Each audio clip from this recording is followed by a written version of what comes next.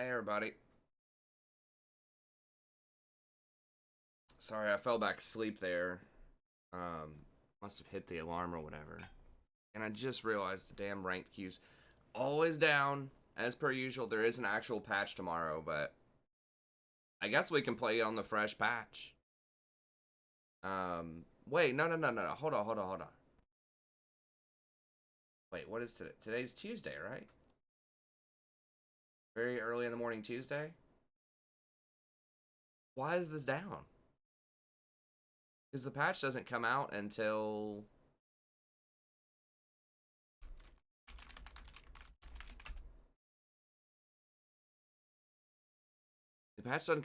Wednesday, early in the morning, right? Yeah, so why the hell is it down again? Dude, this is so obnoxious. Like, for real, because it's not even a new patch at 5 a.m. It's just randomly down for 3 hours again.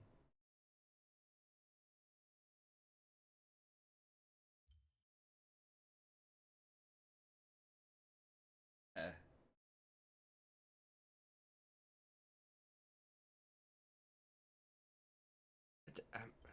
In hell. But it's not, I mean, it's been Riot for 10 years, and I don't ever remember a stretch. I mean, I'm not usually on this late, but I've been, there's been a lot of my history where I'm on till like 3 a.m., 4 a.m., and I've never seen it go down this much.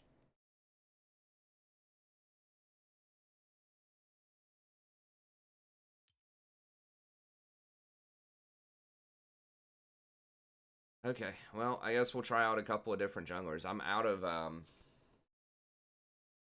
blue essence though, pretty much, so I'm just gonna have to dig through some stuff. I mean, I guess I can try. We can try like some Eve and some Rengar and stuff like that. And try some spicy stuff. Um, Rek'Sai's free to play, but I'm not gonna get her probably. It's too expensive.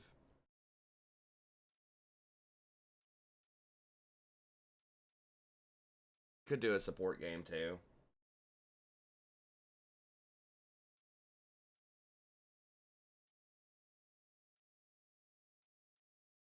I don't think I own Morg.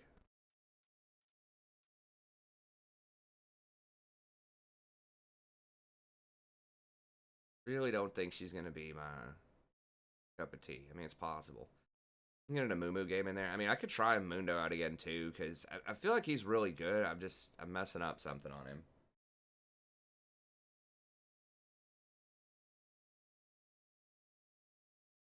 Blitz and Soraka, nice. Well, Soraka's getting a buff next patch, so that's good. Eve is supposed to be really damn good, and she farms pretty well. They're doing something with the ban system. Okay, I just wish they didn't take. I mean, it's like literally, if you've been on the channel for a while, it's like the last 7 days there's been ranked has been disabled for some length of time during the stream for like 4 or 5 days, for like a couple of hours at least.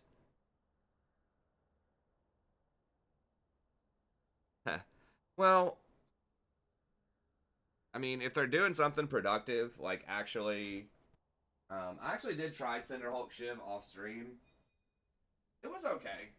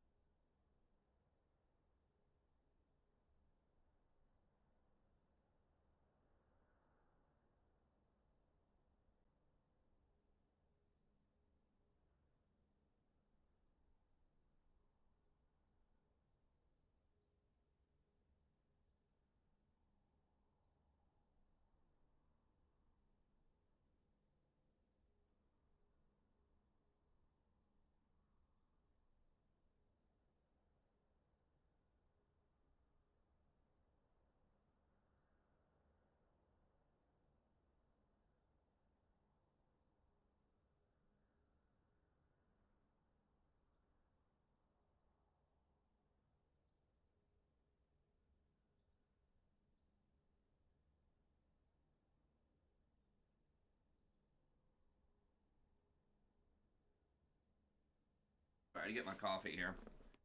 I guess I could have started up the queue.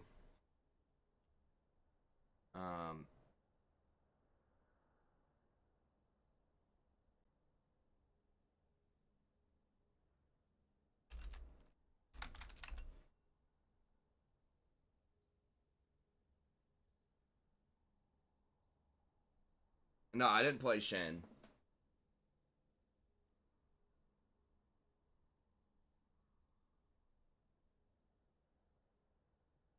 Hey, what's up, Alexander? Yeah, I mean, if people want to play some normals, we can do that.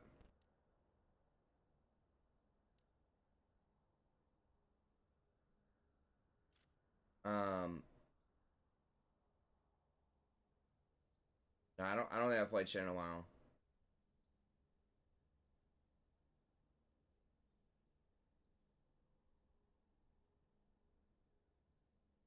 Let me see what else.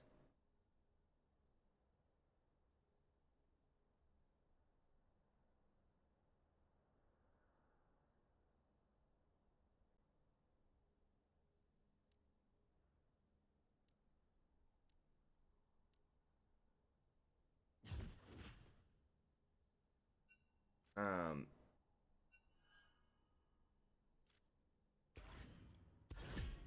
perhaps some Eve or something.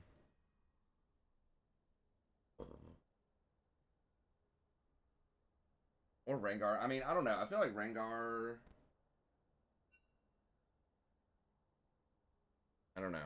Eve has a lot of potential, especially when she gets to 6.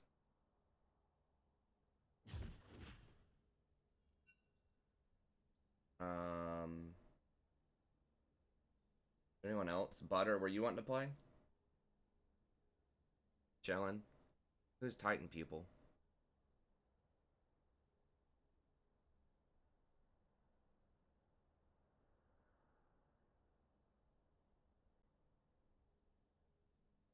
Skarner. I don't own Skarner.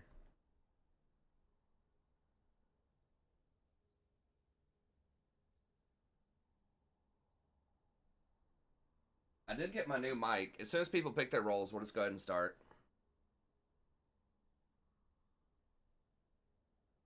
Unless there was another channel member that I missed. I did get my new mic. But I've got to have...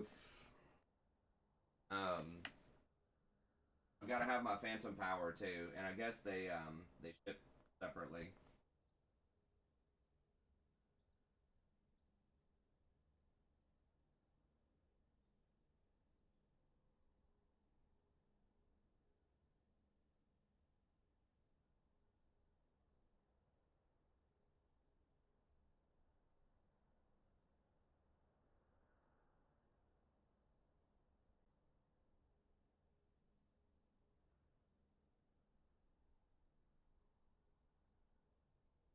I'm not sure if it's gonna have the cable that I need. I hope it does, but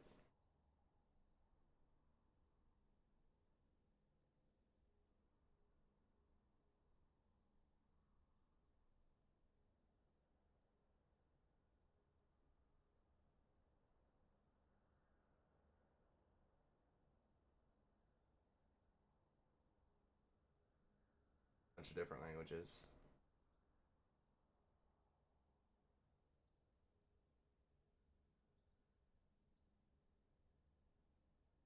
Well, if it doesn't have the cord, I might have to order the cord.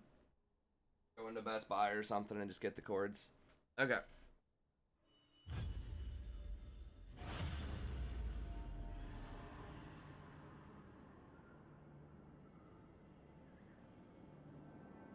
It is the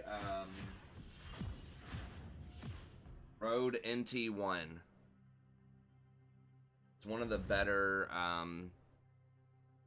condenser mics. I thought about getting a condenser mics. Basically, that's what I have right now. I have a Blue Yeti, which is kind of the best of kind of the cheap end. This one is a step up in the level. It's like good enough to do semi-professional like voiceovers and stuff like that. It's pretty good. And Yeah, so it's a step up with that, but it needs another component that didn't ship also. You gotta have phantom power with it, which is basically like a preamp. It's pretty much like this extra little box that helps, gives it extra juice, and does a lot of extra like filtering and things like that, and just makes the sound a lot better. So you're like this one, the Blue Yeti, the USB plugs directly into the computer, and I think that's what occasionally creates some of that little bit of like background static and stuff like that. It could also be that the mic's just dying, but I think it's because it plugs straight into the computer, versus this one basically gets filtered through this preamp first. So it's supposed to be nice. I thought about getting one that's almost like an interviewer, like a professional singing kind of mic. I forgot what they call it, a dynamic mic, but you have to get it really close to your face, and it's usually like super quiet, and you have to get this extra component.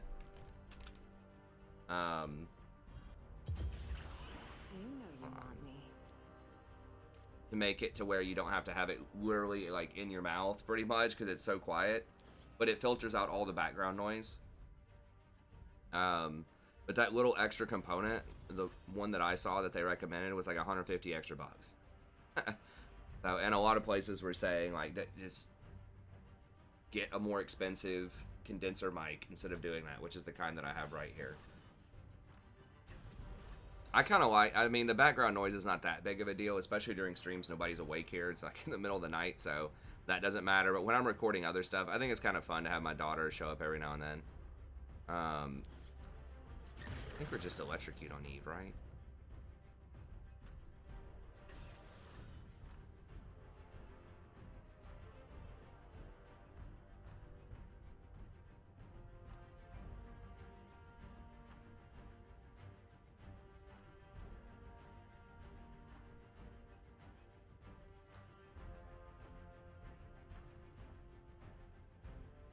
Absolute focus, Nimbus cloak.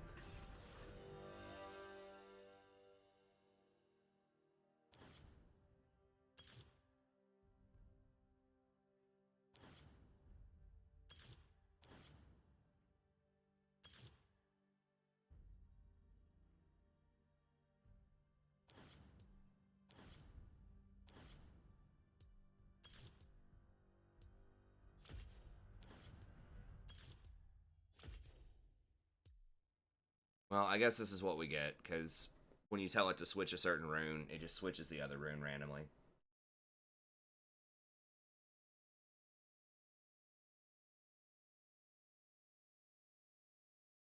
Is there TSM drama? Oh, Team Solo mid drama. I was thinking TSP drama. I was like, what? Okay. I'm still kind of waking up. I'm not gonna probably get on Discord for a little bit.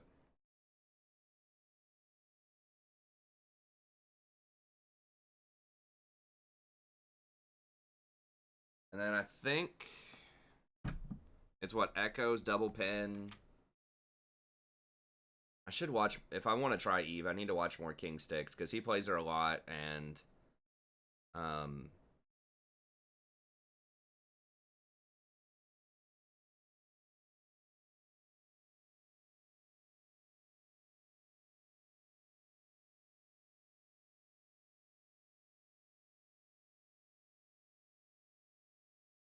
they really should not have the top people.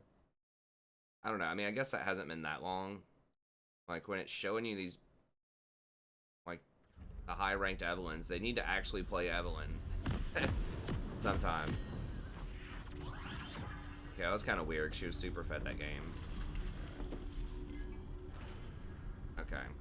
That looks more normal. Been using Blitz and Soraka. Nami's still pretty good. She's been nerfed a lot. Lulu is quite strong if you have a heavy auto attack AD carry. Something that's going to benefit a lot from attack speed, so not Jhin. Although the movement speed is nice on Jhin.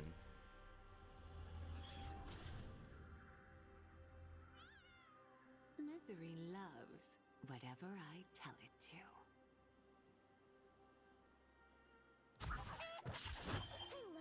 my friends alive.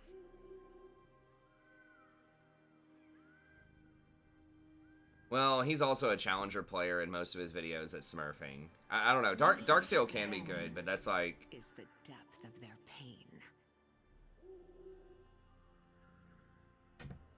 I think he actually followed me on Twitter too, which is pretty cool. I've always liked King Sticks. I haven't done any collaborations or anything with him. I'm not quite big enough. If I get a new mic and like do some video editing and actually grow the channel up a bit more as far as like the standalone videos.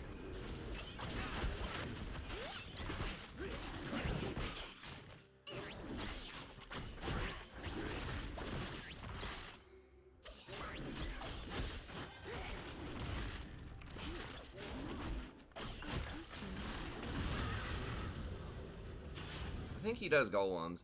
I've been like more and more like not wanting to do golems early.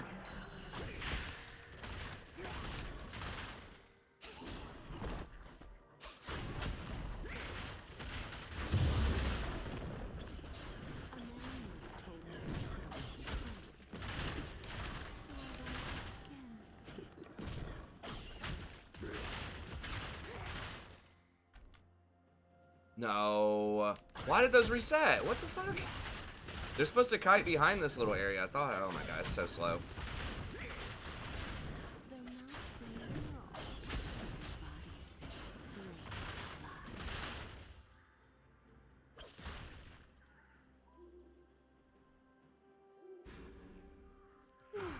Come on, touch me.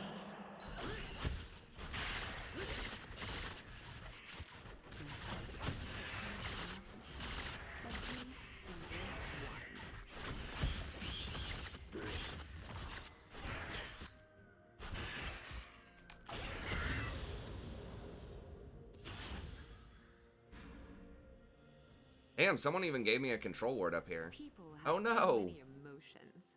What am I supposed to do with empathy? I know you're just trying to like power farm to 6 ASAP. I mean, if you get a kill in some lanes, it's probably alright, but not Kale support. Especially after the changes. There was a time where Kale support was like, okay. Nice, Jolty. There was a time where,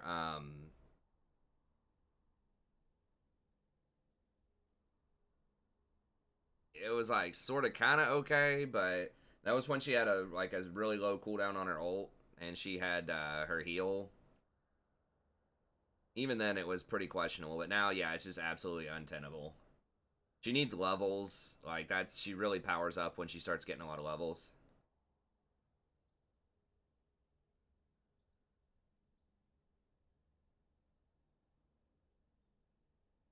More Sadie. Is there some TSM drama? There's Sadie.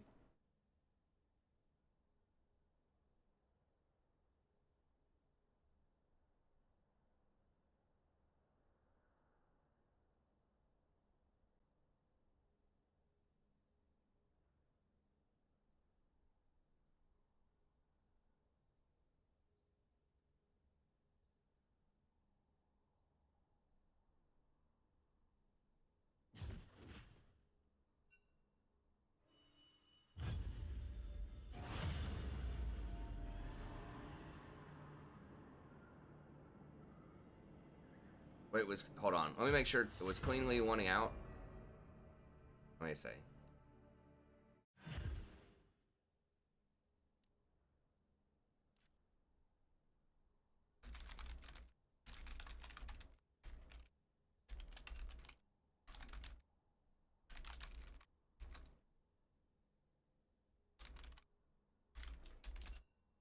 It's fine. If he wants to fly solo, it's fine. I just wanted to make sure that we don't abandon him just because he accidentally pressed, like, click out or something.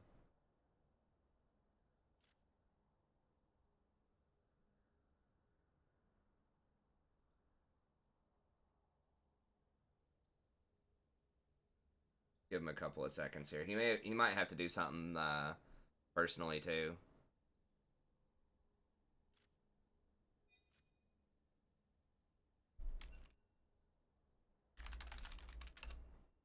Okay.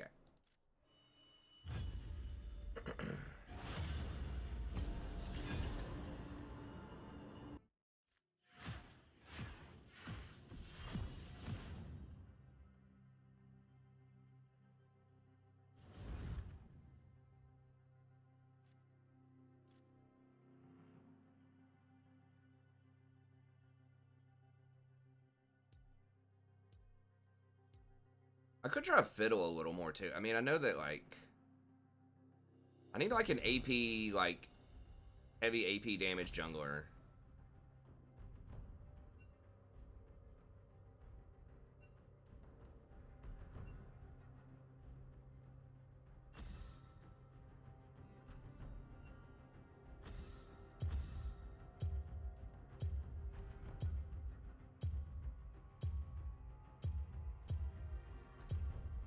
Just compositionally, because sometimes you just have all AD on your comm, you know?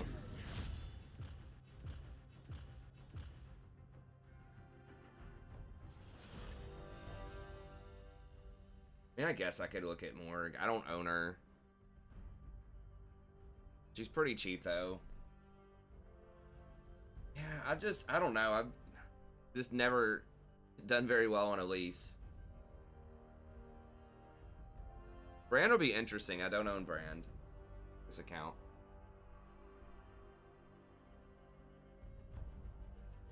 I tried Echo yesterday. I mean, I did, or like maybe a couple of days ago.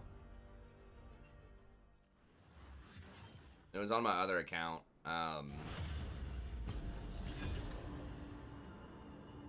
He can be strong. I respect it, but I don't know. I did have the wrong runes.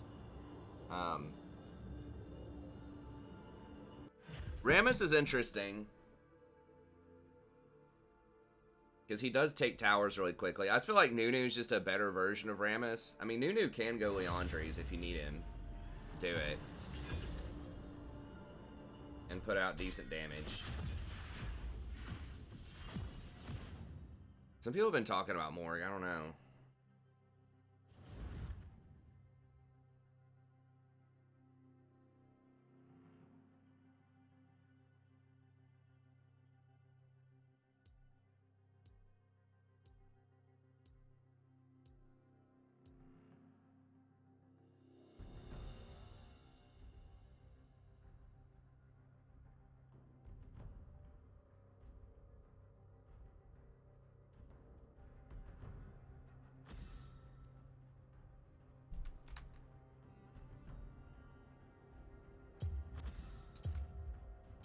Show Jungle would be interesting to try out.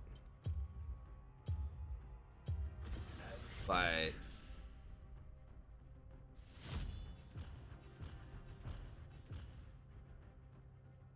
I don't own Cho though.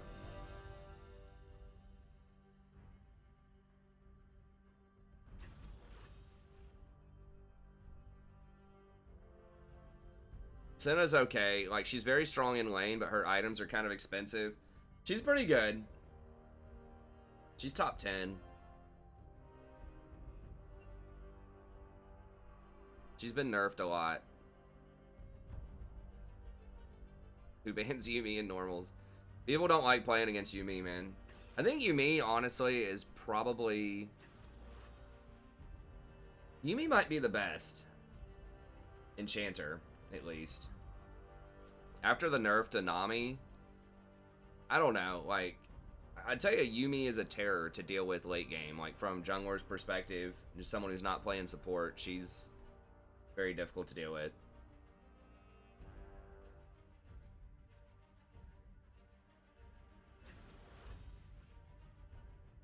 I might just unreasonably be a hater of Morg too, just because I really don't like going against that champion with most champs that I play.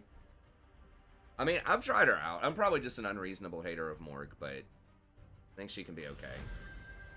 Umu, huh? I think AP Malachi definitely had some potential. I mean, I could try Ivern again.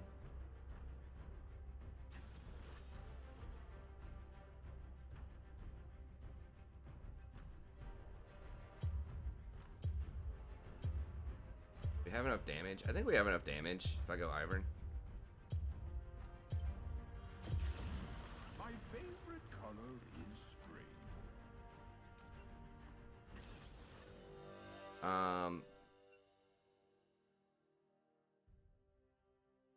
lot of people are going Guardian Ivern, I think.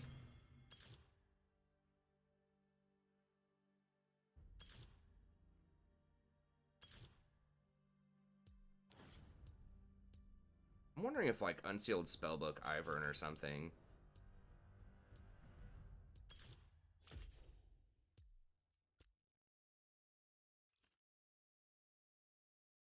I wonder if like Unsealed Spellbook Ivern would be good.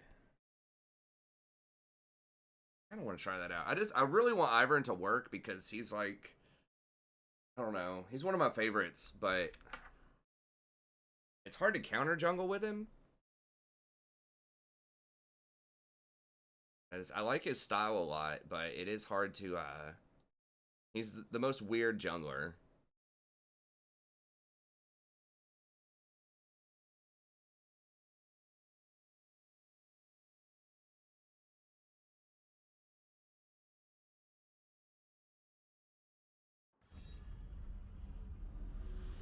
A lot of people do Airy.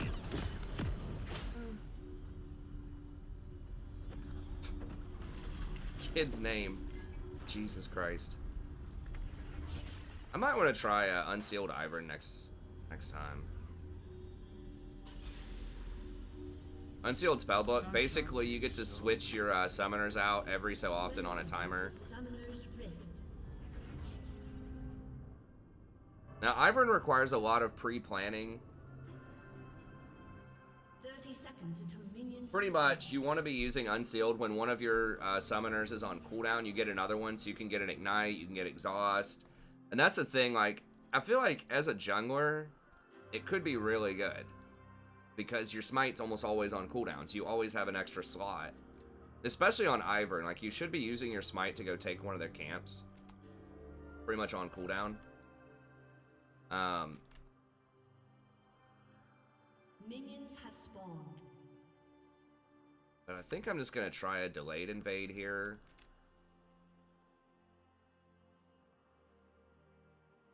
No Lulu nerfs. I do like Lulu a lot. Okay, I'm gonna try to tag these and then see if I can go get his red. A lot of people know that Ivern really wants to invade. You look just like my friend Daisy.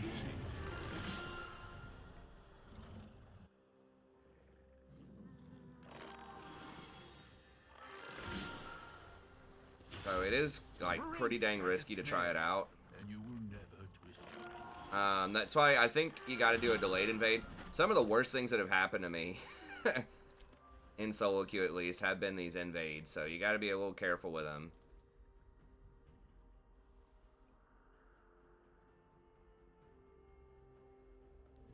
Make sure you didn't start red. Carefully, carefree. Now where did I leave my boots?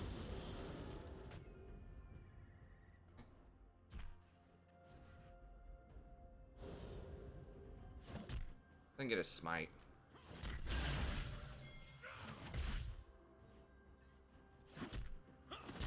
Some buds need a little break of blossom. No one expects the sweet.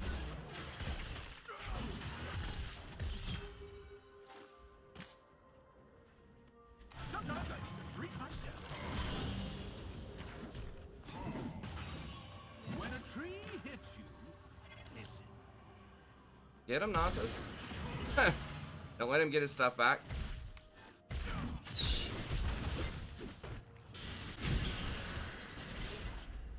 Holy. I love how the grass is fluffy on my I don't know how he didn't die. Alright. That's not someone on our squad. Thank you, Boo.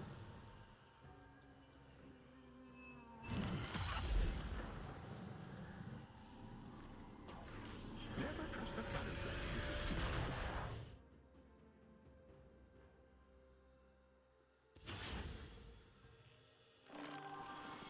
Actually, I don't think... Yeah, I'm not going to have enough health left. Damn, didn't calculate that. Because I wanted to get Scuttle. I should have used that on Scuttle. No one who wanders is ever truly lost. I'll be back soon, Scuttles. I should probably not even tag Scuttle. A worm's eye view often turns into a bird's eye view. Oh, look, a happy little cloud.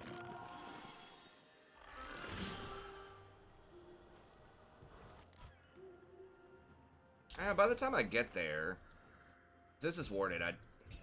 It's gonna be warded. I think I might have to let it go. Oh, hello.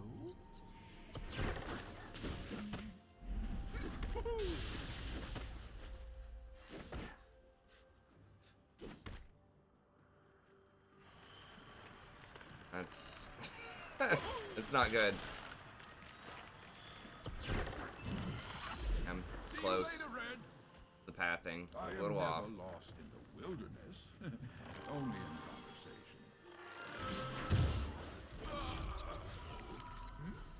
Hey, help me up here. Like, dude, are you effing kidding me? Right now? I handed him a kill. He was like 80% health and ran away. This is why I say that, like, ganking a lot of times is just, I don't know. Ganking can be really good, but sometimes stuff that you just think there's no way they could mess it up.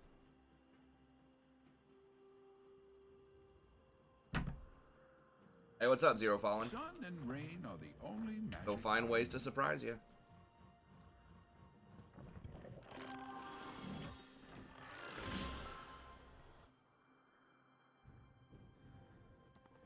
I gift my spark. Yeah. The cleverness of mushrooms always surprises me.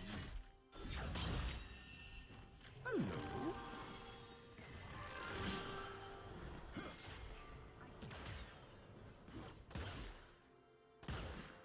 He's really low. I can't gank for that. I'm just gonna gank bottom.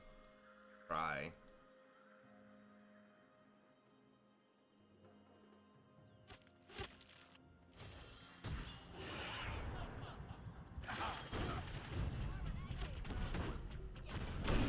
I got 2 guns and a shield.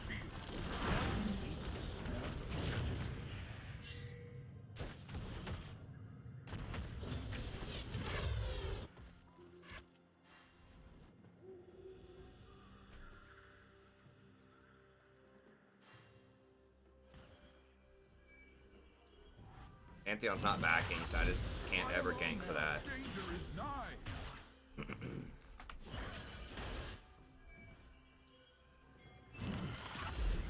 Okay, if he wants to come in too. I tread lightly, so is Get the my wither on him. the Okay. dandelion. Sometimes I need to treat myself.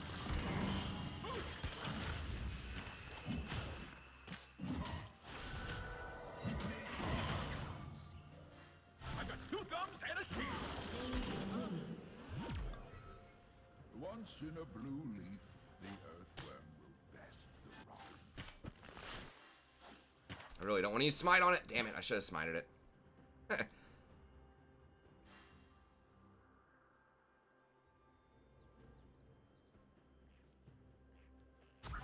me know if anyone tramples you.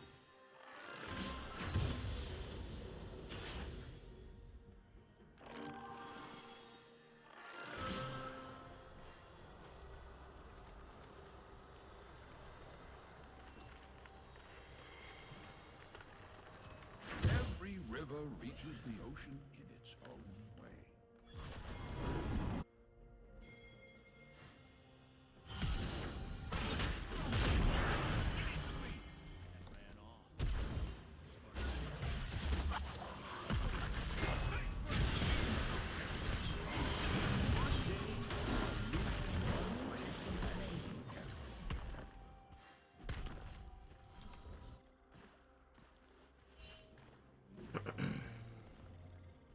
Surprising.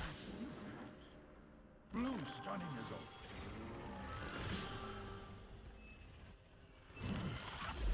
Return to your pond, Grump. Oh, hello. Hey, what's up, MW? Yeah, I overslept today. I think we just want Athene's. This looks like it's going to grow on me.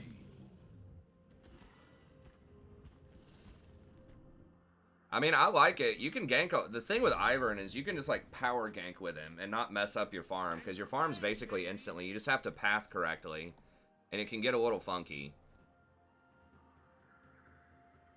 And you can invade and take their camps pretty easily. Drugs, bring it in.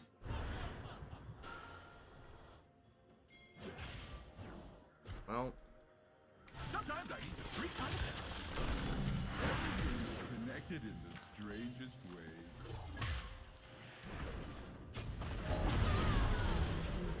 Lord.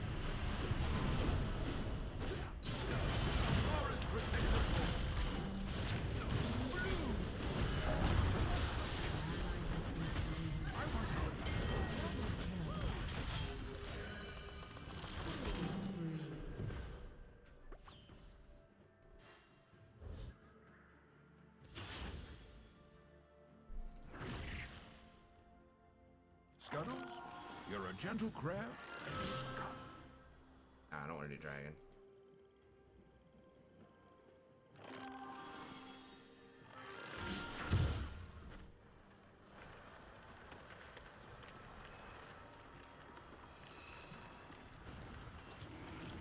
I'm having another eye-opening day.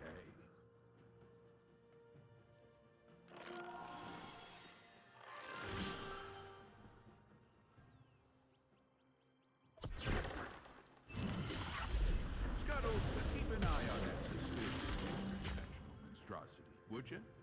I grow my own food. Okay, he wants dragon. May you blossom. I think we're gonna have to give that up. Hey, thanks for the sub. I appreciate it. Yeah, we just weren't in position for it.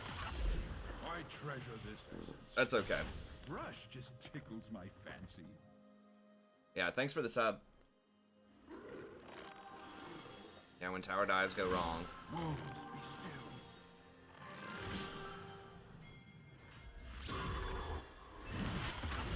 I receive your power with gratitude. I wonder what the ducks are plotting today. And bye. Oh, hello.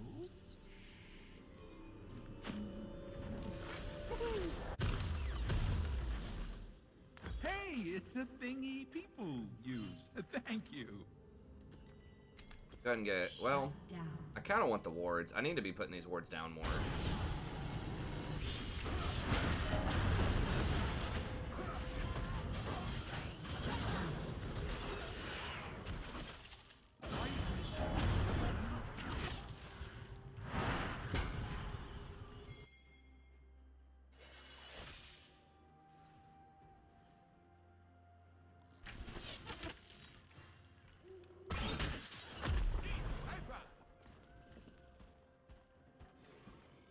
I got 2 gums and a shield. Ally has been slain. We're not gonna be able to get it fast enough. Do you have Mobies? What a troll. I find that the stranger life gets, the more it's... Oh my god, what is going on? Oh, I'm lagging. Gotcha. Sorry, reset the stream if you need to. Jesus, what is... Is the stream lagging or is that the server? Oh, it's the server, because everybody's lagging. Tickling each other's branches. Cool. Oh. Oh, I forgot we don't actually kill these things. Damn it, Riot, please.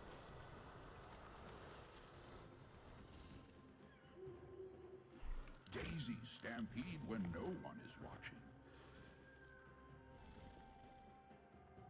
A summoner has reconnected. Stretch the old beanstalks.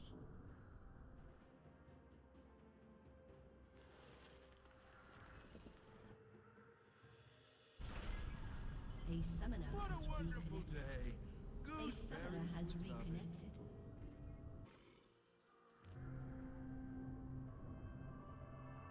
A summoner has reconnected. Well, this is why they take ranked down, I suppose.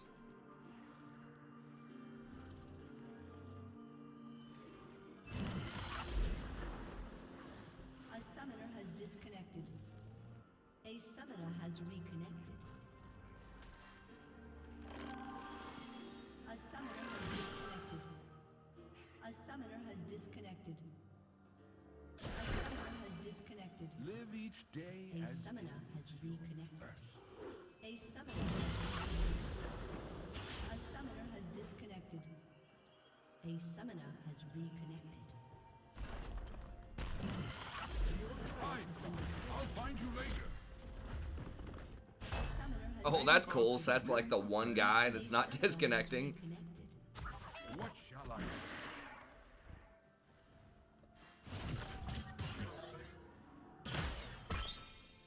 Daisy, break up the fight. A summoner A gift from the Father. Harm, please visit those who harm.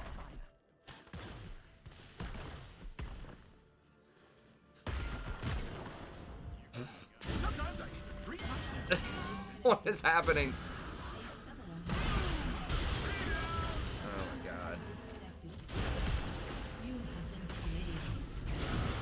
Enemy double kill. A summoner has reconnected. Your turret has been destroyed.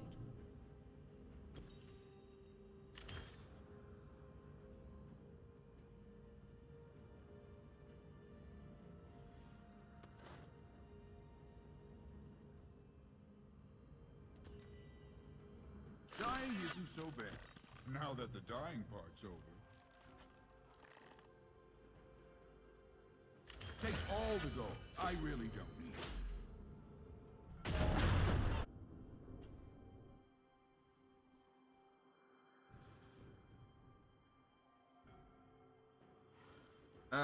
It looks like it might be stabilizing. Destroyed. Maybe. Maybe not. What? Are they there or not? Grunts, bring it in for a cuddle.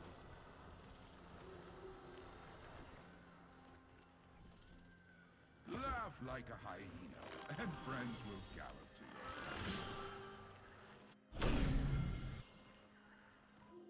you. They need to like lower Daisy's cooldown or something. I don't know. Ivor needs a little bit of buffs, I think. Oh, they trying to. I wonder what adventure could be in store for us.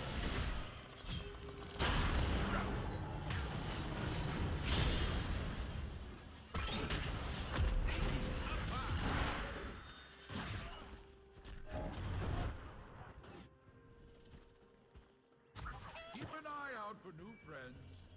Potatoes are always watching.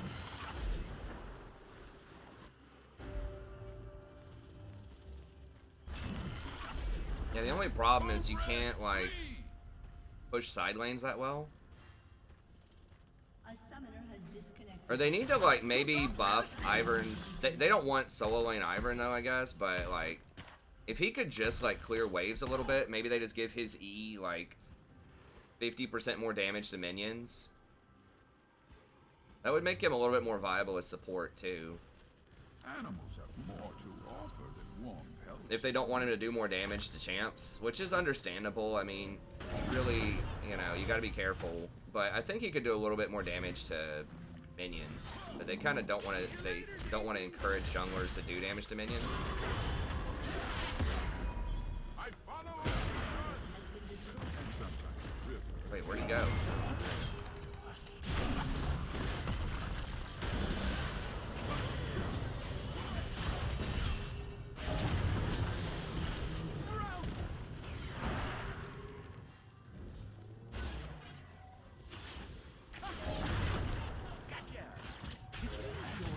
Do you have Merc Treads? Yeah, of course he does.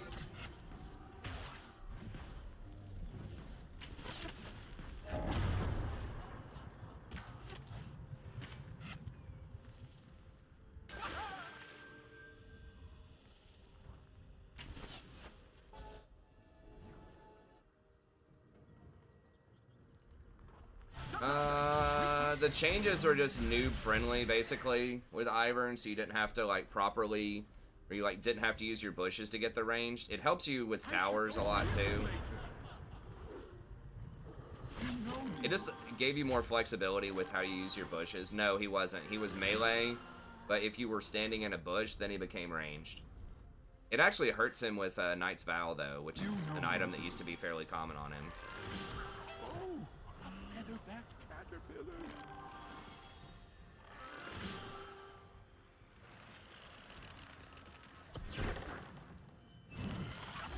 We'll play fetch later.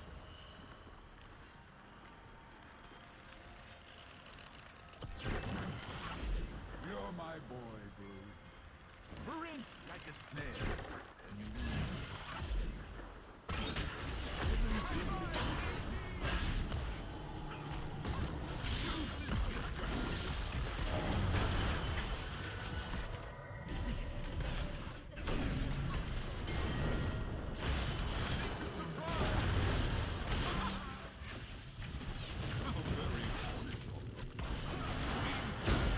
Can't see.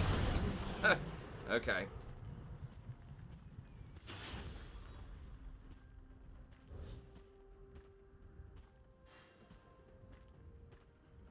Your turret has been destroyed. Hello.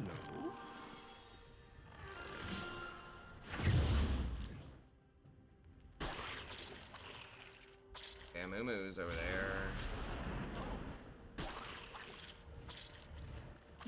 Now where did I leave my roots? Eh. Have some birdseed. Now I'll see them see me. It's the server I screwed love up. how the grass is fluffy on my I'm not lagging, or you would see it on stream, like my chat. Or like me talking would lag. But it doesn't look like it's me lagging at all. It's just, it's everybody's lagging. It's because the server's screwed up. Well, they do have it, like, they have rank disabled for maintenance. They've done maintenance on the server, like, 4 or 5 days this week. Supposedly, they are optimizing the matchmaking system and, what do I even want here? Shirelia's, I guess? Maybe? Ardent? Yeah, maybe Never Ardent. trust a butterfly with a secret.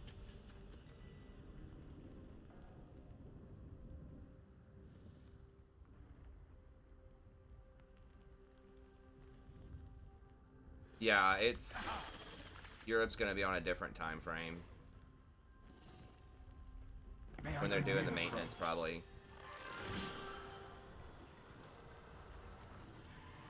They may have done it earlier in the night.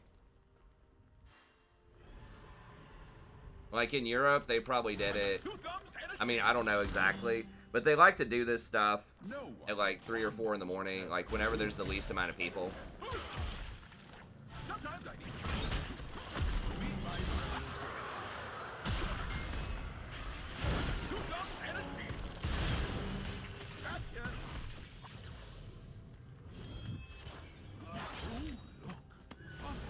little cloud. Forest protective moment.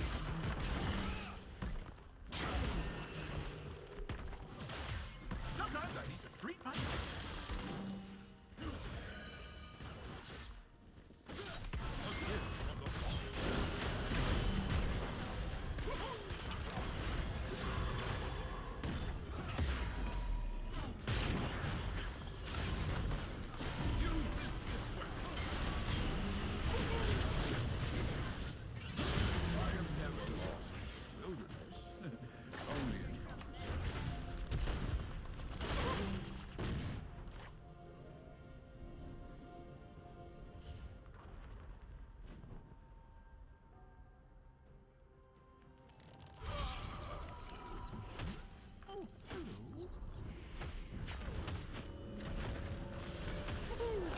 I just don't understand why there's maintenance 4 or 5 days. Like, is it really that necessary? I guess if a lot of people want to surrender, that's fine. I mean, why not just like 1 day, 4 hours?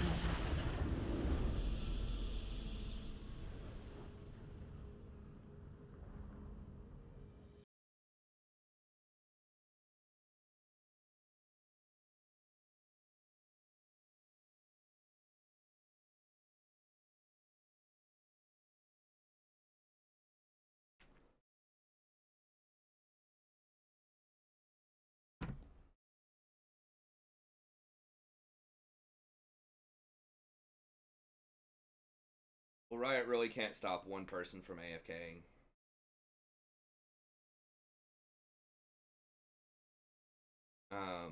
But yeah, I mean, the servers are definitely their fault.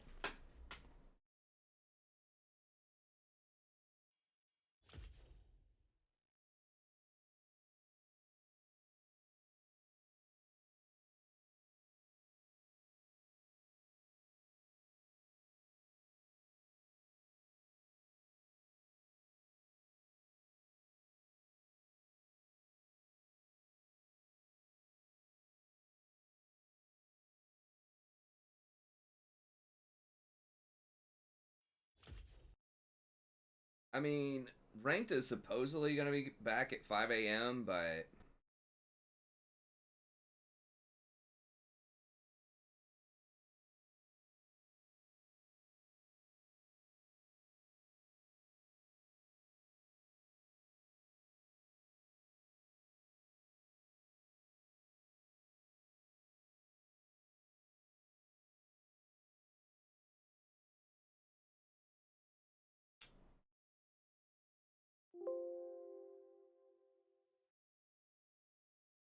I mean, I could try to record an episode of Warhammer or something instead, I guess. I mean, the Greenskins update's not out yet.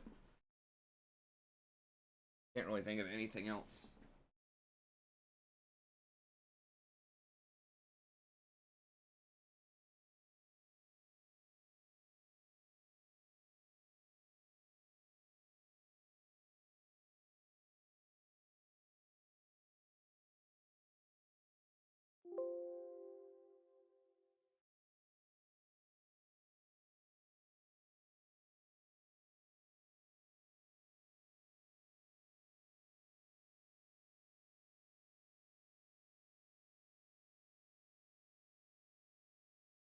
It's gonna be hard to explain. I mean, I guess because I mean, I want to wait until 5 a.m., so I guess I gotta have something up there. I can't think of anything else. But I kind of don't want to start a new campaign because there's like a new update coming in. I mean, I could just talk about League stuff for a little bit, but um,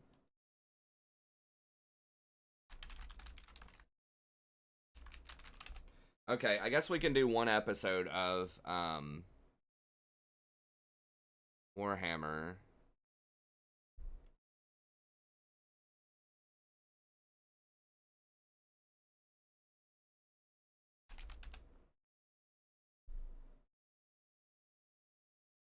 Okay. Yeah, I can do that because I can control the timing on that too. I can just cut the video, whenever. So we can it's 10 days. Yeah, that's what I thought. It's like the 21st or something. Um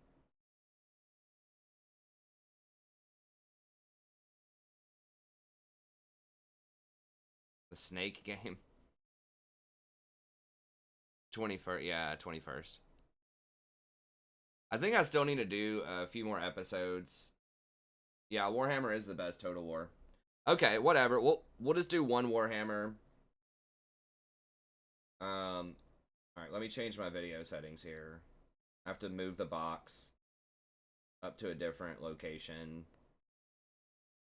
There we go. And then we'll load in because it blocks key information in that spot from Warhammer. Okay, so we'll do one Warhammer game here.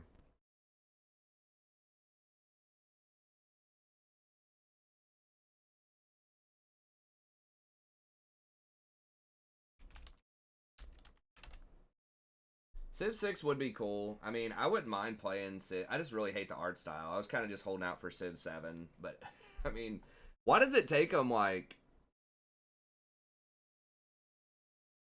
um I don't know why it takes them however many days or like years. It's like 6 years between each Civ or something like that. But I mean, I guess they are just kind of rebooting it. Okay.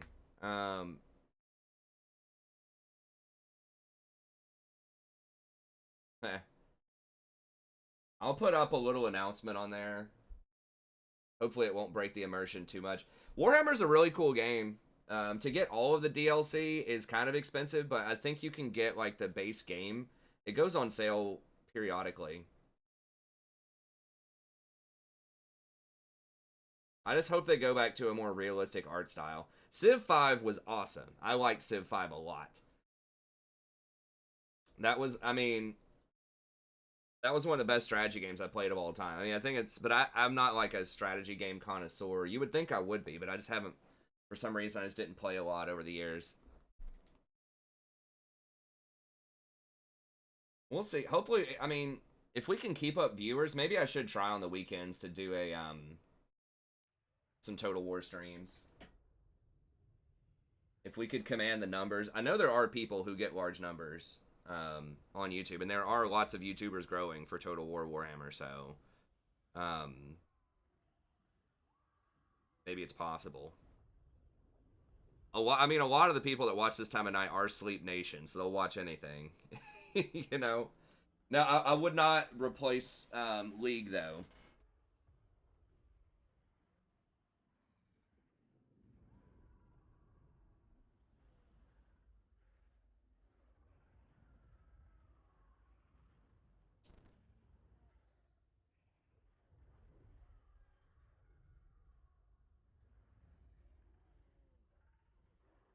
I don't know. I like Civ. I didn't play anything before Civ 5, but I liked it a lot. I thought that a lot of the factions seemed pretty viable, pretty unique. I like the city-state system. I like the little Congress system. Oh, this was my vampire. We'll get, hold on, we'll get out of this one. Because I'm probably not even going to release the vampire one.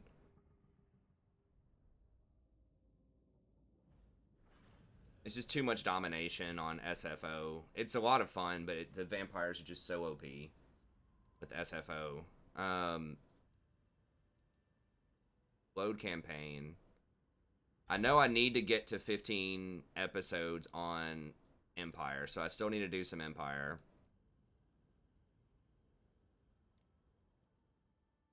And I still have some Skaven episodes to release too. But I don't know what it was about Civ 5, but I mean, I might do another Isabella at some point. But I'm gonna do like the greenskins and the high elves first when that stuff comes out. The problem is I always end up doing an Isabella campaign where I'm just kind of like, whenever I do humans, I just want to do vampires next just to get the other side of the coin. I haven't done Belagar lately.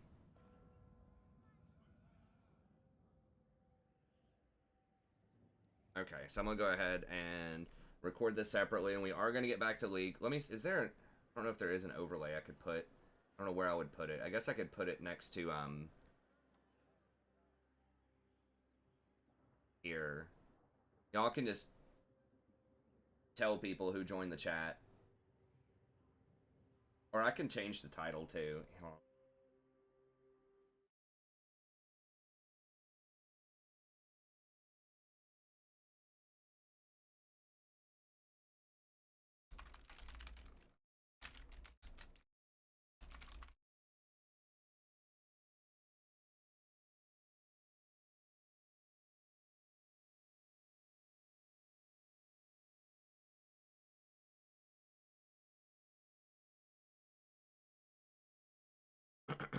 Okay, so we got to record this separately.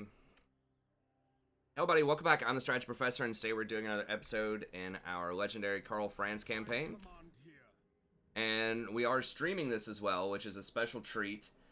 Usually I don't stream these videos, but the League of Legends client is down for a little bit, so you might hear me talking with the stream, explaining a couple of things. I'm not going to go into... I just won't have time to go into all the systems of the game, unfortunately.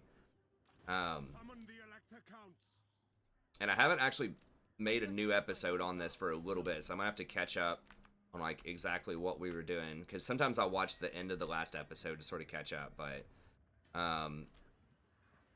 see who we're at war with here. Ostermark. I remember we just got so Hochland and Midland, we have some temporary treaties. I know we were thinking about breaking the treaties. I would like Midland. We have 8, though. We might be able to confederate with them. think we were just heading south, right? Corone. They do have a useful property, but at the same time, um, they're kind of holding off a lot of the Norskins from invading me, and I would have to commit an army up here of like 5 or 6,000 gold per turn to sort of fend off the Norskins, and I'd rather just keep them there. And they're okay with me, even though I've killed all the other Bretonians, or I'm working on it. They're all right with it. So, Paravon. I think we just come down and get Paravon and Carcassonne. We just leave the dwarves alone is fine. I need to knock out these vampire counts. They're gonna be tough. But maybe vampires were our next target. Just because all that corruption's causing issues. We can just give that property to the dwarves or something, because I don't want to go to war with Marienburg to deal with it. Because once again, Marienburg is kind of holding off. Well, they actually lost some of this property, but I'd have to go to war with Midland to control this area. So, it's so annoying to go up there and try to stamp out the Norskins too, because of all that corruption. Okay, these guys really don't like me, so I might have to fight the elves too. The elves are really good when the AI has them. Okay, so let's just go for vampires.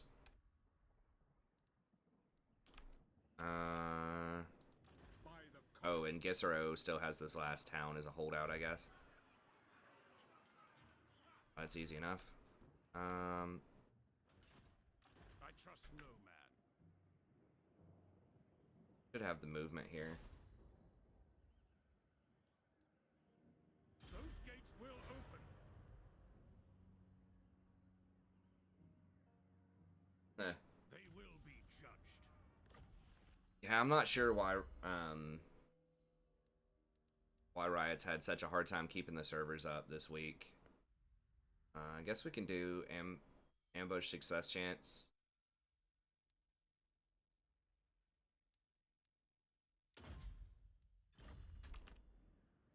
Bring me to my men.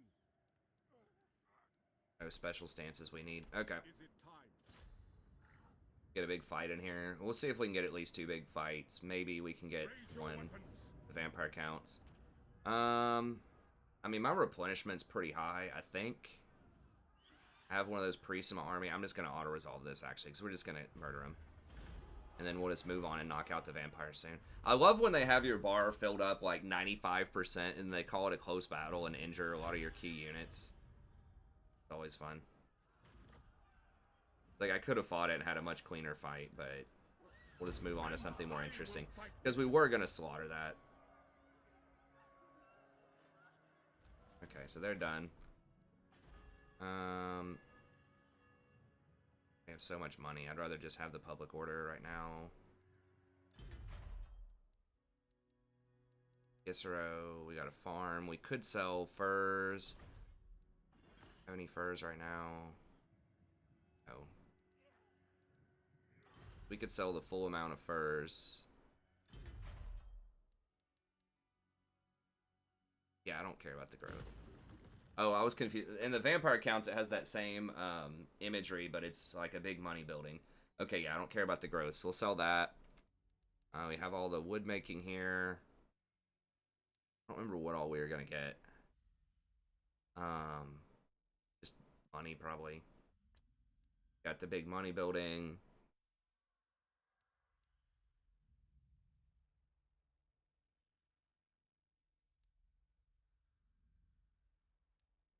I think there aren't any landmark buildings. I don't know.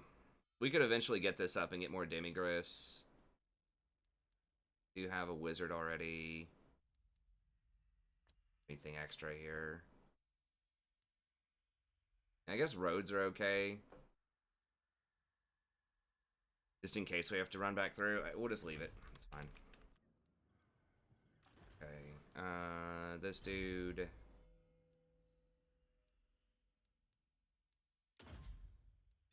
Ballet. Beast wizard. Okay. Yeah, I just hired a beast wizard. What? So, This guy's a beast wizard, right? I think I was trying to get a second army together to deal with something. I don't know otherwise why I would hire this wizard. Or the... Yes, son of Sigmar. Direct me. That's what's always tough when you like stop a campaign for a little bit and then he took that, which is pretty annoying. Stop a campaign, then try to come back in is... Now? I guess I'll just scout ahead with this.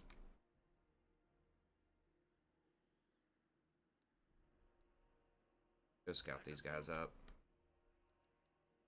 Tools of judgment ready. What do you require? Cleanse the Empire.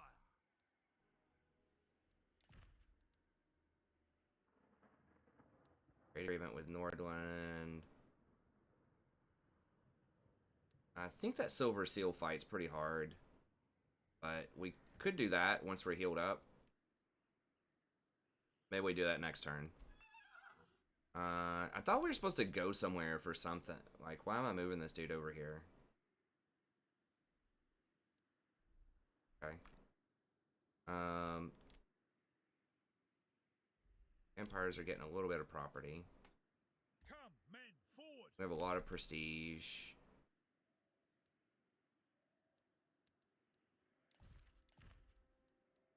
I guess that's it. I mean, we were gonna hire some. I think we're gonna hire a second army somewhere, but I just can't remember. Looking at all the towns real quick, make sure everything's lined up. Now, where's that? Building some walls. Remember anyone going hostile with us? These guys are raiding us. Public land.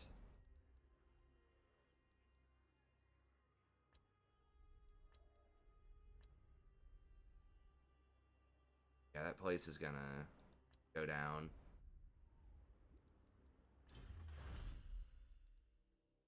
So we got one of these. Wait, I thought you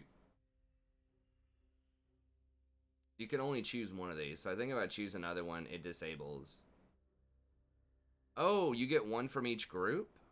So I can't get these, but I can't. Oh, okay.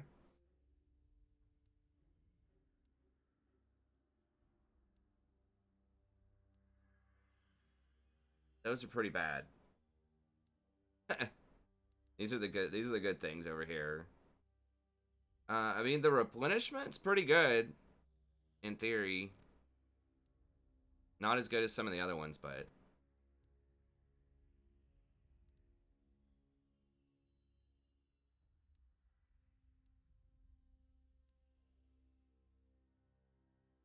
might go for that because we're about to fight.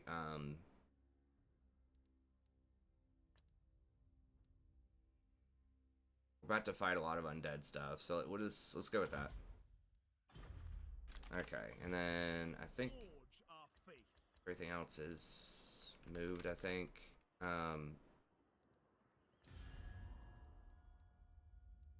Leave. What? Welcome, my countrymen. Whatever. Let's go next. What? Hopefully that'll be good enough to fight. I don't think we need to do any influence or any of this stuff. No, that's fine. All right, let's just go.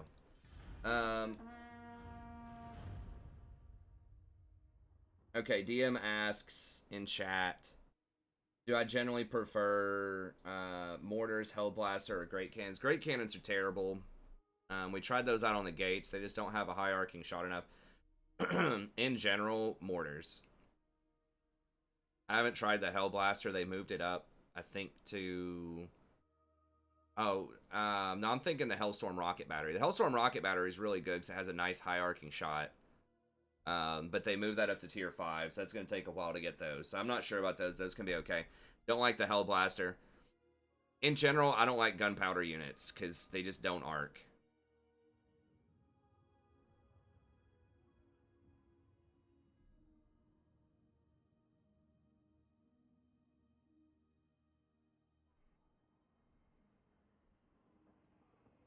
Huh.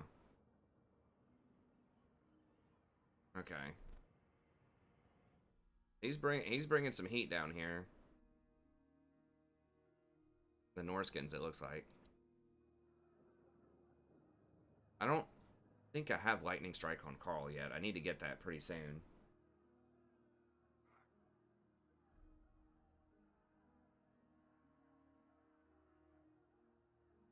Okay, Marienburg beat him.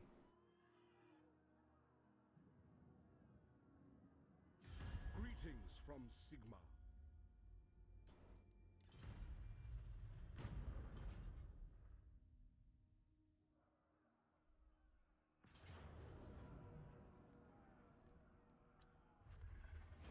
They should have just sat there and sieged me if they were going for maximum annoyance. Yeah, I did get a couple of regiments. Probably not going to matter.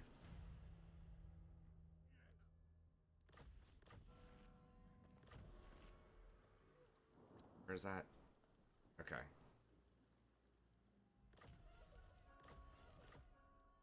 Okay, so they just entered into me. If you're wondering, like, why would somebody do that, the main reason is, as I've explained, you know, in past episode, is that way if there's a rebellion, they get to respawn, potentially, and be stronger. They just want to get off the map once there's pretty much no way they can win, so they can get a rebellion. Okay, so that's Demigryphs, Knights, Artillery. These are not high enough ranking artillery yet. These grenade launchers. We're gonna get into a fight here probably this turn. This include. Where's the grenade launcher stuff? Is it this? No, sharpshooter.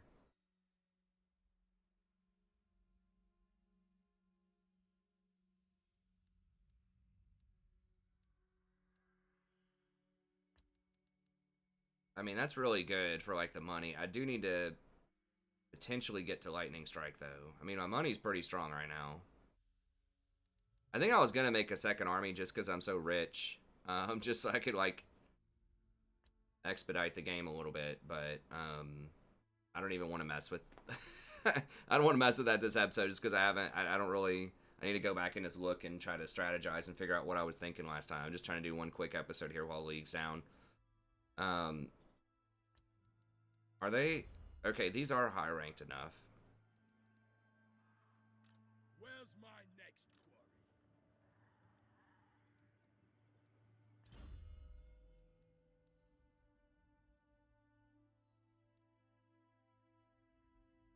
Let's just start getting to Lightning Strike. I think that's just something that we need to do. It's kind of annoying because your blue tree sort of sucks on your way over there, but...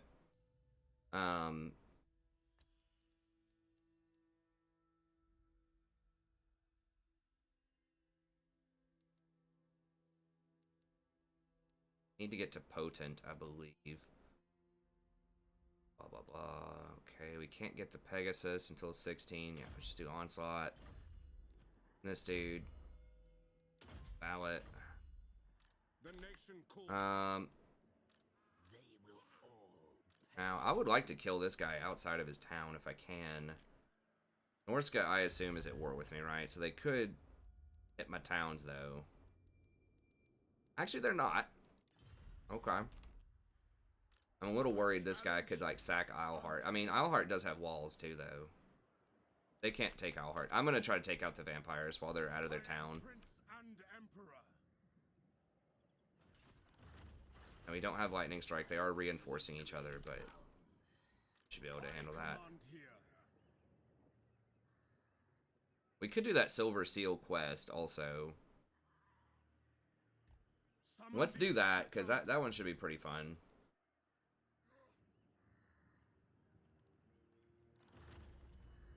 I think, let me double check the... It's a lot harder than this makes it look like, I think.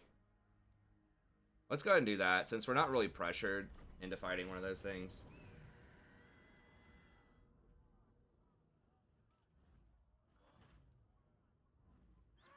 We don't have magical attacks. I don't think anything So like those wraiths are gonna be a problem.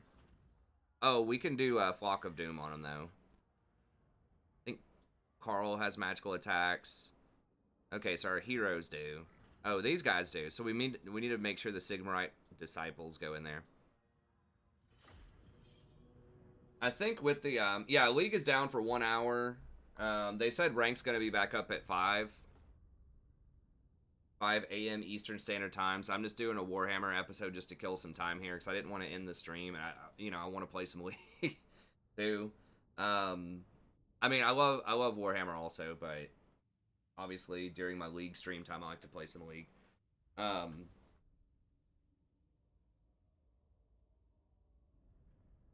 But yeah, I don't know why League has been down for like 5 days this week or whatever, but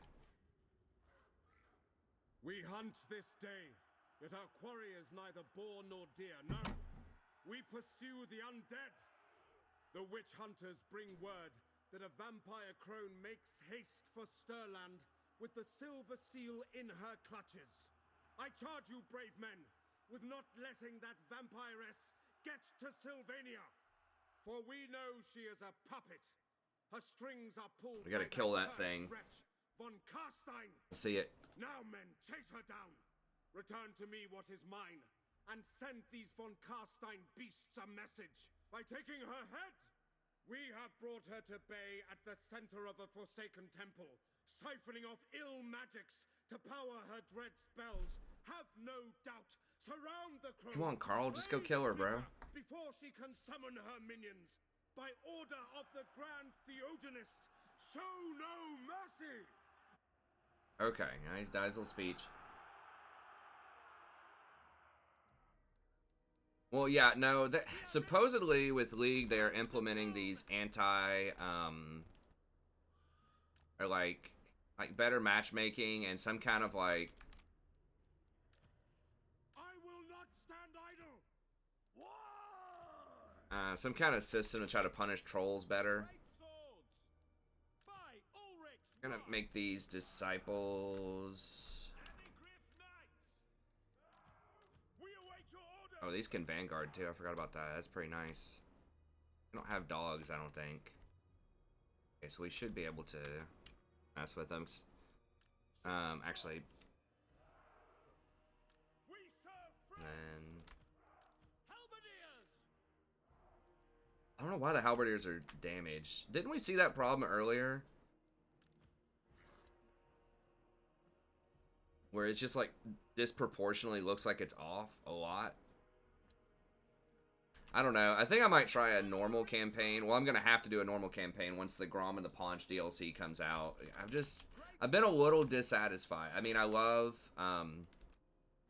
SFO, but it feels like they have tried to make it a little too easy. There are harder modes, but you have to get other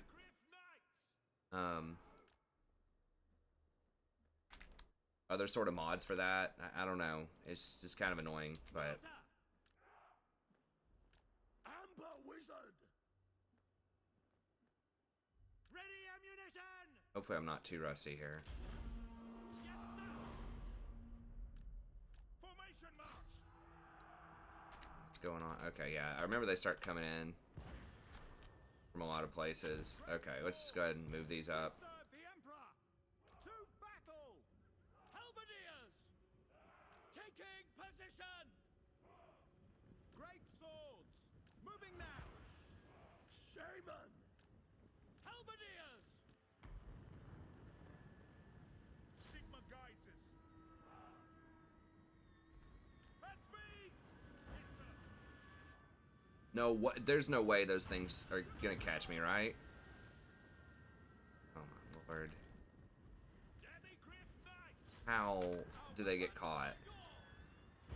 Moving now. They're supposed to be skirmisher cav. Engage. Take the ground. Faster. Now. Get them. Bestial strength. Amber Wizard. For Heldenhammer. Moving now. For the Warhammer. Charge. Mortar. We obey. Don't misfire.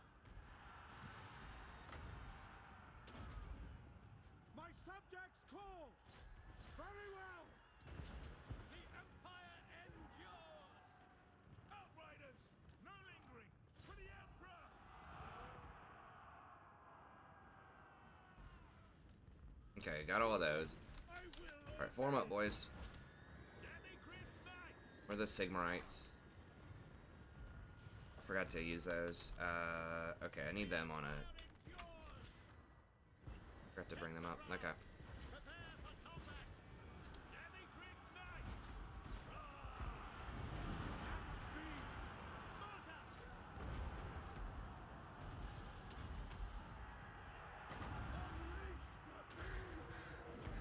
Where's their little main... There he is. Get that guy.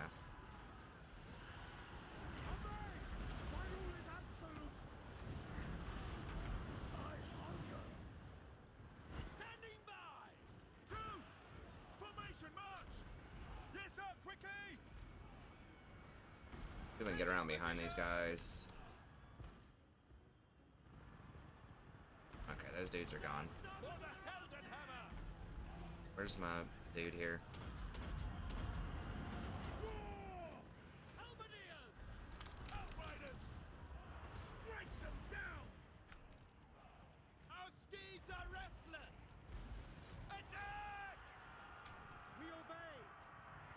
Outriders! Yes, General! Untamed! They are wavering! Untamed power! Outriders! Take aim!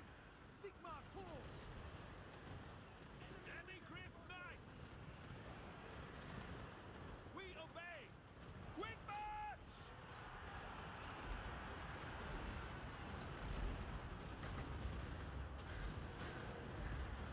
Untamed power! For Sigma! For Skull Splitter! Sigma call! To arms, men! That's an order! Great swords! Moving faster! Go! For Heldenhammer! Demigriff Knights! Yes, my lord! Outriders! Now! Moving now! Oh, that's stupid. God, I always forget about that damn thing. God, that thing does so much damage. Kill it, kill it, kill it right now. Oh, God. That's like killed my entire army, is that damn soul thing. I was like, how is everybody taking so much damage?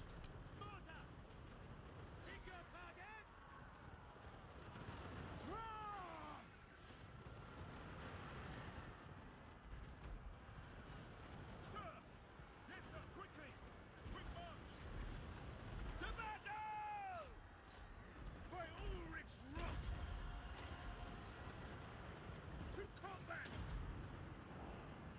For Heldenhammer! Dude, that soul thing, you have to focus fire that out. That's somewhere where having some gunpowder units would be really good. But my God, that thing does so much damage. It's crazy. Steeds are restless! That's just like, that is what completely wiped out my great swords for the most part. Okay, what else I got? No lingering! Dead, right? Okay. Oof.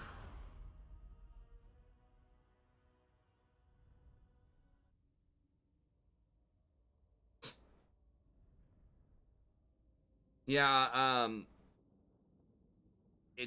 don't know. Hopefully it's worth it. I mean, honestly, I think matchmaking's fine. Like, the only thing that throws off matchmaking in League is, the, like, duo queue a lot of times. You're just like, there's some weird, funky exploits that very, very few people use, like, deliberately losing all of your promos and winning a ton of games so that you get placed in much higher elo, but it's only, like, all caps content creators do that stuff. There's not many. Kind of the behavioral stuff, I'm not going to go off on that too much in a total, like, because I'm recording this as a Total War thing separately, but it's very difficult to balance. So I guess I'm curious to see what they're trying to do with it. I just don't like how the servers have been down for at least a couple of hours, like 4 days this week. I don't think I've ever seen that, or not since like season 2 or something.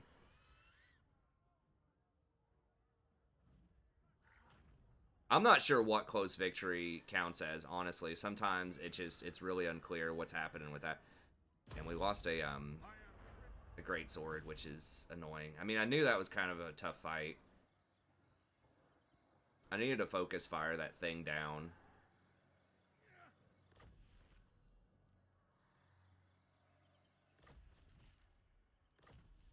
Hammer of Witches.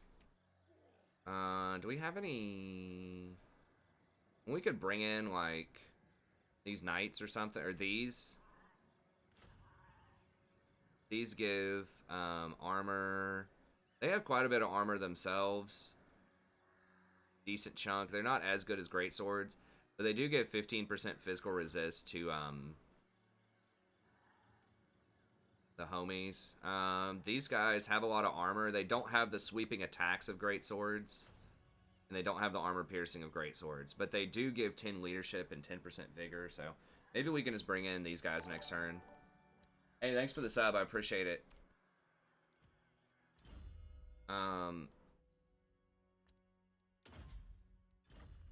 I should just do a whole video about the, Oh, I got a lot of points, because I got like 5,000 experience off of that. That's nice. Well, these are bad. I guess I'll just get the replenishment. We just need to get to Lightning Strike. That's the biggest thing. Quartermaster's also pretty nice. I forgot they had Quartermaster. Oh, they don't have, Beard and Renown. Okay. I command here. Darkness comes. Can I kill these guys too? I mean, my front line's kind of beaten up. Carl's kind of beaten up. They are outside of their town. Carl can pop a potion and be okay.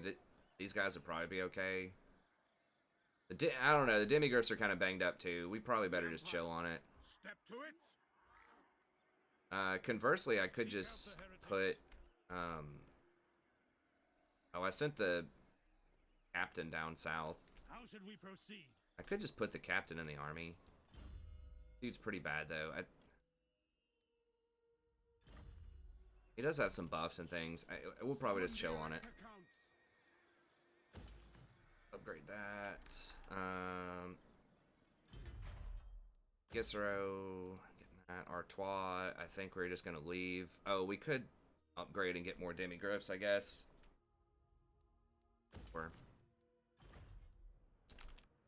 Alright, and then... The Amber Order. I guess we're just gonna leave him there. We're paying money every turn for him. He's getting some experience. Oh, we were we steel teching?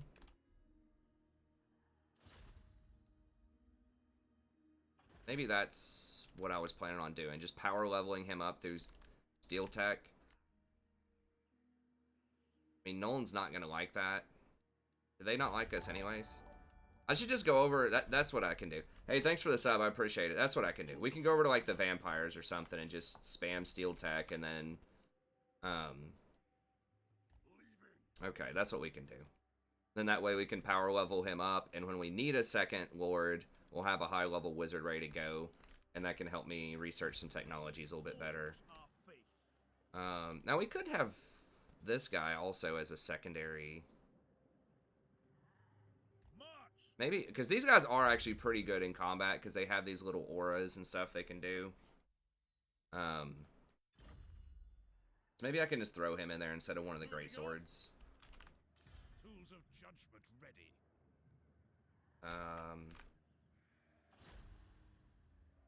You are judged. Just assassinate. Get that out of there. I'll ignore that. Heck. What are we gonna get?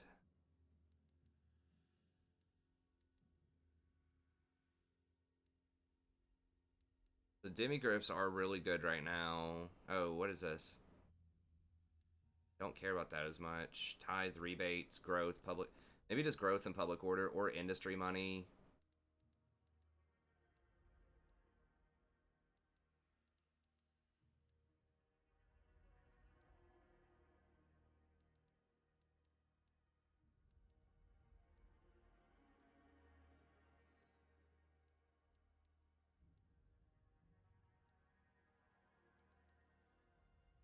I like that research rate. Let's go with that. Because we do have quite a few, like, pretty strong techs. Okay.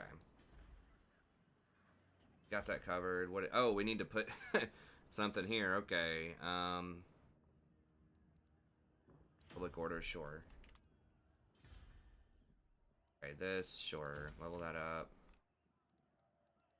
Yep. This stuff. We'll see if we get one more fight here.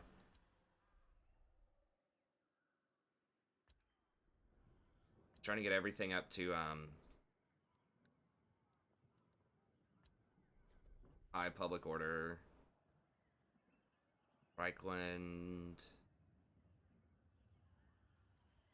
Axit. Particularly care about tier 5, although it's nice. Steingart. Or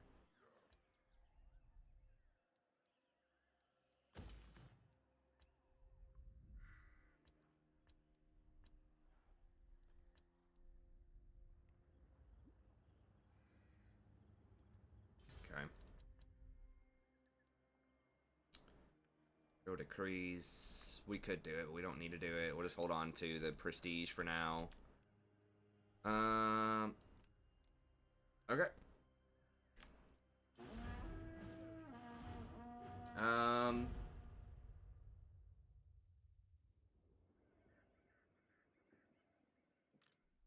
Okay, someone, Narton is asking, why not stream on Twitch and YouTube?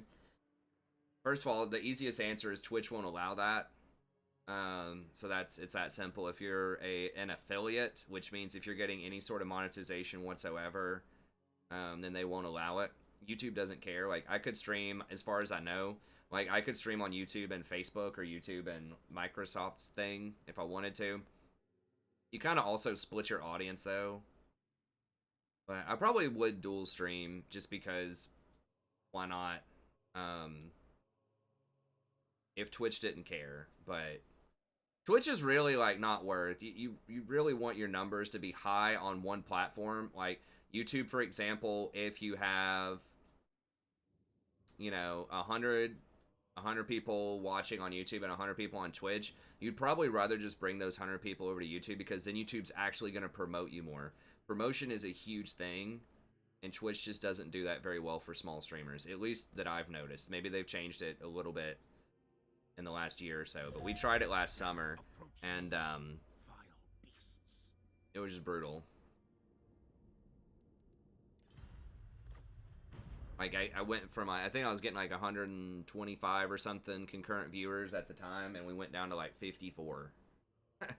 So it, like, more than cut it in half. Okay, well, now they're running away, which is gonna make things a little more complicated. I could just take their town, though, right now. Yeah, they're running all the way down there. That would cause, like, major attrition. Okay, he's just gonna waddle on back home, it looks like. So, like, Twitch seems like that's where a lot of people go to watch streams, which is true, but, and it can be a good platform, but I think only if you're, like, a real big timer.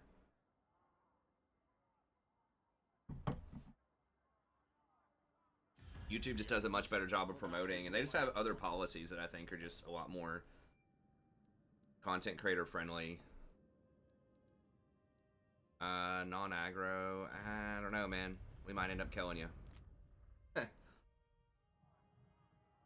Okay, there are some Norskins in the northern peninsula here. Oh, black. So these guys are back. Now that's an actual faction. So the dwarves might kill him. The dwarves just didn't want to go to war with me. If the dwarves don't kill him, I'm going to have to hire an army to go down there and deal with that. Yeah, Imperial Authority.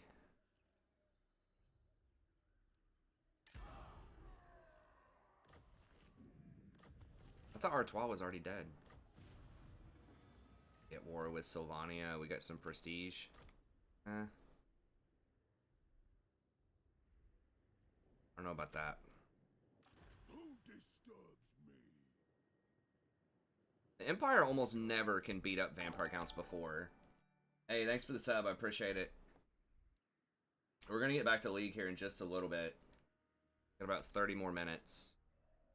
And then, according to their timer, rank should be back up by then.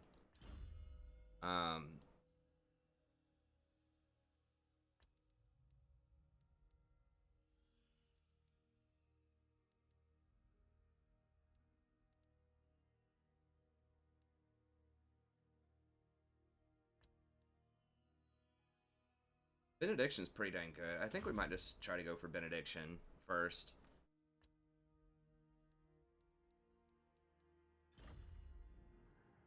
Okay. So we're mostly healed. Can we just take their town? Darkness comes.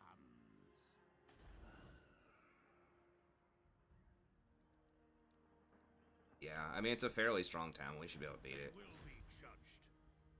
No, not assassinate. By the comet. I can hit it, right? Yes. You have so much movement speed, it's crazy. Those gates will open. Always get those damage walls. I'm kind of looking forward to doing a new greenskin campaign with the new mechanics. Should be fun. I've always kind of liked the greenskins. It's just their techs were just terrible, and like their late game gets a little questionable, but I think they're shoring up some of that. Okay, we might just be able to auto-resolve this.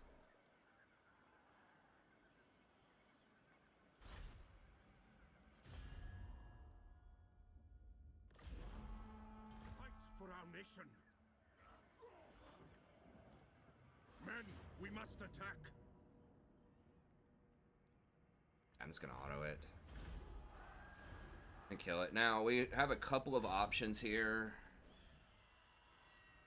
I don't think it'll let us sack and raise. I kind of don't care about the money as much. I just want them gone. Let's just burn it, and then the dwarves will take it. Because if I try to hold it, I'm gonna have to. If I want to try to actually keep the area, I would have to go to war with the dwarves, and I would have to go to war with Marienburg, which I could kill them both, but I just don't care. Like, it's not that valuable of a resource. It's a yellow town. There's not a special building for Empire there, I don't think.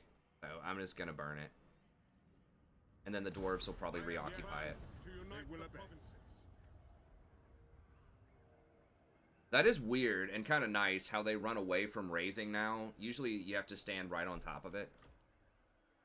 Look, he like ran I command here. over here. Actually, that's kind of questionable.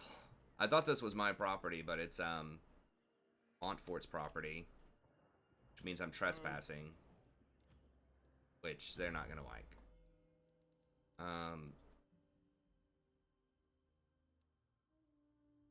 Okay, yeah, just lightning strike.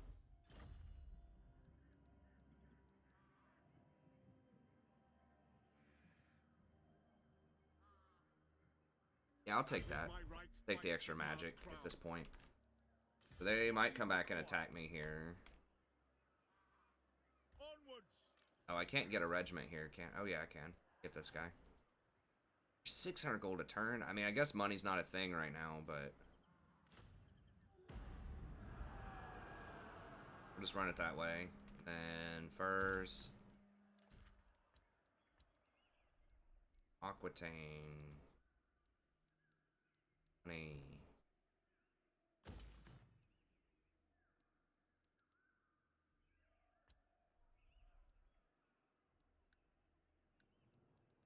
A little bit on that.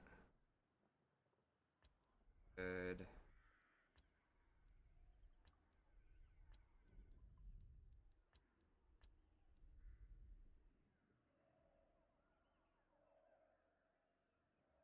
Fine. What? Oh, Cleanse the what's this guy gonna do over here? Damage building. I mean, it would level him up. Forge our faith.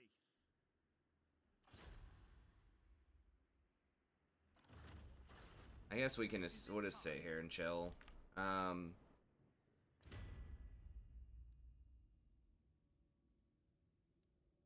Where's the electoral machinations? I need to try to improve relations with Midland, I think.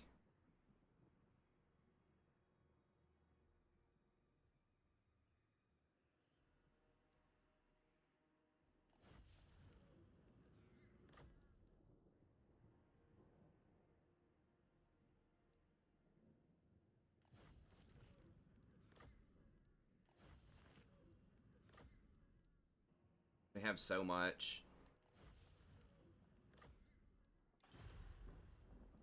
We'll just do it that way. And then,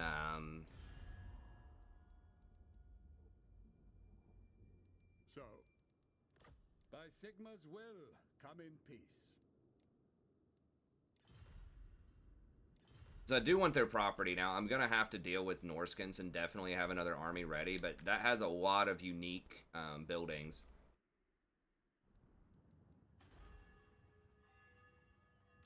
Summon the That are pretty cool. Electrocons. Okay. Yes, General. Oops. What about that?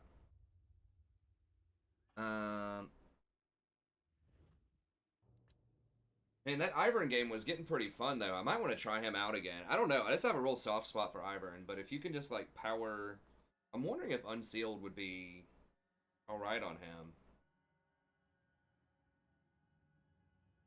Maybe like Unsealed Smite Ignite. I mean, the Ignite would give him the extra like power early on. I've been doing that with Shyvana for people on the stream, taking Ignite early because it's like, what are you gonna do? Like flash what? You know, like auto attack or something. Like it's useful, but Ivern can get into sticky situations though. Shyvana, you take Ignite because you don't have any other way to get away. But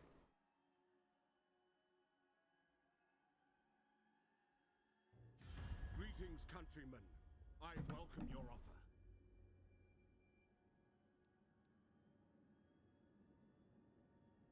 so we can't go to war with them.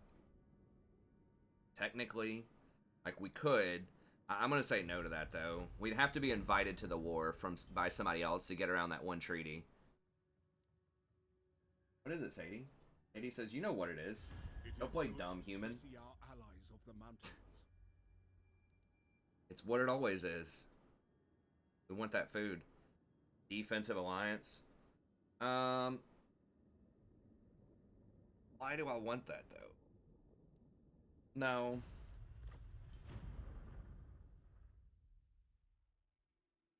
Greenskins are kind of taking over down south a lot. Oh, they want a trade agreement with me?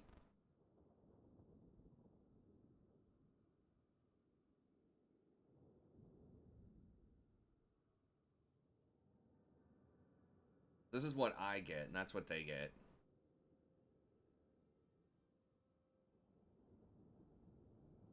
Do they like that we're killing all the Bretonians? I mean, I kind of need the money, but I'm not gonna make a deal with the devil. I might need to kill them at some point. I will hear what you have to say. A Rune Terra? Hey, that's actually a really cool idea, though. Total War teaming up with Riot Games to do like a League of Legends universe like this. That'd actually be pretty dang sweet. I would love that. I think that Total War should be teaming up with other intellectual properties. Where is Cassian? I thought they were dead. Now, if the Norskins kill the Bretonians up there, I don't think they're going to. Norska kind of bad on sieges.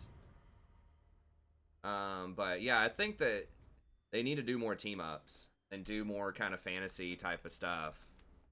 I think they could do like a Middle Earth thing or a Star Wars thing. Star Wars is pretty toxic right now as far as like, I don't know if they would want to do that. Not getting a lot of good press lately. Really? Why can't I run over there? Oh, I guess there's this little river.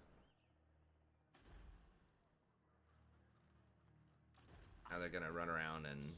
Even Nagash had limits.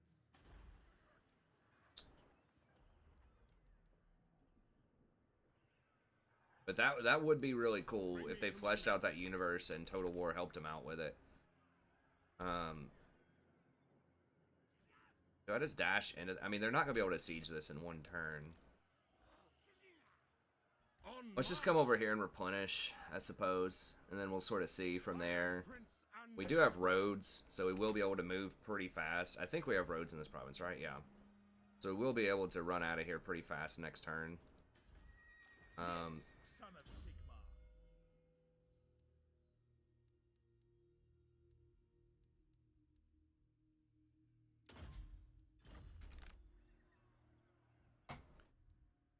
See what's going on over here. Did these guys handle these? They didn't handle these spiders. But Torka got burned by vampires? That looks vampiric. What? Maybe just the greenskins burned them. Now we do, this place is not really giving us that much money in the grand scheme of things. It's okay. We do have walls there.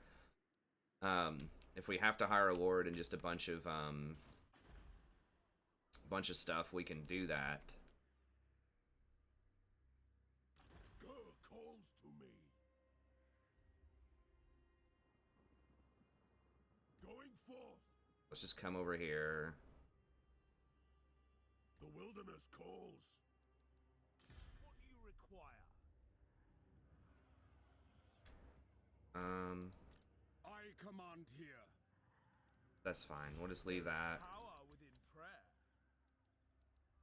I think. Check everything again. I don't think there's any extra growth that we need to account for. Oh, we could do, let's go ahead and upgrade the horses. Eventually give us more demis. I mean, it's pretty much at this point going to be almost impossible for us to lose this campaign. We just have too much property, too much money. I mean, I said this earlier in the campaign. Like, I think that SFO used to be, like, known for making campaigns harder. Like, some people would say, oh, it's too hard on Legendary. But they've done so many things over the last year or so That is all I ever to, want. I feel like, almost make it easier than the baseline campaign, and I don't want that. I want it to be harder. I like all of their extra stuff, all of their extra sort of strategic systems, but several of their things have made it notably easier. I mean, this Empire thing that we've talked about, the fact that you can prevent any of the other Imperials from declaring war on you is a problem, because that used to be one of the major... I mean, it's cool that, like, okay, they're really, like, going hard on the diplomacy, but it's just too easy. You can get way too much stuff. I feel like in the base game, the Prestige was a lot more rare, and it was a lot harder to hold a ton of it. But even then, that was part of the danger, right? Is it's like, okay, like, Norskins are going to be coming for me. Chaos is going to be coming for me really early, you know, turn 30, 35, something like that. The first Chaos would spawn and start rolling down, messing up Kislev and sort of threatening your eastern border. And then you always had this threat of Midland or Marienburg turning on you. Occasionally Nuln. The vampires were strong as hell. Really? They're sieging it in one turn? Do they have a siege engine? Oh no, they're attacking the southern place that doesn't have a wall. Okay, well, they're probably going to burn it. That's going to be really annoying. They're occupying it. Okay, well, that's kind of annoying. Okay, so they're just trying to pick off everything that doesn't have walls, basically.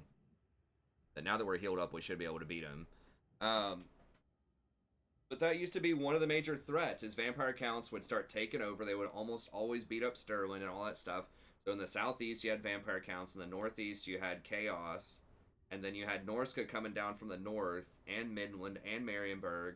And then sometimes, you know, Nuln or Tabelheim or these other places would be putting some extra heat on you. So that was the cool thing about Empire, is you could get attacked from any angle. And, like, every campaign felt very different. But now you can evade most of those wars. It looks like vampire counts get suppressed early on. They get just kind of held down there in check, which is really annoying. They don't spawn Chaos until like 150 turns in the game or something, because people were complaining, oh, Chaos comes out too early. I mean, I agree you don't want the whole campaign to be about Chaos every time, but I think that there should just be more random spawns of Chaos, like Beastmen, in towns, instead of they always show up in the upper right. That's what I've always thought. So I like the Vortex campaign in the base game, where you get so strong and they show up at like a random main town, or not random, but like they show up like, and you have to fight them. I don't know. And then the public order thing, where it's just way easier to manage. The fact that you can turn off growth, or you can turn off your public order thing, and it gives you a lot of growth, so you don't get taxes, but you get like 60 growth. And you reduce the public order, like you get plus 10 public order. He's just too strong. I think early on, strong taxes.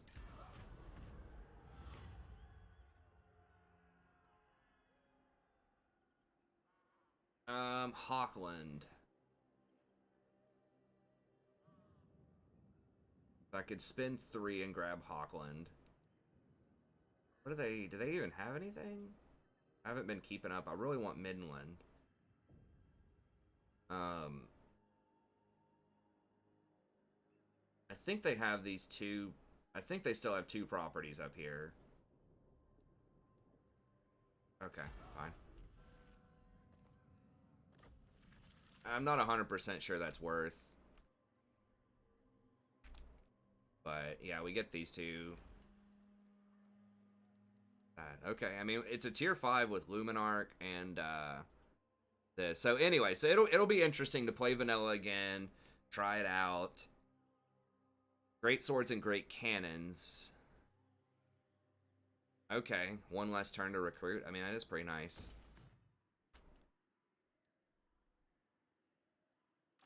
Champion of the faith. This. Oh, that's a oh, Amethyst Wizard. Okay. Not that good. Alright, so we're just gonna dismiss him. I think we need any more of these guys. So yeah, and there's dozens of other things. The fact that you get 2 skill points per level too, like yes, the enemy lords do that as well, but that just gets you through the mid game a lot faster. The early game, and the early game is really kind of the strongest part, or like a lot of times the hardest part of the game. So we're just gonna get rid of this guy.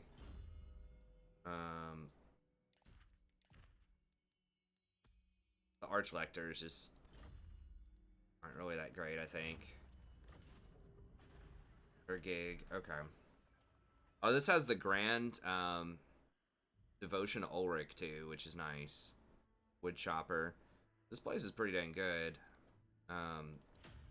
Like you can take that off, you get plus 10 public order, and you get a hell of a lot of extra growth.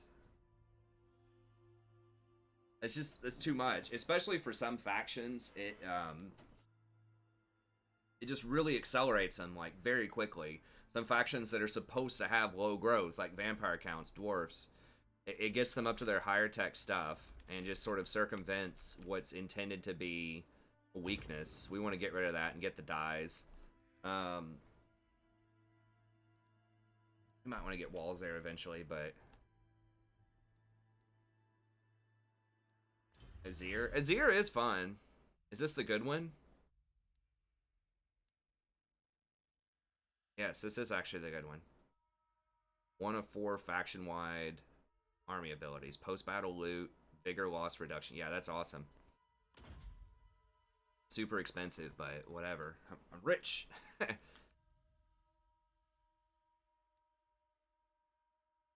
Okay, only Altdorf. So we have to have tier 5 Altdorf to get that. So anyways, I do like a lot of the strategic systems, but I think that they have made it a little too easy sometimes to circumvent some of the difficulties in the campaign. There is a hard mode, but like the hard mode is like not a good way to make it harder. It just gives the enemy just like a ton of buffs, like plus 15 ranks on all their initial lords. All of your stuff has like 30% extra upkeep and 30% extra recruitment costs and all of this stuff. And it's like, yes, that does make it harder, but it's not like fun hard. You know, it's, I don't know. That's a delicate balance, but I just feel like they've done too much with the base SFO to make it too easy. Like, there are lower difficulty levels for a reason. I think they took away a lot of the enemy buffs, too. Like, the enemy in the base game gets all of these stats on Legendary, all these extra stats. We're just gonna slaughter this. There's no way. They have a prayer.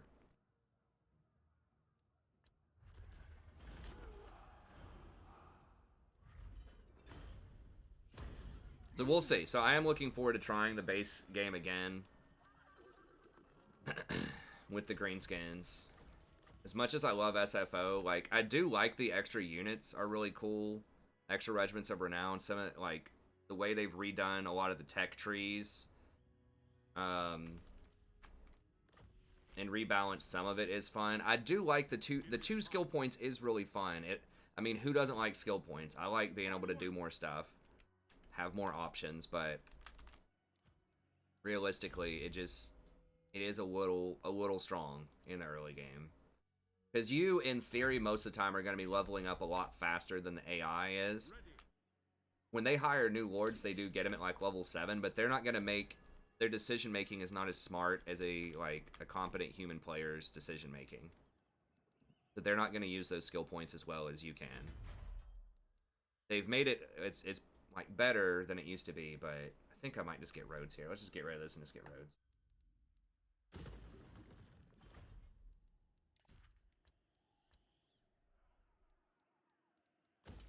Isero, how are these guys? I think these guys just got killed. Hawkland, we already looked at all that. I mean, this looks all good to me.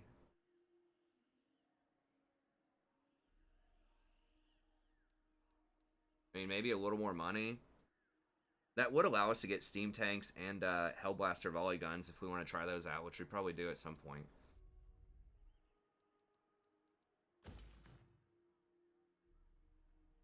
I need a little more public order. That doesn't give public order, does it? That gives 10% income from trade, though. Wow, I should do that. We got a lot coming in from trade. Didn't think about that. Okay, Grunsburg. Alright, one more turn and we can get tier 5 there. Now, does this...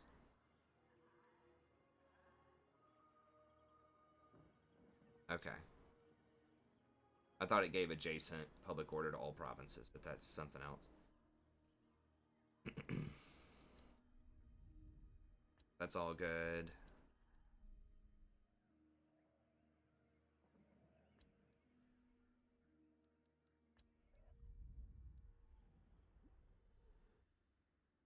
Azir is tough to play, but he's a good one-trick. People, like, I think he has a lot of potential if you're really good on him. A lot of outplay potential, and people just don't pick him. They don't pick him, they don't ban him, so I think that Azir is good.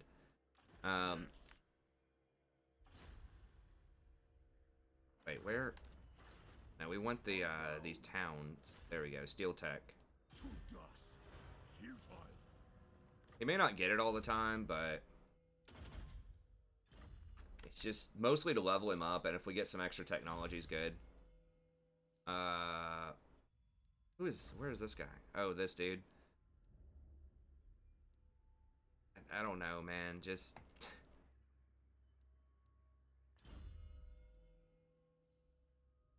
Devastating. I mean, this guy's just bad. I'm just gonna kick him. Well, I mean, having the vision is nice, but I mean, the elves just sit there. They just chill. Make sure we get rid of all of his items first. I just don't need these guys. I mean, you can get public order with them, but not that much. We are doing Devotion Ulrich. Okay, we'll hold on to this guy. For Sigma, on march. Does he have stuff? Let's give him stuff. Alright, what are we gonna give him? Trade money. Corruption. Tax rate. Search rate.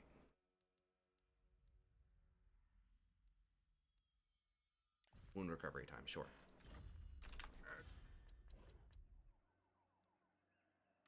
Ready. Gotta have the Acolyte stuff. Guess we can do public order and Acolyte, and maybe that matters. I don't know. Now, come, men, forward. What? Oh, we don't have a trade agreement with him. Come then. Only Sigmar's god Ulrich can judge it worthy or no. I don't even know why I'm asking for money. I'm so rich right now, but eventually there will come a time where we won't be as rich. Ostermark. Welcome, my countrymen. Agreed?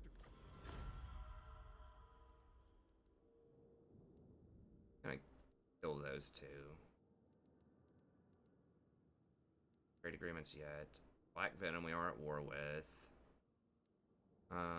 We don't have trade access to the elves, I don't think, right now. We could trade with Pirates of Sartosa, but when I make a deal with the devil, it could piss off our allies. Okay. Now, getting the level 2 roads is actually pretty big. I might need to consider that a bit more. Because getting the 10% extra trade is... Skaven aren't here anymore. I think we can just get rid of that and get something else.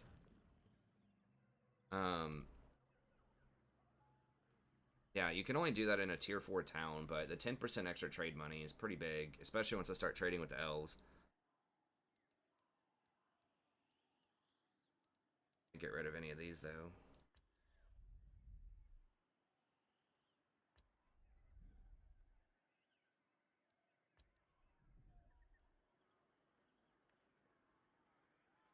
Hold on to Solland. What is this? Taylor's Guild. Do we need a common temple? 10% income, I guess. The 10% income is actually pretty legit, too, though. Oh, that's what gives public order in all adjacent provinces. The common temple is 5,000, so in expensive towns... Maybe we could do more of a common temple here. Let's get rid of that, and we can throw down another common temple. More money. Aren't they 7,000? It still does pay for itself over time in really rich areas, and it does hand out that public order bonus.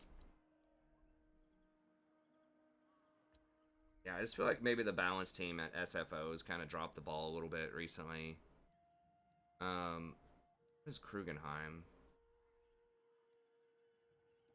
Look, we can get rid of this. Get rid of that. We throw a temple on it. More walls. I don't need to get to tier 5, and we're about to hit tier 4 on Tabelheim. Oh, it's already tier 4. Okay, yeah. Get rid of that stuff and throw down some temples. Now that we're rich, we can invest better in infrastructure. How much time? Okay, so we're... This will be, this will probably be the last turn here. Yeah, because we're at an hour 4, and it's going to be 5 o'clock. Hey, thanks for the sub. I appreciate it. Alright. We did move everybody. Okay. So if you like the Warhammer, this one's already kind of deep in the campaign. Like I said, this was commissioned by somebody. If you want to donate for a campaign yourself, just email me at thestrategyprofessor@gmail.com. Let me know what you have in mind. I'm happy to run it for you. Just 30 episodes for $15, or 15 episodes for $30, $2 pop, $2 an hour. Basically, making some third world cash here, but anyways, so yeah, this one's pretty deep because I do need to get to 15 episodes on this one. And like I said, I will be covering greenskins and high elves. If you want to donate for that to help out, that'd be great. But I will be covering those once the new stuff for that comes out in May. And I might try it in vanilla.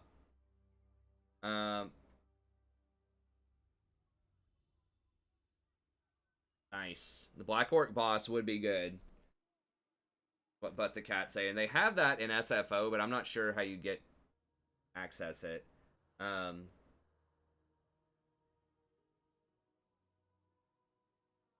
Cooking buffs from the paunch. It looks really fun. Yeah, I was just saying, but the cat, how I've been a little disenchanted with SFO. Like, I like their stuff, but I feel like they've made it a little too easy recently. Like, over the last year or so, they've been just sort of chipping away at the difficulty of it, when SFO used to be considered a lot tougher. Okay, so every army gets one of these.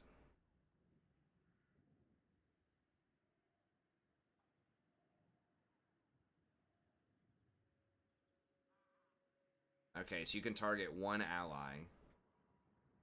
basically do quite a bit of damage. What does this do?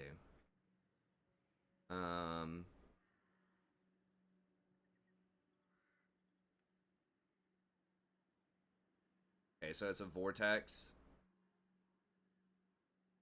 Randomly moving area of effect. Doesn't, so it's a vortex that doesn't target your, that doesn't hurt your own allies.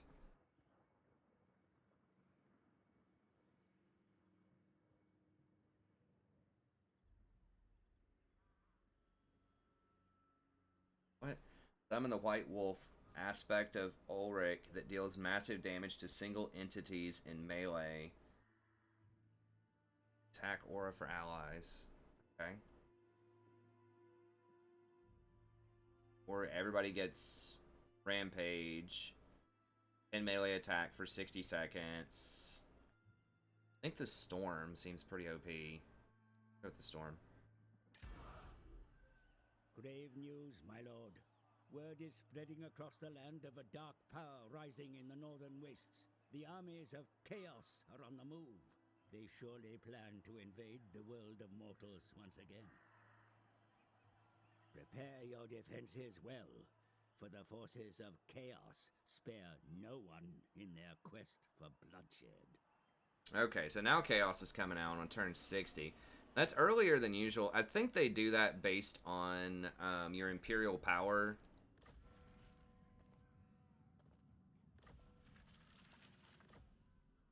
Which is probably pretty high. It's probably like intimidating or something now. Yeah, terrifying. So they chaos comes out now based on how much property you have, which I guess is kind of fair, but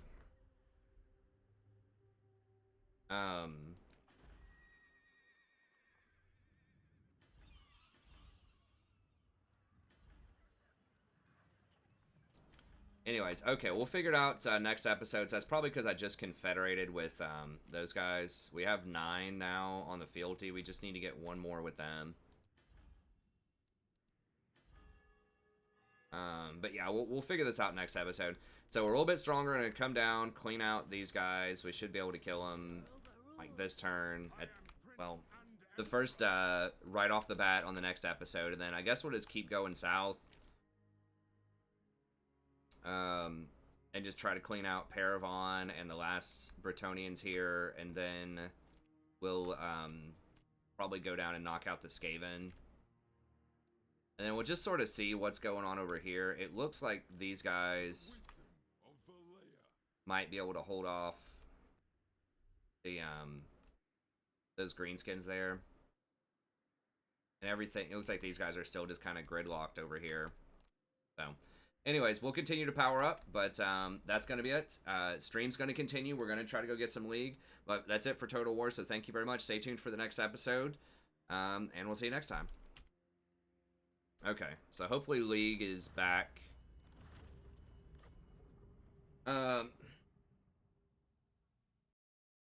Map-wide leadership buff and do more damage. The damage they... Huh. I don't know what rogue idols are. I'll have to check it out. Leadership would be nice. I personally think the trolls are really strong in the early game. If you can get enough leadership around them, I think that they are one of the better options against dwarfs. I know a lot of other content creators do not like trolls, but I think trolls are really strong versus dwarves. Oh, let me change my video around here. So thank y'all for humoring me with the Warhammer. The viewership actually didn't really change that much. That's good. I mean, it went up a lot, but this is kind of like the standard where we are a couple of hours into a stream, so...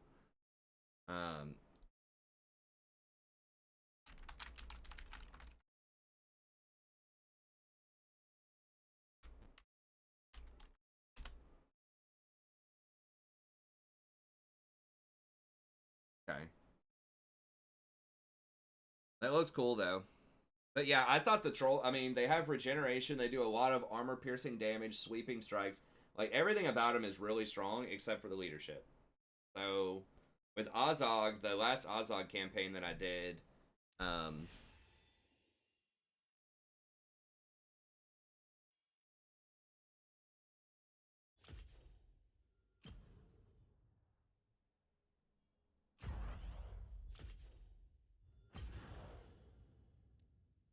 Rank's still not back, though. Whatever. I'll try another Ivern game. God bless.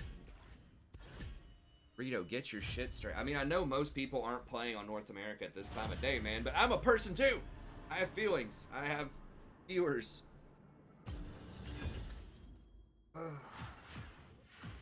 Think of the insomniacs, man. Think of the people with messed up sleep schedules.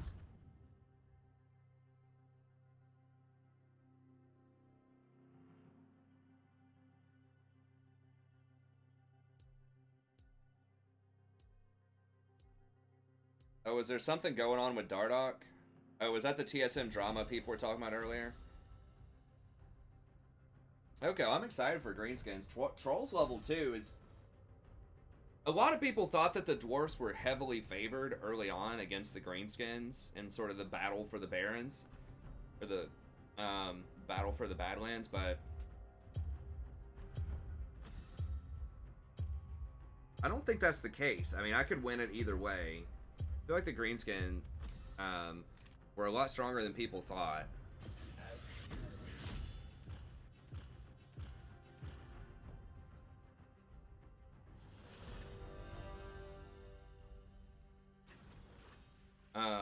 If you get the trolls, you have two options to deal with dwarves early on. You can either get trolls or you can get boar boys. And I thought the boar boys kind of sucked, honestly. They could definitely use some buffs.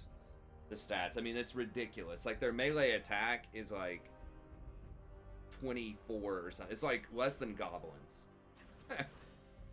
And their charge bonus is not even that high. It's like, yes, they do have armor pen. I think if anything should be tier 2, it should be them. Oh, Lord. Why, dude? It's a normal game. Why are you picking Master Yi? It's disgusting. Bro, I wanted to play Ivern, man, but I can't do Ivern in a Master Yi. This kid's sweating so hard right now.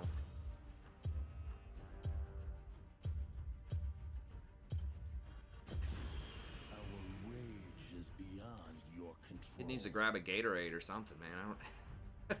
That's been my saying lately.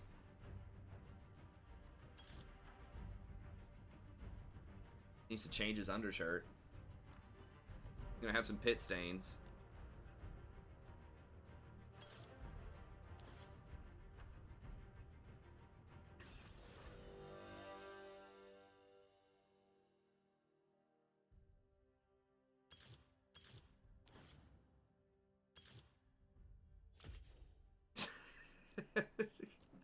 I'm just like imagining this guy sitting there like, I don't know, just smelling like some cheese that's been sitting out for about 2 weeks in your room. Huge chunk of cheese sitting there. His hair is just like just freaking crisp. You can't even bend his hair. Just like so much sweat everywhere, just all over him. Like the chair's just like drenched. It's like bloodshot eyes. Been playing Master Yi for 5 days straight. He is doing okay. He's playing Master Yi top lane, and they're doing Syndra in the jungle. All right, that's not as bad, but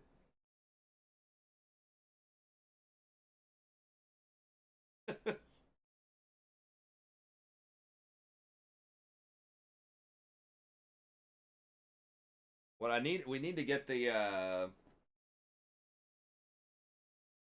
little like splash emote or whatever. Isn't that thirsty? Isn't that what people mean when they say someone's really thirsty?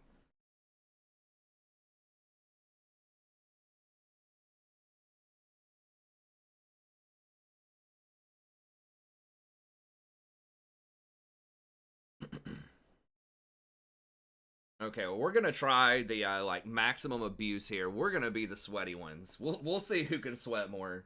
We're gonna come over there and we're gonna invade the hell out of them. We're gonna make this Syndra AFK in like the first 5 minutes of the game.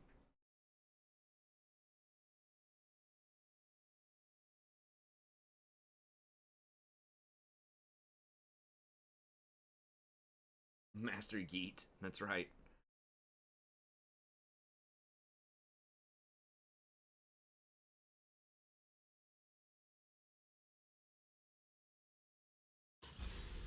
That's a Poppy support.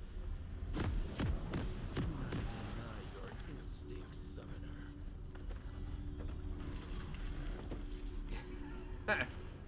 Yeah, I do need to get some emotes. I need to get a sweaty emote. I need to contact that girl. Or someone else off of Fiverr. That is our path. Welcome to Yeah, there you go. Summoner's Rift. God, the emotes just look... 30 seconds. Yeah. until minions I mean, I don't like playing against Udyr. He's really obnoxious. But yeah, I mean, I think Udyr is a type of champion who I could be really proficient at in solo queue if I practice him some more. I think my biggest problems as a jungler is I'm just too greedy sometimes over the objectives, and I just don't take advantage of ganking opportunities. So I've been trying to work on that a bit more over the last couple of days, like just weaving in some ganks with my farming. Just let my farm go down a little bit if I get successful ganks.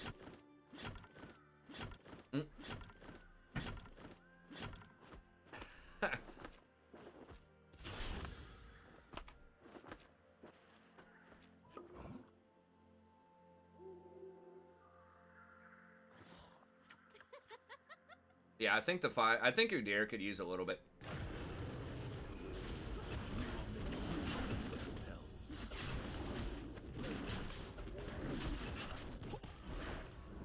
What the oh my lord. Dude, holy shit.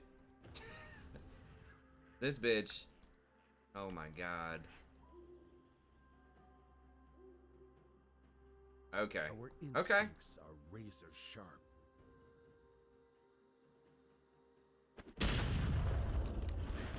She got her one trick, the one reason you would want to play Syndra in the jungle. She got it, mission accomplished. She managed to sweat harder than I did.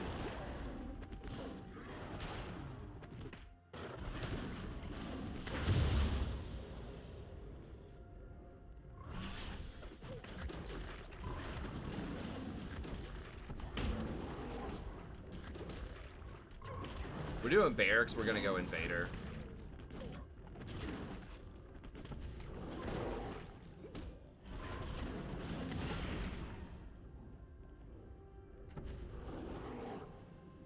First blood. An enemy has been slain.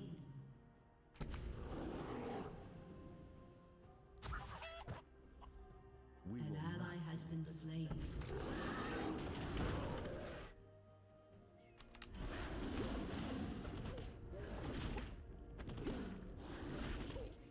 Dude, seriously, Irelia's gonna come get me?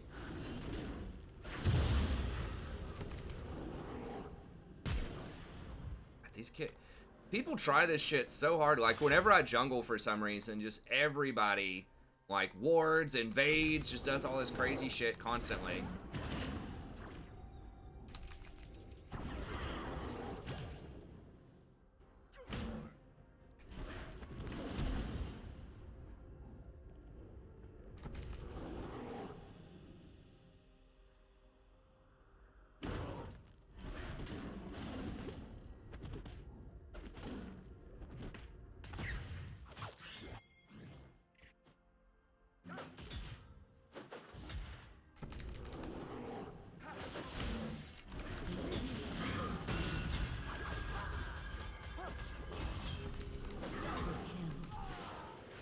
You have slain an enemy.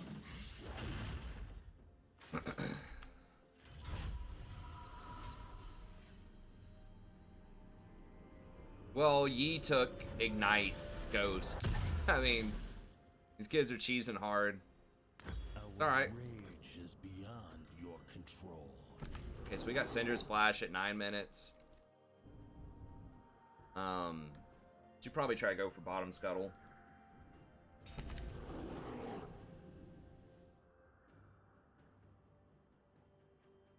Do Not sure. deny your instinct, summoner. I guess I'm just gonna let her have it. I don't want to waste time running over there. She's already done it. She may have already gone there. 'Cause she can't really clear anything other than scuttles. You know? Like, that's kind of where she has to go.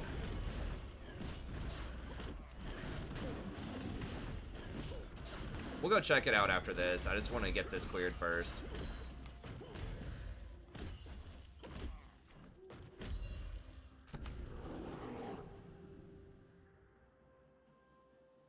There's a chance she didn't. I mean, maybe she did go back topside. Okay.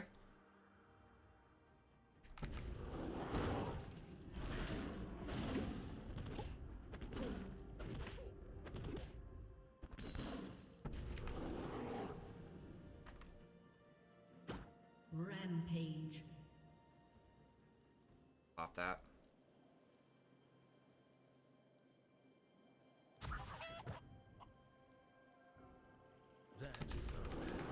Wait, where the hell did she go?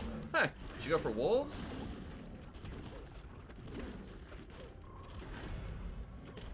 Oh, she went for a gank?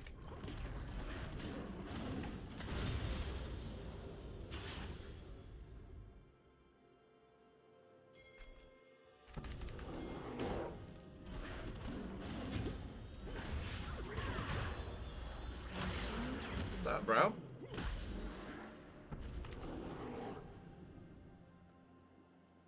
Worst champ in the game? I mean, I don't usually like harping on which champions I don't like as much, so I'll preface this by saying that I think if you really practice a champ enough, you can probably make it work.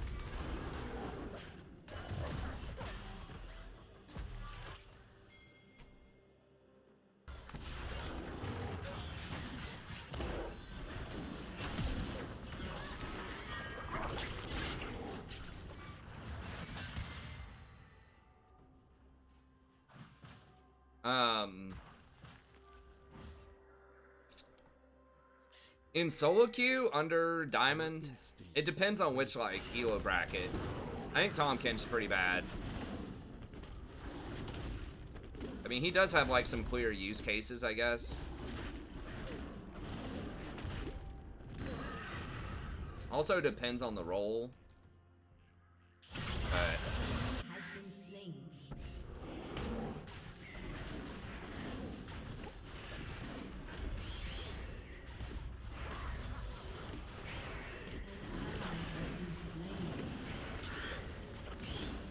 gotta get up there and deal with this Yi. I think Skarner is better than people probably think. Gnar is also pretty bad.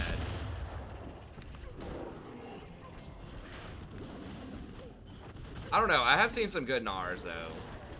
He might just be under-researched.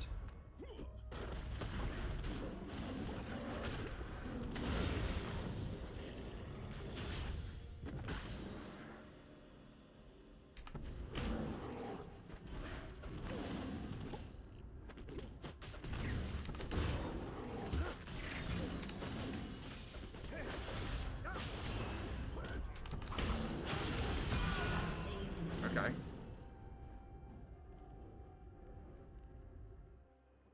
An enemy has been slain.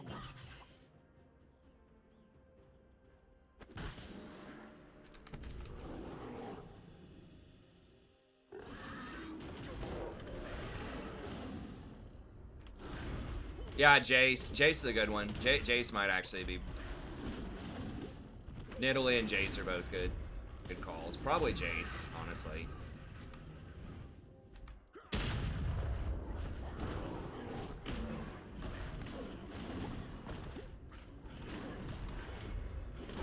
Why farm your jungle when you can farm their jungle?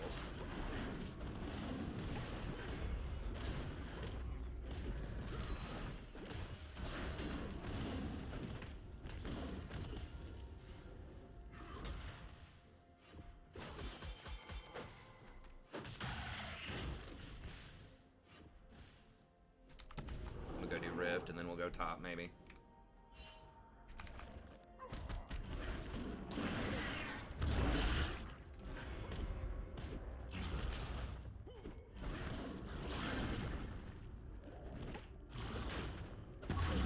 Udyr is like, he's a really good duelist, and he splits pretty well, like, late game. I don't know. He farms really well, and he can actually fight early. Like, he's terrible in fives, but honestly, I think that fighting fives is almost always a mistake in solo queue. At least that's my experience with it.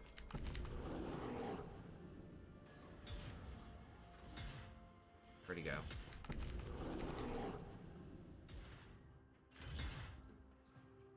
We will not pity the defenseless. defenseless.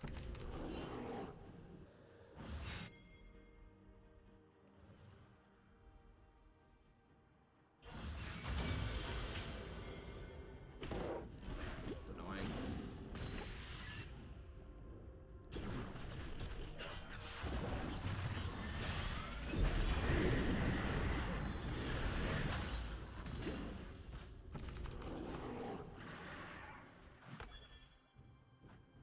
Get my plate money. Oh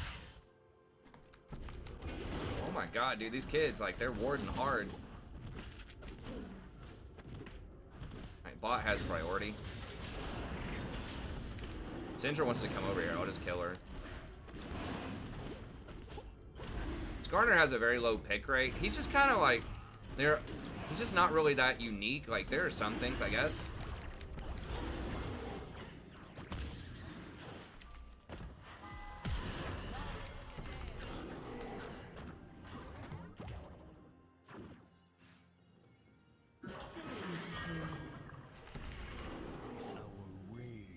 Okay, well, if they send the whole squad, I guess.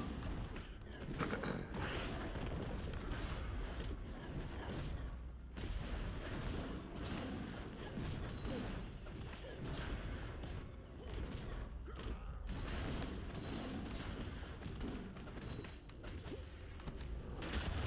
ally has been slain. Where'd she go?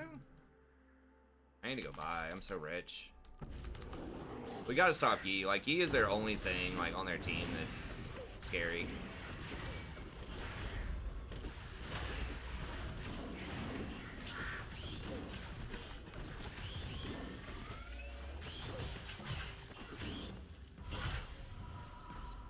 Ally has been slain. You want that stupid build, like... Ah, damn it.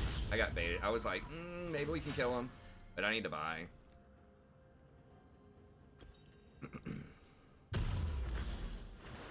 And I'm just gonna go for Trinity. Do not deny your instincts. Make split summoner. push better. We just gotta go for the like an anti-Yi build. Destroyed a turret. It's like Thornmail, Sterix, something like that. That is our path.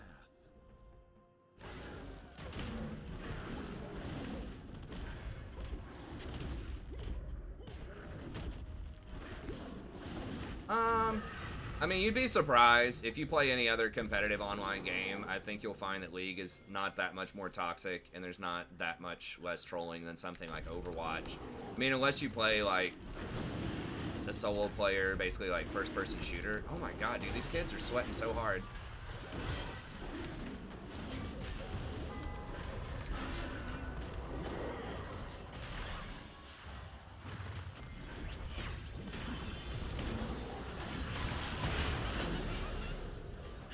Turret plating will fall soon. Double kill. Dominating. An ally has been slain. Our instincts are razor sharp. These kids all rotate like so hard.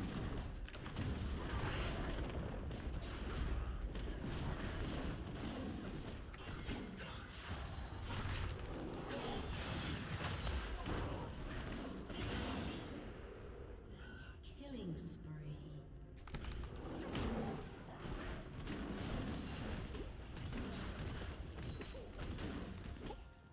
Your team has destroyed a turret. Yeah, I don't know why they don't add more voice chat. To be honest, I'm not gonna use it. I would disable it just because I don't want random people saying stuff as a streamer in my games. Because I try to have, you know, a higher code of conduct as much as possible. I know I cuss sometimes too, but I just don't want to open it up to that. So I wouldn't be using it, but overall, yeah, it could be useful for the game. Your team has destroyed a turret. An enemy has been slain. An ally has been slain. Dominating. I don't know why people max bear. It does give you more movement speed, I guess. That is true, and you do spam it a lot to move around the map, so. Double kill.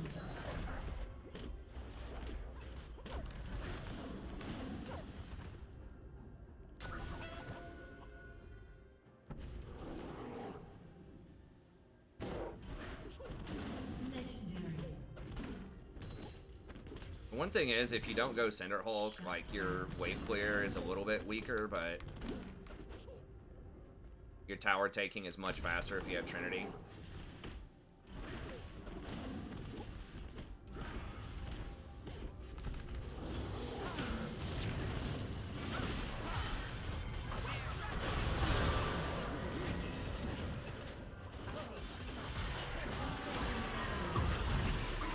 Oh, they just surrendered. Okay.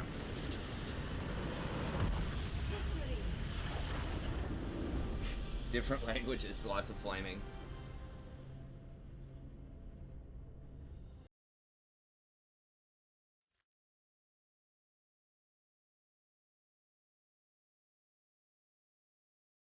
Does that really stop a lot of the... I mean, I don't know. I haven't played Dota 2. I know they have a system like that, but where it would be annoying. But I just don't think you want to put a bunch of toxic people in the same, like, queue. They do have a low priority queue in League, too. I mean, it just doesn't get a lot of press. At least they used to. Like, I know they have chat restriction, and they used to have a low priority queue, but I think that's only if you dodge too many games. Or, like, if you don't accept the queue. But you don't want to put... yeah, you don't want to R-max anymore. They buffed his Tiger stance too much at some point to max it.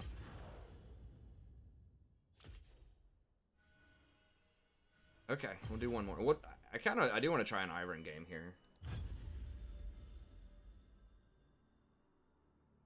Yeah, you never level up R these days. Like, you have to pick because R scales off of AP and Q scales off of AD.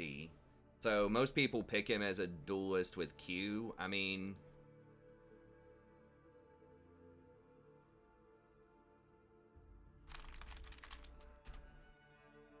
They may have buffed the R at some point. You never see Udyr's go in R this day and age, though. He's mostly, like, he's a bully. You know, he split pushes later, but he's kind of a bully, a duelist with your Q. Like, you can fight almost any other champ. You know, level 2 or 3 around Scuttle. You can invade their jungle and fight them. In ganks, you can 2v2. He's really, really strong in the early game. With press the attack and Tiger stance. What changed? I mean, they buffed his Q a lot.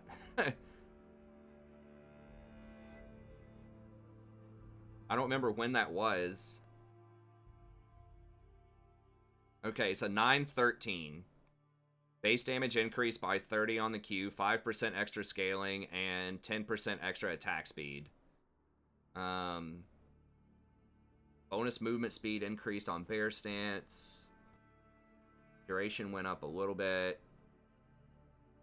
Shield increased some on turtle at later stances. I guess that is actually quite a bit of increase on the Phoenix stance. I know a top level Udyr said he tried like a Leandri's Phoenix stance build.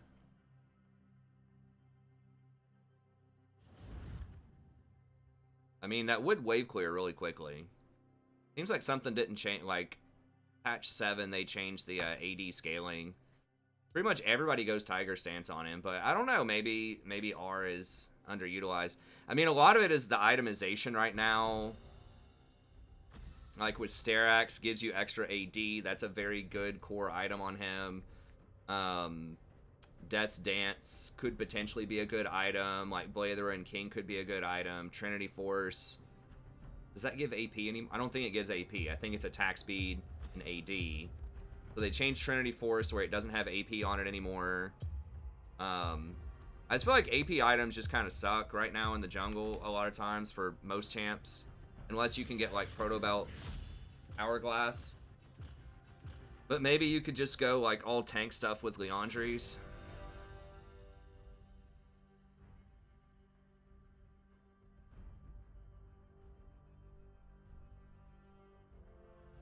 I mean, maybe like Nashers or something? I wonder if like Nashers. Yeah, maybe Runic into Nashers. I mean, we could try it. I've just kind of brushed it off as like none of the good Udyrs do it, but you know, maybe there's something to be said for that. Now that's going to give you no tankiness, but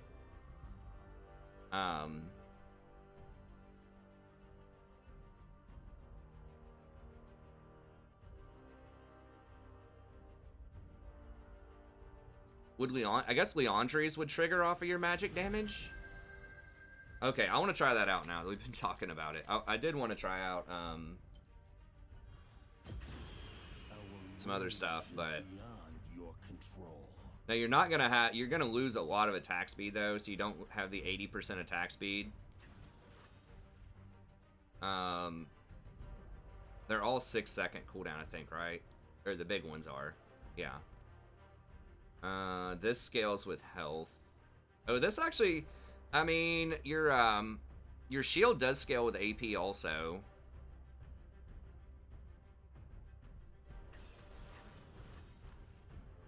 So you do get bonus attack speed. Basic attacks generate this. Cone damage, total magic damage. Okay, so this says damage per second.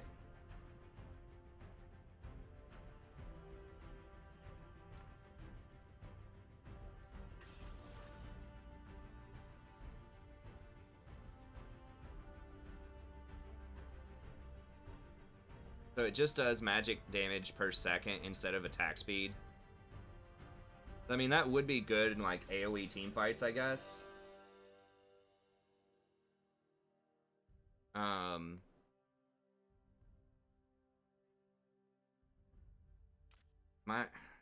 Is it still just PTA? I'm not sure if I should get something else with this or not.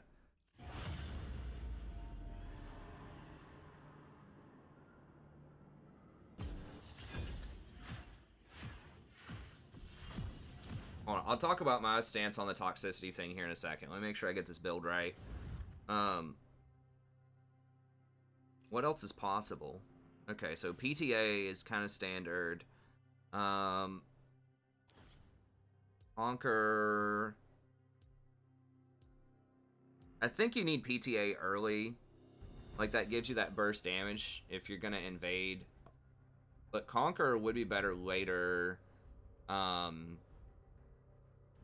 We had Ravenous.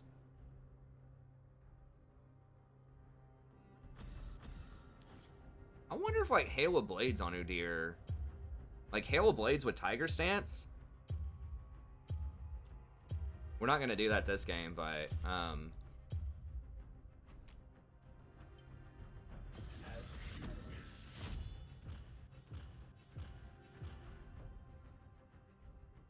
or even Hail of Blades with, that's if you're gonna go fight a lot. I mean, would that not just be better than PTA? I don't know. PTA does a lot of burst early. Phase Rush, no. Nothing there. I mean, you could do, like, Aftershock with him, but it sounds bad. Nah,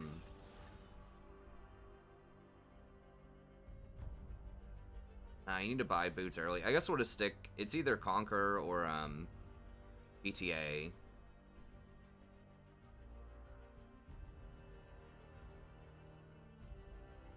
Kind of depends on how wide this cone is, too, for the Phoenix. Like, how much AoE damage you're doing.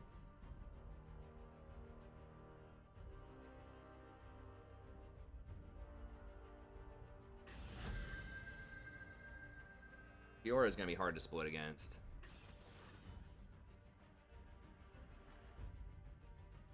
I guess we'll just go Conquer.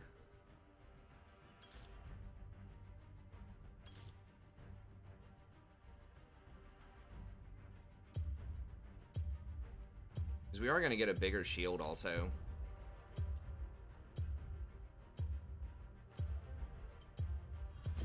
I mean, it does give a big shield. Like, if you get AP. Okay, so we'll just go with Cheap Shot Ravenous, I guess. I am gonna kind of miss water walking, but I mean Turtle is gonna heal us for a lot. We'll stick with Celerity and water walking, so we can still run around really quickly. Okay, that's fine. Okay, so toxicity stuff. You don't need fleet because you already heal a lot as your deer.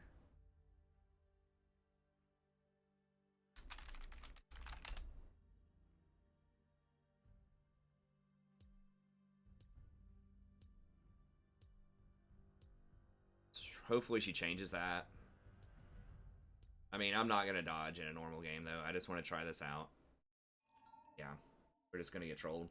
Okay, so what do I think of toxicity? Okay, supports. Ray asks, which supports should you avoid? I would not recommend Tom Kench and Braum. Especially Tom Kench. Yeah, Nunu is very good. He's probably one of my favorite ones.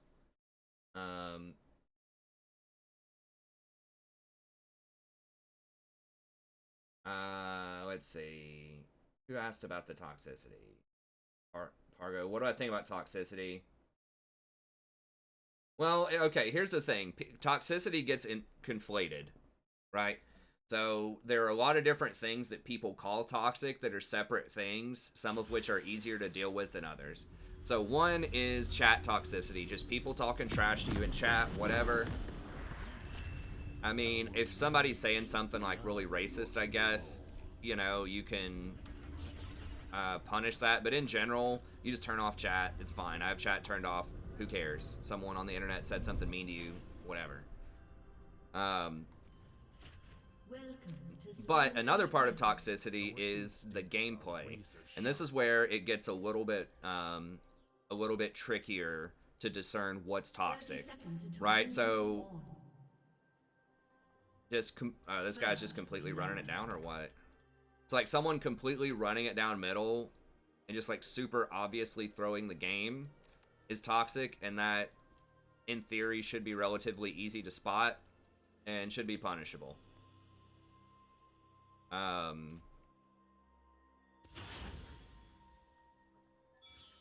But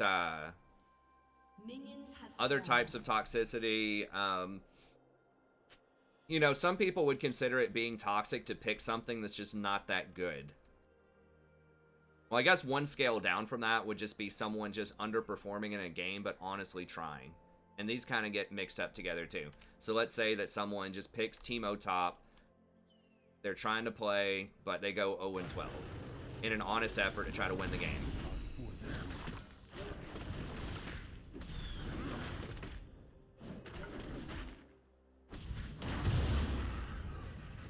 Okay. Well, okay, this guy's just throwing it on purpose. So this should be something that's reportable.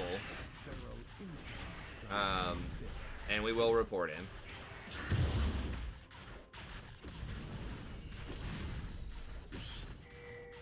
I guess I should have seen that coming.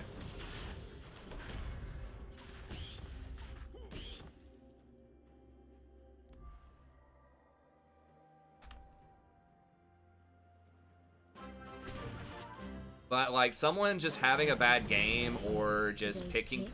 The saddest boy in all of League. Cursed to never have any friends. The crying mummy himself, Okay. Yeah, we'll do an Amumu game next. And I'm at, like, out of mana. So bad to get trolled by the Xayah like that. An ally has been slain. And they counter jungled my blue. I mean, I might as well just go AFK at this point. I'm not going to, but... So, like, that kind of stuff, yes. That should be, you know... The Xayah should be disciplined for that. It should be given, like, a 2-week ban, and if she keeps doing stuff like that, then she should be permanent. Well, I thought maybe she just accidentally took the wrong summoner or something and was just trying to help me leash. Who knows? It's not. I'm not big enough for someone to want to try to hose me, I don't think, on purpose. And I'm also not like the kind of player that you would want to hose. I don't think. I hope not. I mean, she's just a sad little kid. I don't know. It looks like she's kind of trying down here. I think she's just maybe just bad. But I don't know. Like, it's pretty troll to take the jungler's red. Pretty troll. But the thing is, like, if somebody is just playing poorly, that's not toxic. That's just someone having a bad game, and it happens. Sometimes people are just outmatched. You know, they just don't know how to play when they're behind. Maybe they're, you know, tilted because someone was yelling at them or something. It's a shame we don't get to actually try out this build. It does feel like the clear is good on it, but you just don't have as much dueling potential early, probably. It's hard to get a read on it this game. Yeah, I mean, I don't know. If she's trying to sabotage the game, we're gonna lose regardless, but...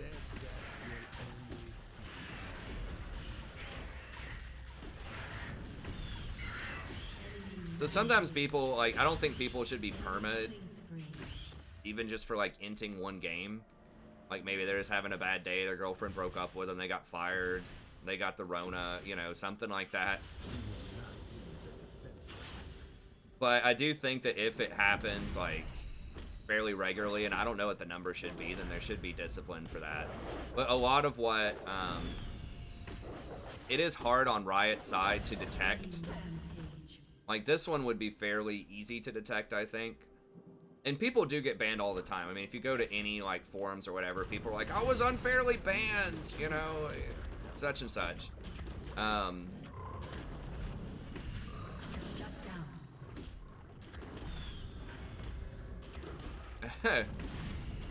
But,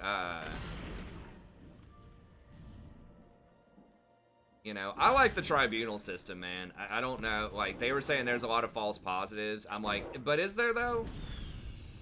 Is there, though? I mean, I guess for some people who are just playing off-meta stuff, or having a bad game, maybe, I don't know. I feel like the system worked pretty well. But, I mean, like, what Boy was talking about is kind of, a lot of that's very specific to high elo, where people... You know, everybody knows who everyone else is, and they all play against the same people all the time because there's only so many people up near the top. Instincts are razor sharp. An ally has been slain. That's kind of a unique problem. And I do think for, like, high elo games that there should be a, like, a special team of people that go through and just individually look at stuff. Like, streamers can report stuff, then they just look at, like, maybe stream clips or something that people submit and just make decisions a lot faster, because they are ambassadors for the game. You know, when there's a game like this where there's somebody, I mean, I'm not like a high level streamer, but, and I'm not saying I should get this privilege, but like for the, you know, the people that have like 5,000 viewers and stuff like that, you know, it just looks really bad for the game, right? For people that are thinking about playing. When you just see something, it's just like a waste of 15 minutes. But that doesn't help out the vast majority of players that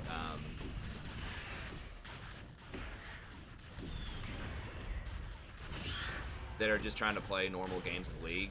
But I think a lot of times what people think of as toxic is just people having bad games or just getting frustrated and saying something in chat. And I don't think it's that bad. It's like the literal run it down, or just like the Xayah taking, you know, smite bottom troll. Like that type of stuff. I think they should have a lot less tolerance for that. If somebody... Another one is if somebody just like literally AFKs. The problem with that is sometimes people just have bad internet connections. And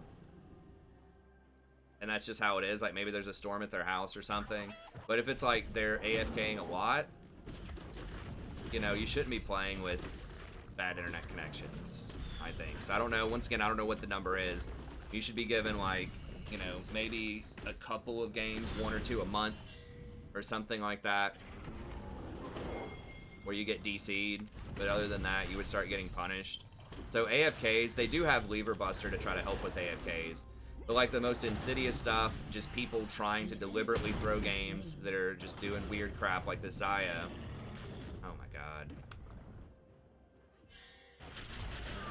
Then yeah, that should be punished, and it should be a lot harsher. I think it should be like a 2-week immediately, like no warning email. But it's like, how do you determine that? And you don't want like false positives from... The problem is, the biggest thing is like people playing off-meta stuff. And this is what I've talked about in the past. You know, the most recent version of this was Nubrak, who I think was last summer, that would pick Teemo support, but he would go middle with it. And I feel like I talk about this almost every stream. But it is a hot topic right now, like the toxicity. You know, the question is that toxic? Right? His teammates don't want to play with it. It's something that is really far off meta and is playing the role in a way that it's not intended to be played in solo queue. Do not deny your instincts, summoner. So, I don't know. I mean, the thing that I always say is, like, you have to give up some of your freedoms in order to participate in a society in general, right? Like, you can't just go into a movie theater and scream fire just because you feel like it, right? You can't just go up and cuss out a police officer, like, and just berate him over and over again on the street and not expect some kind of repercussions if you don't stop, right? Just because you're disturbing the peace and all that kind of stuff. And also, like, Riot is a private company, right? It's not like a government, because people think of freedom of speech as like anyone can say anything anytime anywhere with no consequences. And I think this is kind of a freedom of speech thing, is what people usually turn it into, like freedom of champion kind of thing. And freedom of playstyle, freedom of expression, basically. But like, if you go into a restaurant and just continually yell like, this food sucks, don't eat here, you know, the restaurant owner can ask you to leave. And that's perfectly reasonable. Like, you're ruining the experience for a lot of other guests. Another example, and this is like the kind of the toughest thing to deal with, is like if you really, or if someone really enjoys a playstyle that their teammates do not enjoy, where does that come in, right?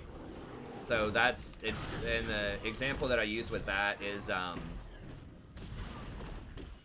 like, if you really love, I always use a movie theater example, right? If you really love a film, let's say that you love the next Star Wars or whatever that'll come out. I know the trilogy, whatever the new trilogy's done, but they'll have something else. It's just too much money to be had there.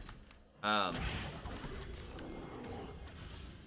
let's say that you just really love it, you watched it, and you just want to talk about the ending because you're so hype about it. You love this twist ending that they have. And so you just start talking to people about it in hallways that are like waiting for the movie. And a lot of people are just thinking, hey, that's not what I signed up for. I want to watch the movie myself. I don't want it spoiled. Our instincts are razor sharp. So if he keeps doing that and guests are still annoyed and they're complaining a lot to the management can come ask him to leave, right? Or to like stop, to moderate his behavior. And if he doesn't, then he might be asked to leave. It's not that there's not a time and a place to talk about the movie, but that's not the place for that, because that's not what the patrons signed up for, right? And it's kind of the same thing in League. With some strategies and things like that, is that you're ruining the experience. Potentially, people could be ruining the experience for a lot of other people. They've been asked to stop, to moderate their behavior, and they don't. Now, once again, that's a super gray area. Like, what's the limit? Like, when should you be able to play off-meta picks? When shouldn't you? You know, people always talk to, well, you know, in World Stage, someone broke out Misfortune support in, like, the Season 6 Worlds, I think. And that wasn't punished. So it's always gray, and I think you can play off-meta stuff, or stuff that's not necessarily the best.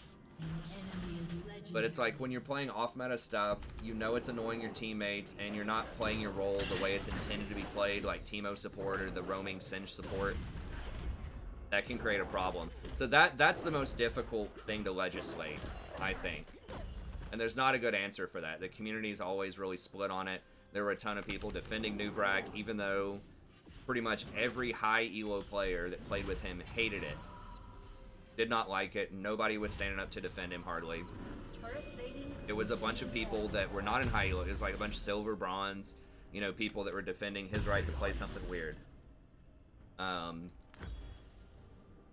So that's the backlash. That's the problem with legislating that, is if Riot tries to crack down on those types of things, there will be a backlash and people will be really pissed and talk about, what about everyone's freedom to, you know, play the game the way they want to play it, right? And it's like, what if someone just wants to play APZ? You know, that was an example that Boy used. What if they want to play APZ? What if they want to play a double jungle strategy? What if they want to play a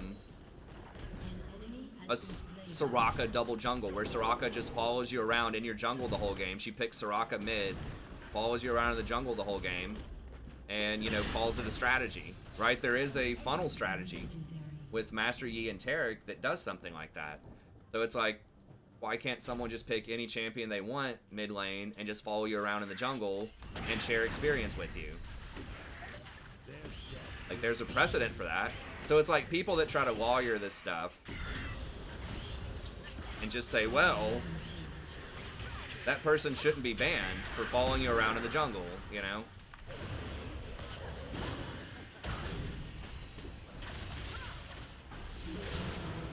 Just so strong. So that's where the real toxicity is it's a lot of stuff that is very difficult to, like, definitively ban. Even if someone is even if you have a human sitting there watching it, it's hard to have a clear cut and dry, like, this is black and white, this is bannable, this is not bannable. There's so many gray areas, especially at lower elo brackets, because sometimes people just don't know, like, actually what's good. Like, they're just trying out something weird and they think it could be good. Like, they think maybe a double jungle with, you know, Urgot middle or something is good. They might actually think that in, like, Iron 4. Or they're just experimenting and just trying stuff out, you know? So it's extremely difficult to have a very clear-cut rule set for bans, especially stuff like that. It's not black and white. Like, okay, someone's literally running it down middle and goes 0-15, clearly has no intent to win the game, sure, ban them. But the stuff that a lot of people are talking about that's a lot more insidious, especially at higher elos, is people doing behavior that any reasonable person is going to think is not, like, going to give you a great chance to win, but do you always have to do what gives you the highest chance to win? And how much do we just chalk up just to pure stupidity or ignorance versus intent to ruin an experience? But that's the thing, you know? That's what's very difficult to legislate, and so that's why it's not as easy as people think it is to legislate that kind of stuff, is because you want to allow people to have fun, try out different things in the game. That's one of the cool things about League, is there's so many champions and builds and combinations. You know, you want to preserve that. You want people to explore and have fun, and you want to allow people to have bad games every now and then where they're honestly trying to win the game. But you also want to try to weed out the bad actors, the trolls.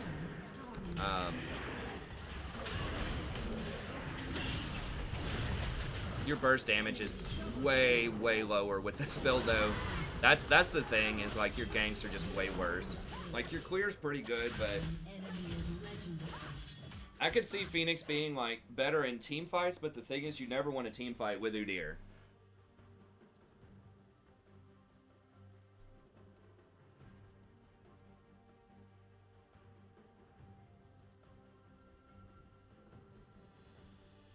I know. Well, that's the thing, is, like, you can always find these exceptions with people playing weird stuff. It's just, is their intent to win or not, and how much are they diminishing the experience of other people? Like, that's ultimately what it comes down to. So you shouldn't be forced to play what your teammates want you to play. You know, if you want to play something off meta and weird and they want you to play Nautilus support, you shouldn't be banned for, you know, playing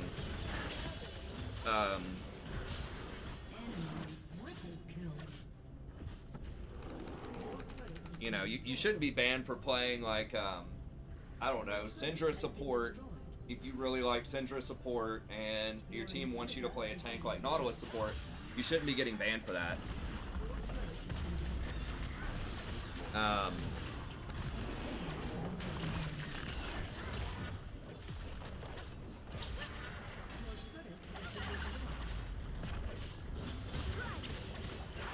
Yeah, but this Xayah, like, to me, I mean, this is a gray area. To me, I would punish the Xayah because it seems clear to me that her intent is not to win.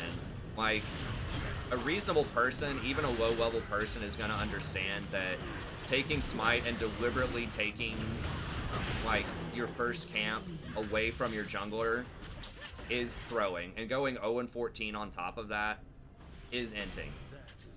Like, this, you know, it's one of those gray areas, but I would say this one, to me, I would think would be deserving of a punish because there's a bunch of stuff together. Like, individually, okay, if Xayah wants to take Grasp and Smite, I don't think necessarily that's punishable. I mean, if she's, like, saying, okay, I want to try to, like, you know, get priority in lane and go, like, take an early scuttle or maybe try to go take,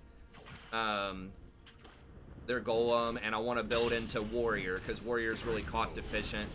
I want to get warrior early, and I want to like do this like push and invade style of play. Like, I could see that. I don't necessarily think that's good, but I could see the reasoning and the honesty behind that. So I don't think taking Smite by itself is bad. But when you go up and you take your own jungler's red, and then you also die 15 times, like you're 0, 15, and 0. Like, all of that together, I would say leads me to believe that she's not interested in winning the game. So that's why I would report her. And I don't think she should get, like, perma-banned instantly. But I think that if she does this in, like, 3 different games or something in a month, then she should probably get at least a 2-week and just see where it goes from there. That's what I would say.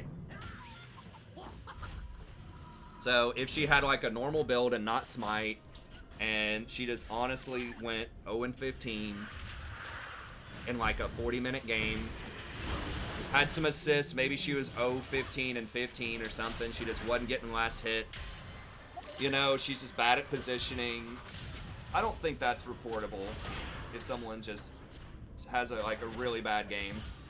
But like all of these together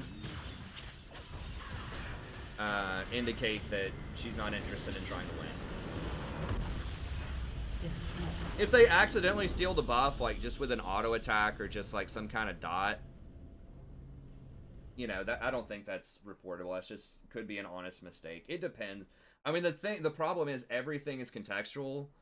A lot of times when you're trying to look at this gray area stuff, when it's not obvious, like they're just actually leaving the game or doing something that some kind of chat filter would catch, you have to have physical people check it, or you have to look at the raw number of reports.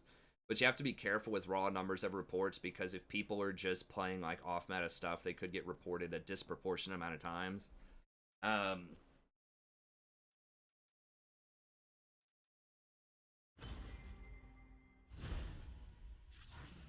mean, it is, but it's not something that like Riot could automate. Basically, you'd have to have a person go through and look at it.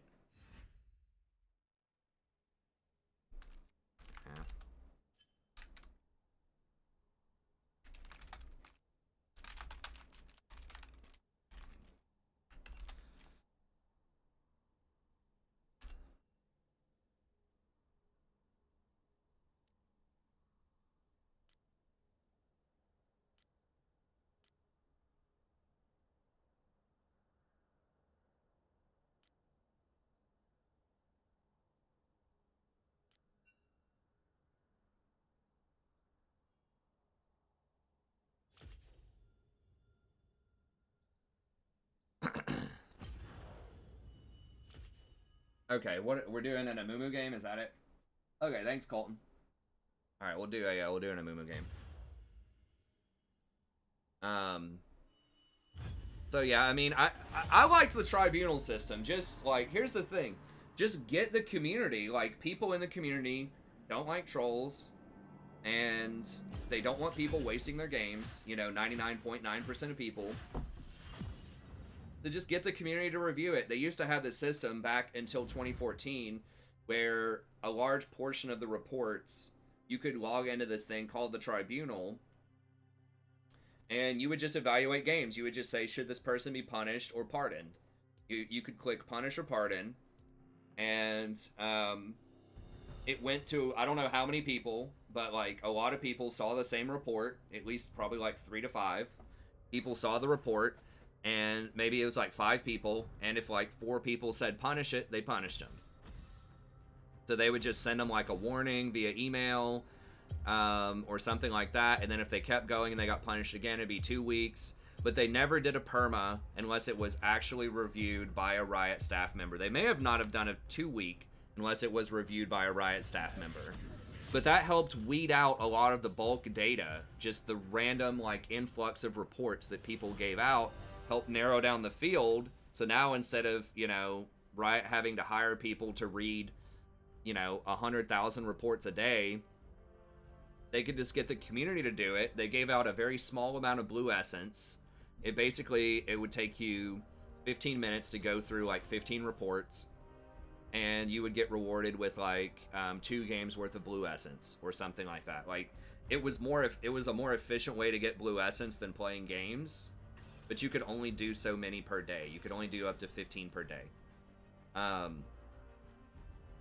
And what you would see in the report was you could see the chat logs, you could see the item builds, you could see the stat lines, and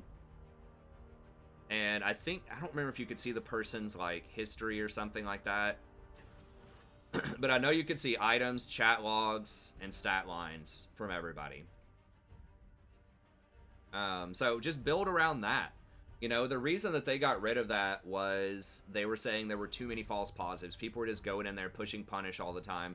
And then they changed it around to say, like, the weight that you had in determining that person's punishment was determined by your, like, justice level or something. And the more accurate your reports were, according to, like, groupthink. So if you were saying punish when everyone else said punish, you would get plus points with like your justice rating or whatever it was called. And if you pardon the person and everyone else pardoned the person, then you would get justice points. But if you just pressed punish on everything and you were wrong sometimes, then people the system didn't count you as much. I thought you'd never pick me.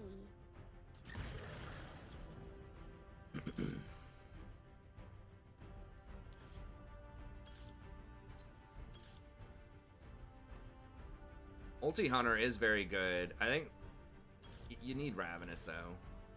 What did people go for secondaries? Like Triumph. Probably Coup de Grace.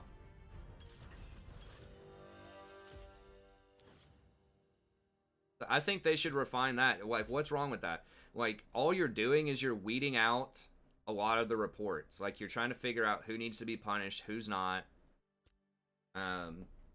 I'd rather there be more false positives that could just appeal it to Riot or something like that. Like if it's your first time getting a 2-week, you've never been 2-weeked before, maybe you could appeal it to Riot for a review and you would have a person like manually review the data, right? But then they would have more data. They would say, okay, well there's already been like 5 people that have reviewed this.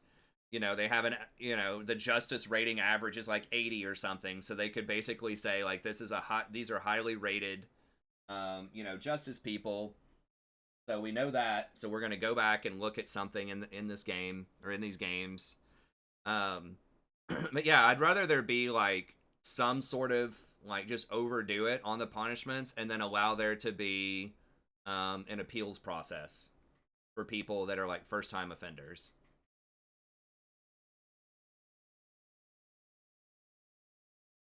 Yeah, I actually played Amumu a decent chunk. I think Amumu is actually pretty good through gold, maybe even into platinum. If you build him, I think you have to build him AP though. That's what a lot of the high level Amumus do with him. Come play with me.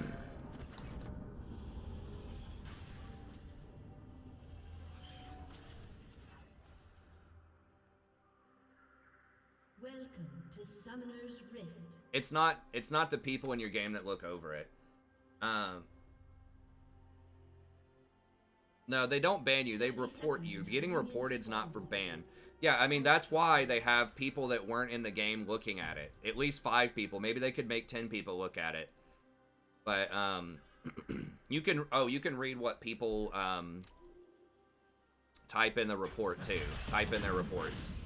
So you could read that. You could read the chat logs.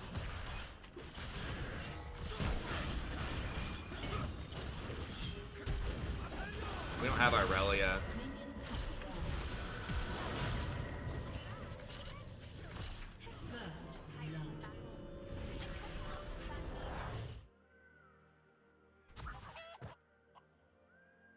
I mean, if someone got really low, I could bandage toss in, but...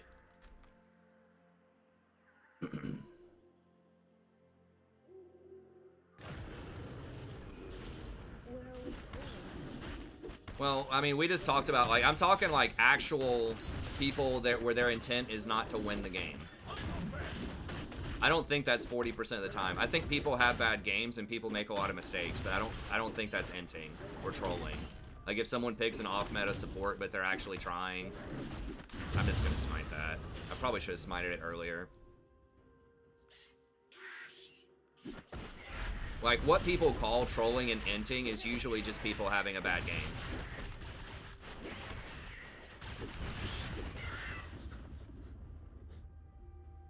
I'm talking like the literal people that are trying to ruin the game. You would be surprised. People will review that. The thing is, like, Riot's not going to hire enough people to do that, but that's why I'm saying, if the community does that, the community will review a lot of that stuff. If you give them blue essence to do it, which is what they used to do. You have 100 million people playing this game. They get 15 reviews per day. Even if you only get, like, they don't review every single report. From what I remember, it was like the people that showed up in Tribunal, they had received at least 10 reports, if not more. Like, it was people where a lot of them were going to be really guilty.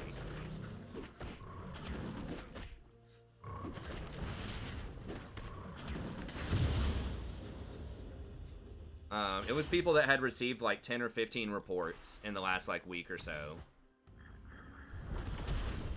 I don't know if she still has Flash or not. She might. Let's find some friends.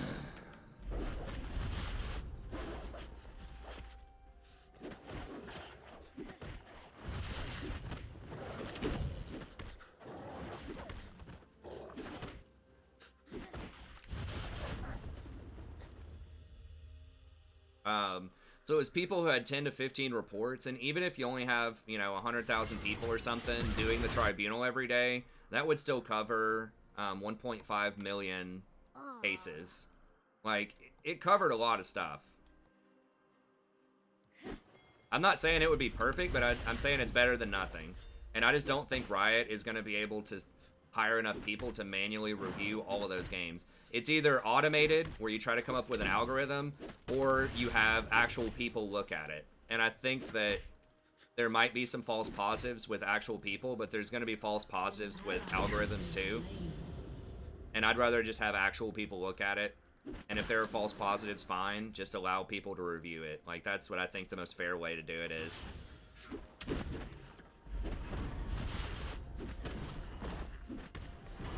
So I think they need to bring the Tribunal back and just, like, tinker with it. Like, if they want to improve it. But I think that's really the only viable system. Like, you have to have humans review stuff. Because humans are the only things right now that are going to be able to fairly evaluate people that are trying to get away with gray cases. Where, like, the playstyle itself just looks bad.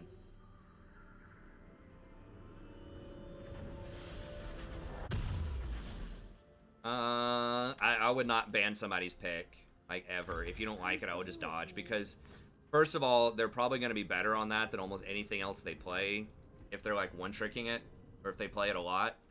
I'd rather somebody play something that's, like, off-meta, that's maybe not that great, but they have, like, 1,000 games on it, than first-timing something that they're bad on, that's meta. But the main reason is, it's just gonna tilt them. Like, they're just gonna want to screw you over if you do that.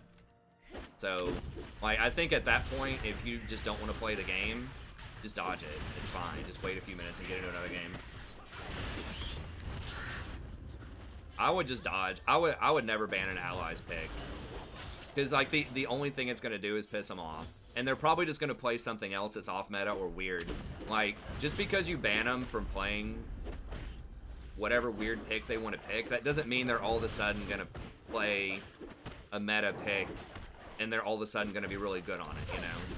It's like, oh, well, you banned my LeBlanc support, now all of a sudden I can play, you know what, this guy just banned my support. I think I'm gonna play Nautilus. I'm really good on Nautilus or Leona. Yeah, let's do it. Let's play to win. I like it. I like this guy. He's cool. He's just looking out for me. He's just making sure that I play a good pick. You know, nobody's gonna be thinking that. So that's the thing, is if you want to ban somebody's pick they're hovering because you think it sucks, just dodge.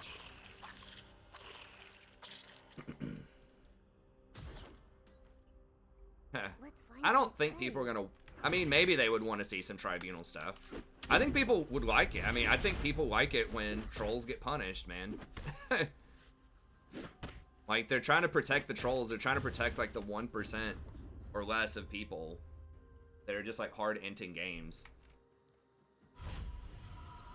I mean, a lot of it is just the perception that Riot would be cracking down on creativity, I think, is the biggest thing. There was such blowback. They're so scared because of the Nubrak thing. That was such a PR disaster. That just really scared them out of banning a lot of people. And the way that it was handled, too, by Nightblue, like, revealing that challengers had, like, this special squad of moderators that were watching challenger games that would, like, almost insta-ban people. That just really rubbed people the wrong way, too, because they're like, well, if challengers have this squad of people policing challenger, then why can't, you know, people in silver games? It's like, well, there's too many people in silver games to do that. And to be honest, the challenger, like, the streamers just do matter a lot. Once again, I'm not necessarily putting myself in that category. I'm not that big. But, you know, the people that get, like, 10,000 viewers and stuff like that, they're different. It's a different experience. They have a lot of eyes watching. It's like ambassadors for the game. It's like there being some sketchy behavior in, like, high school basketball games around the country versus there being some sketchy behavior, you know, for an NBA game or Monday Night Football, NFL game. There's just a bigger spotlight on it, and it represents the game, especially to newer players. And there are unique things that happen to high-level streamers that don't happen in silver. Like people stream sniping you and inting your games on purpose. Like, they'll int your games on purpose, but sometimes, but it's just different. None of these lanes are really gankable, and Amumu is not that great at ganking, especially if Rek'Sai shows up, we definitely lose 2v2. I could maybe gank. She's so low on health, though. He's 2 levels up on me. I don't have any mana. I don't think we can do it.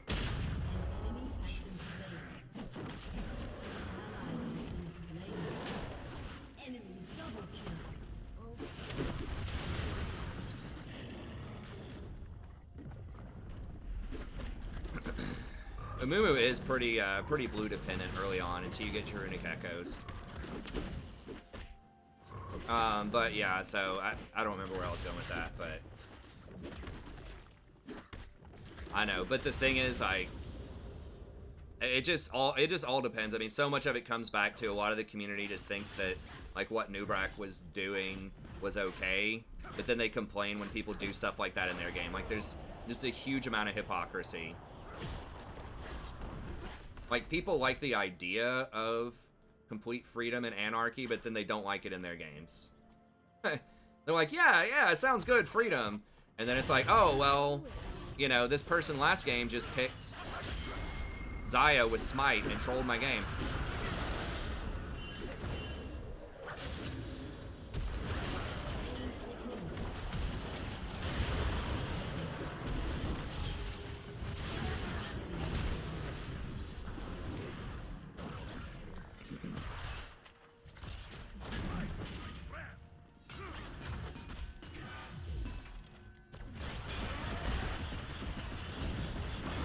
And I mean, that would be a reward for getting to higher ranks too. I don't know. I think just bring back the tribunal and refine it. Like, that's what I think. Just let the community decide. There's a certain democratic sort of ring to that as well. Transparent, democratic, statistical. I think just bringing stuff like that out in the open and be like, look, man, you got punished because 14 out of the 15 people that reviewed this thought that you were trolling. You know, that game.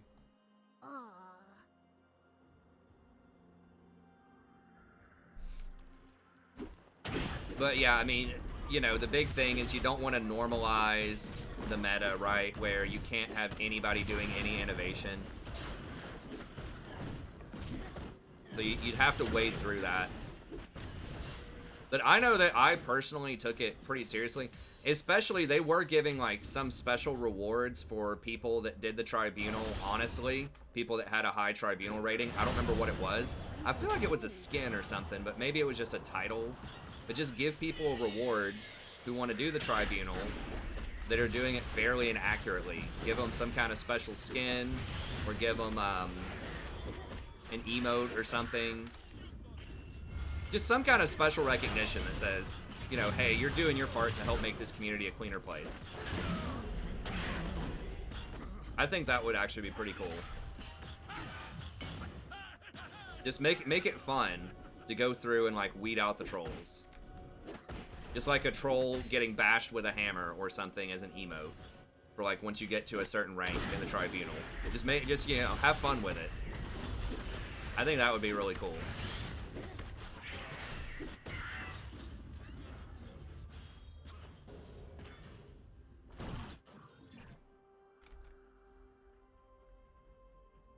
Yeah, it's not your team though, Yogg. It's people that were not in your games that just want to go into the tribunal. It's not the same as the normal report. Like, how it would work is you give like, people report at the end of a game, and then the system, like, holds on to those reports, keeps it in some kind of, like, database. How close are they? She's really far behind, but maybe with my help.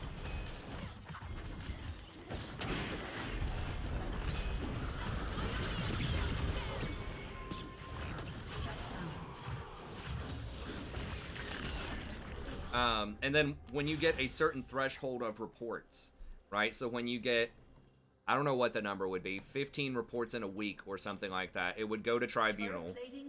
And then you would have at least 10 people who are just people that are going to tribunal. You just log in separately through your league login.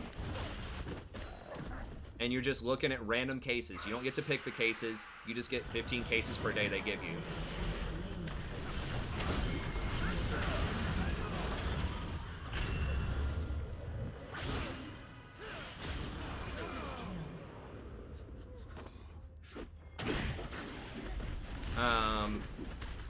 And then, like, those cases that you get are the aggregate. Like, you can go through and say, okay, this person's been reported 15 times this week. You can go through and say, okay, he's getting reported for the same type of behavior in every game. Let's see what it is.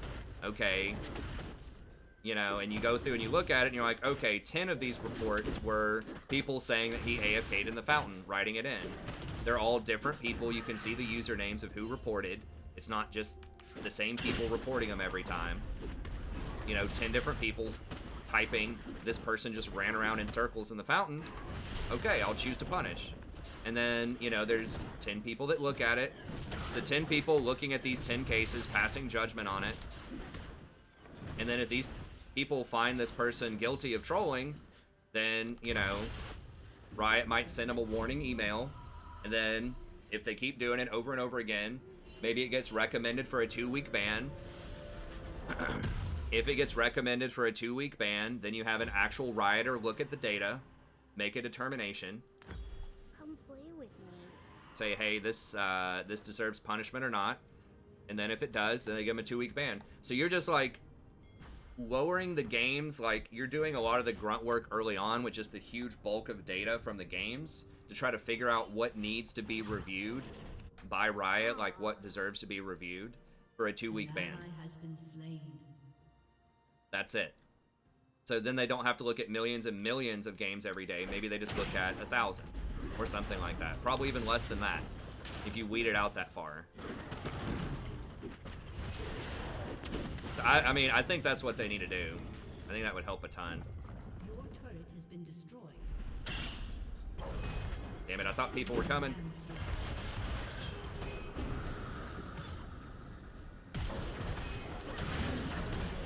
Well, he flashed for it.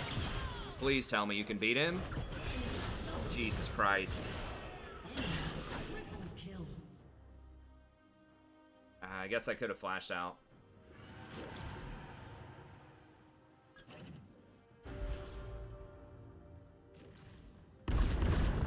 Well, if someone says I'm reporting you for Zillion, you just throw that out, right? Like, you have a pardon button. You can say, okay, these people are just mad because he's picking a weird champ. And if it would tell you, like, the person's win percentage on those champs or, like, their experience on those champs, not that that should really come into play, but, I mean, it could matter if you see, okay, this person plays Shaco support, which at one time was considered really troll and bad, but now is, like, a niche pick that's actually okay in some circumstances as support. If you're just like, okay, this person plays Shaco support, but they've played it like 500 times, like, it's something that they're not trolling. They actually do that. Even if they have a bad win rate, even if it's only like 40%, it's like, okay, but the person plays this a lot and they try. You know, they don't have a 0% win rate. So, I mean, that could be a way to help filter through that.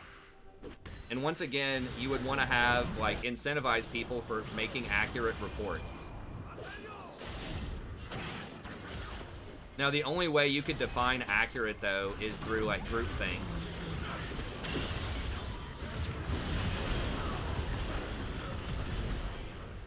So you would have to just define accuracy by what everyone else says is accurate.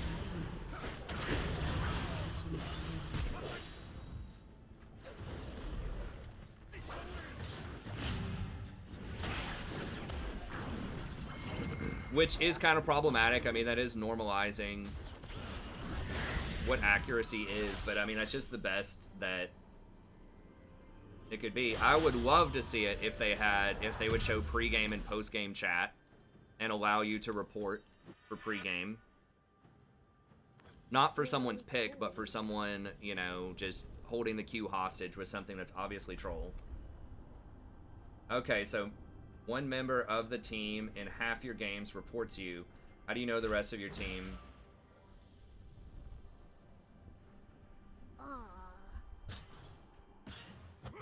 Yeah, that wouldn't matter. I mean, it tells you how many, like, back with the tribunal, it would tell you how many total reports this person had over X number of games, but then you could also see the reports per game.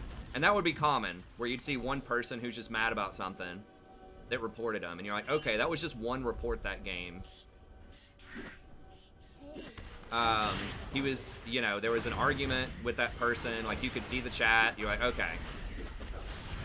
One person was mad at him.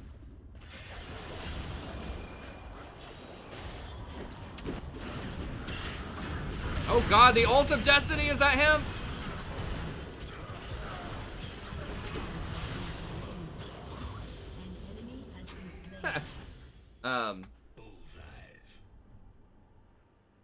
No, you'd be surprised, man. Like, the people that do the tribunal are not normal people. Like, those are people that are actually, a lot of times, there were people that took it pretty seriously. And once again, you can have a rating system where the value of your report in tribunal goes down if you're not accurate with it. That's what they did near the end. You would have something like a justice rating, which would be like an accuracy rating. Like, how accurate are you? If you say to report, how often do the other 10 people also say to report? Right? So, if you're just spam punish on every single thing, and it's not accurate, if you only had like a 30% accuracy, then your report would count less, or like your judgment in the tribunal would count less. Now, the thing is, it's always going to be skewed more towards punishment by a lot. Because usually if someone has accumulated something like 15 punishes in a week, they probably did something for that. Not always, but often.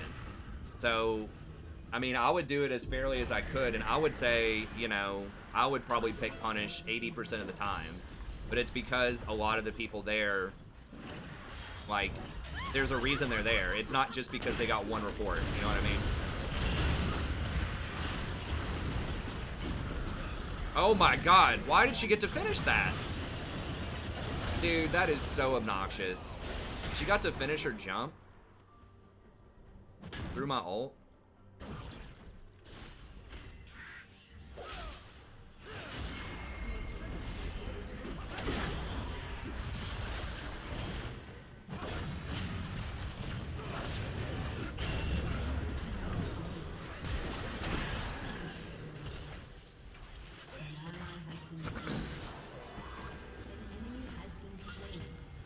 Hopefully they can handle that. We need to get one of these dragons.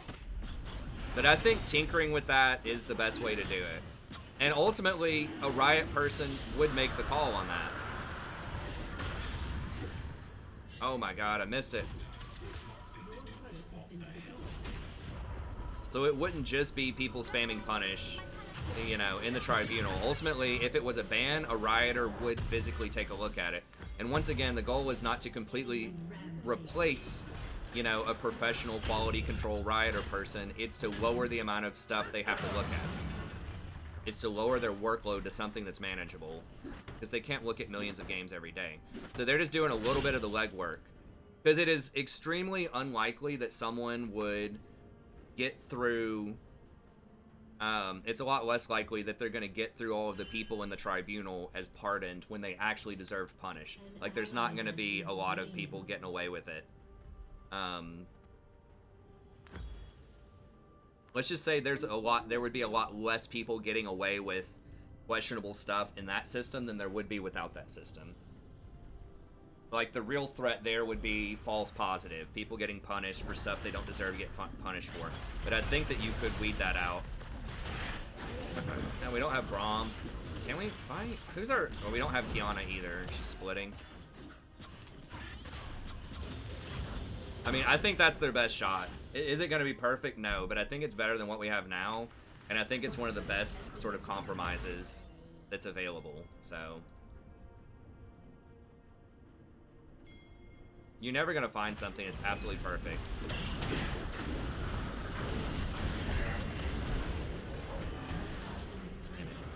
Punish back. Can we kill the guy that's, like, gonna 1v9 our team? Like, why are we chasing Vel'Koz? Who gives a shit about Vel'Koz? Okay.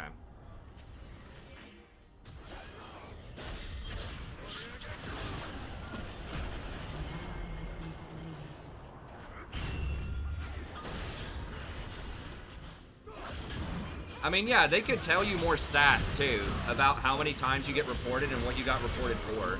I think that would be cool, just to add visibility to the reporting system, too. I think that would be great. Your inhibitor has been destroyed. Let's find some friends.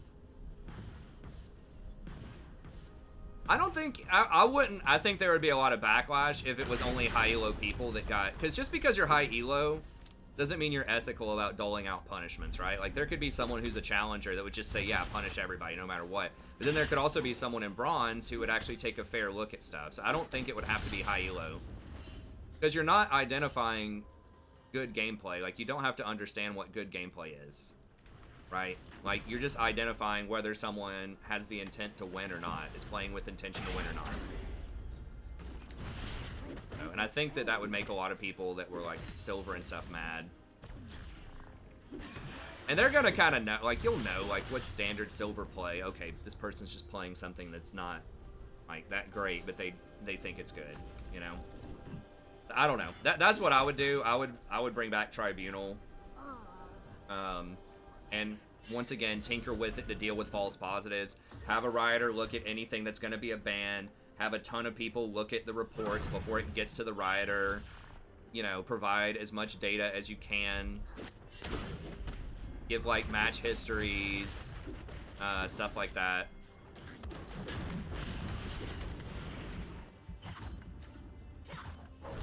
Have a rating to try to weed out false positives.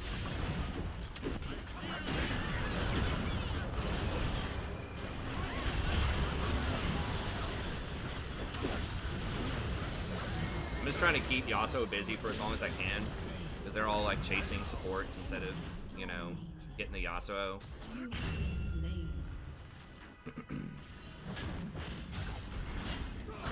Or he could have run away, but he's, well, I guess he actually can make this big play, because Kiana, like, I don't know. I mean, Kiana is clearing waves, but is she, though? Feels like she's not even killing the waves that quickly. I mean, I think that's their best bet. Like, what's the alternative? Okay, you could have some sort of automated system that's supposed to detect behavior. Like, AI is not there yet. It can't detect trolling behavior as well as humans can. All it's going to be able to do is look at certain phrases that you say, like KYS or something, and it can ban you for that. Like, it's good at looking, it's good at being a dictionary, but it's not going to be able to detect, like, someone double jungling, right, in your game, like, trying to double jungle just to throw the game on purpose. Or like an ADC taking smite and taking your red early on, like what happened a couple of games ago, right? It's not going to be able to detect that stuff. You have to have a person that can read between the lines, say, okay, this guy is trying to be slick, they think they're going to get away with something, it's not happening. You know? And just like I said, make it something fun and cool that would, like, attract people to want to do it, too, I think. Like, just a troll getting smashed with a hammer or something. If you have, like, a high justice rating at the end of a season, I think that would be cool. I don't have my ult. It's not going to be good. I think the Jax is just too strong right now.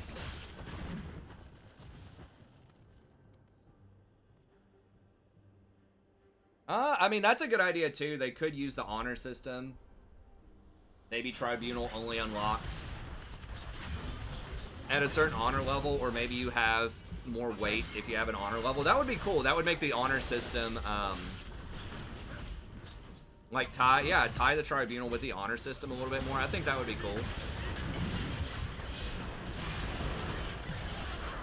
I like that idea. It's kind of a different skill set, because people get honored a lot of times just for being good players. And that doesn't necessarily mean that you would judge the cases correctly. But if the report's, like, detracted from honor a little bit more or something, you can't do it without Lucian for sure. So, like, I do think Amumu's good. We're just, like, outmatched this game. They're just a lot better than we are.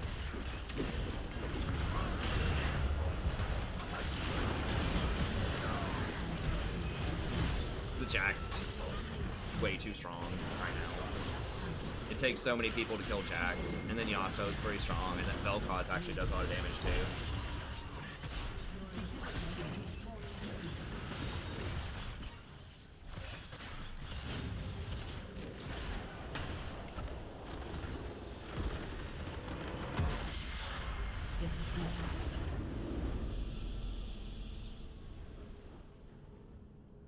Yeah, but you weed through it. Like, it's pretty easy to tell if someone's just reporting, at least in the Tribunal, even in its, like, relatively obscure form. It was pretty easy to see, okay, this person's just, like, rage reporting this other person versus, like, this is something that's actually happening.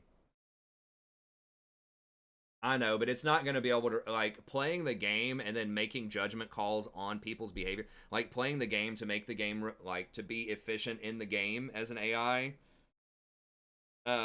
is a lot different than evaluating human behavior and trying to determine intent. Like, intent, because intent is not necessarily inherent in the actions. It's something that you just have to, like, use reasoning and understand people in order to do it.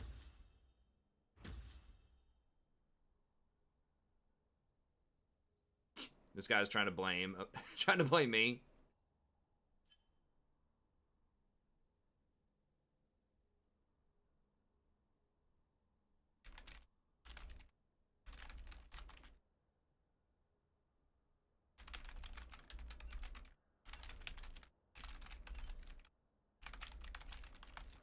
I guess, who was that? The Irelia? Oh no, it was the Kiana that went 2 and 9.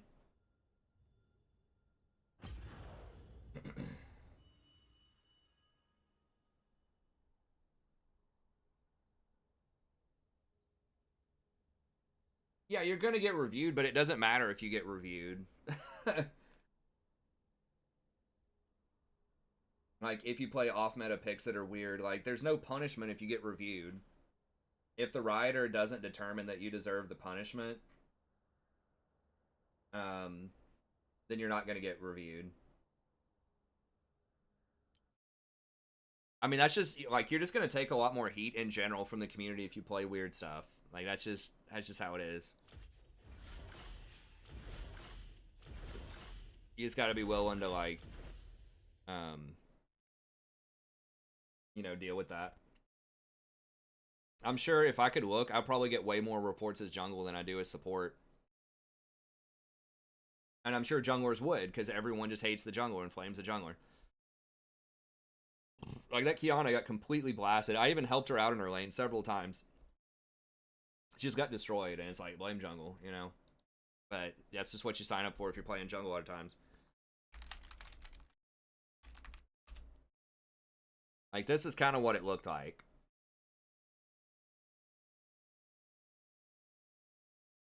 I don't know if we can zoom in on that.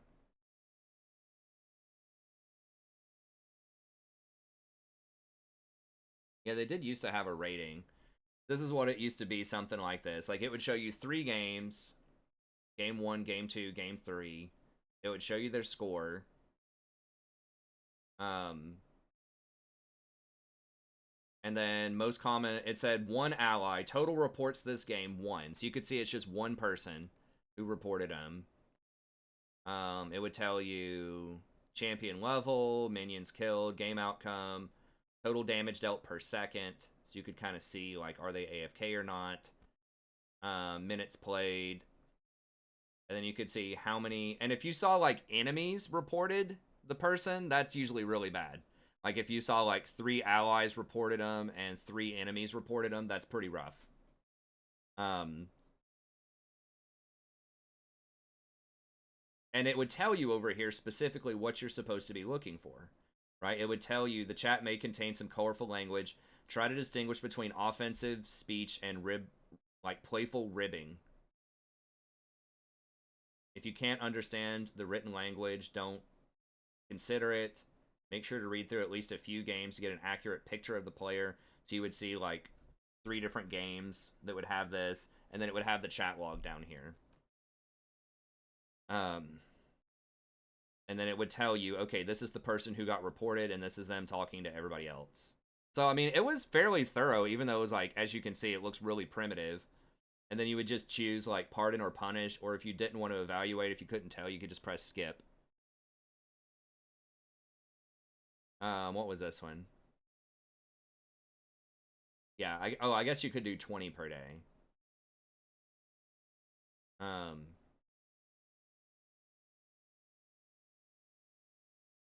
Intentionally feeding, like this one, offensive language, intentionally feeding. So if you have, like, 5 people, including 2 enemies saying intentionally feeding, like, that's usually pretty rough. And then this is what they had before, this justice rating, and it would tell you the accuracy. Now, I didn't do it a lot with the justice rating because they took away, like, the blue essence that you used to get.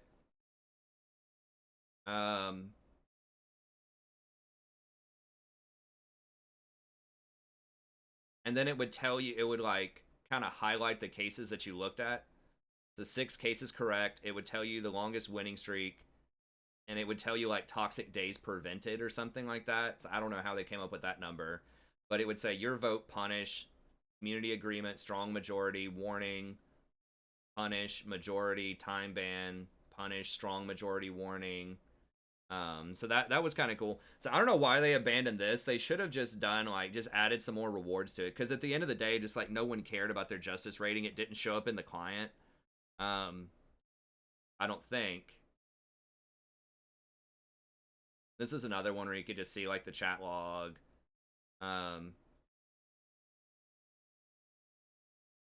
You could see the comments and things like that. So, anyways, I thought it was pretty good. And hey, what's up, Anita? Well, it does something. It's just slow. Like, people do still get banned, but it's not fast enough. Jesus, what?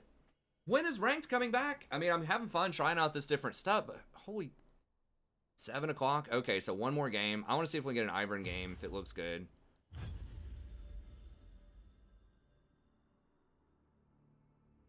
Well, that's because reporting for chat is easier. Like, you'll notice in this system, it's really easy. Like, if this guy's typing KYS or you all suck, F you, you know, stuff like that, like, that's super easy to detect. Like, that's the easiest thing. And, I mean, a big reason they probably got rid of the Tribunal was because they just had automated chat instead, where they could just, you know, read a lot of the racist stuff and some of the most egregious stuff in the chat, and they got Lever Buster, so when people go AFK, it automatically detects that. But that kind of stuff is much worse at detecting the gray areas we've been talking about. But yeah, it's just a lot easier. If someone says, like, something super flame in chat, it's obvious. Like, if they type, I'm going to int in chat, or, see ya, I'm gonna go play Fortnite or something like that. You know, that's really easy. Versus if the person's just double jungling or, you know, something like that, that's a little bit harder to evaluate if they don't type anything. So it'd be nice if they could do like, this might be a little bit more advanced, but if they could do like a time lapse of the map to show where the player is, like where his allies are and where the player is, that would be nice. Like, not having the person having to open like an actual replay file on their computer, because that could be annoying and that could take a while. But if they just had like a little map of the League of Legends map, just like a mini map, and it just sped it up to like 5x speed, and you could just kind of see where they were on the map, I think that would be huge, because then you could see if they were like circling around in the base, or if they were just like AFK, like standing still for a really long period of time, or if they were literally running it into the enemy and like no other allies were around. That would be massive if they could do that. Just a little mini map just with the dots on it, you know, just like you would see in League, and just speed it up to 5x and just show how the game unfolded from the mini map's perspective. I think that would be huge.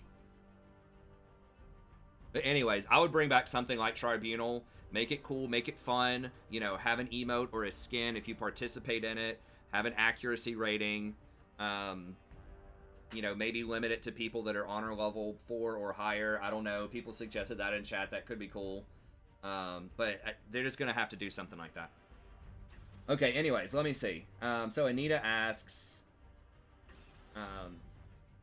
yeah, the BE used to be cool. I like that they gave some BE, just so that, because it takes time away that you could be playing League, and if you feel like, well, I'm getting the same amount of blue essence, but I'm helping the community, and I might be able to get this cool emote, that would be cool. One reason they may not be wanting to do voice chat also is it's a lot harder for the system to detect, you know, automated chat stuff in voice, but if they're going to put it in Valorant, you got to put it in League. You just don't have an excuse. Zach support? Okay, well, whatever. Okay, hold on. I'll answer Anita's question. Just 1 second. Let me just get some runes here. Graves.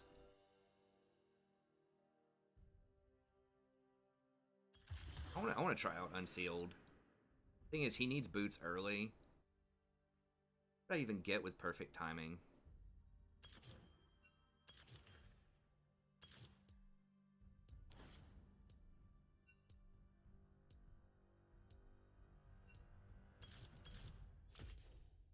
I don't know. I don't know if that's correct or not, but... Zach support's actually kind of viable. Okay, so Anita says, what do I think about ADC? I think ADC is really weak right now. There's, like, Misfortune's very strong, but most of them are pretty weak, so I do think they need buffs. I think it's the worst role for climbing, especially at gold and lower. There are a lot of high-level ADCs in Challenger, but, like, ADC as a role is just so team-dependent. Like, it's so much better in organized play, because just the whole design of most ADCs is to be, like, have the highest range damage in the game. Like, the highest sustained damage. So, like, in pro games, it's, like, your most important player late game, a lot of times. But in solo queue, you just never get there, and you just get like camped and dove and all this stuff. So the stopwatch pick is a little weird because I do want mobility boots early. But I mean, we're just trying it out. I don't think there's a good rune for him. Guardian's like okay. Some people take Airy. That's like okay for fighting early, but I tread lightly so as not to hurt 30 the seconds until dandelion. minions spawn.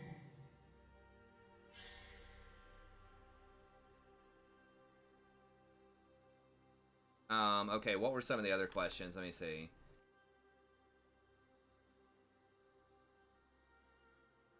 How much do tiers matter? It depends if you're trying to win. I mean, there are certain champs. I'm assuming you're saying how much are certain champs better than others. There's obviously, there is some limit there, right? Like, is Nautilus better than Master Yi support? Yes. Unequivocal yes. But it's like, you know, how much better is someone like, is Nautilus better than Grom or something like that? It's like, so, yeah, sort of in some situations, but so like people can outplay, you know, there can be some champs that are just really oh,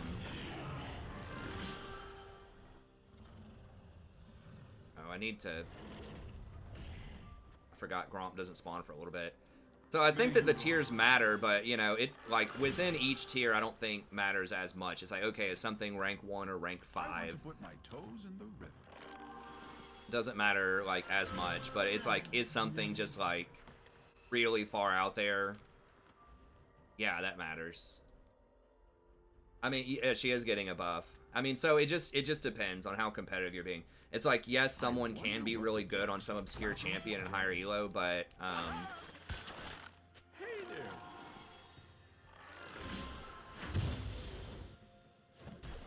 you know, the big problem there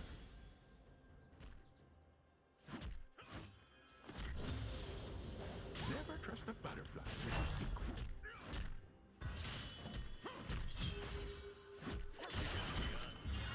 Use this gift well.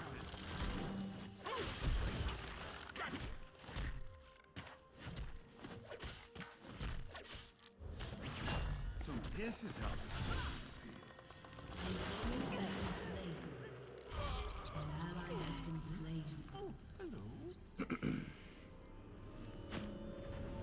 so like it matters to some extent, but these are so much better than the mud loafers I've been using.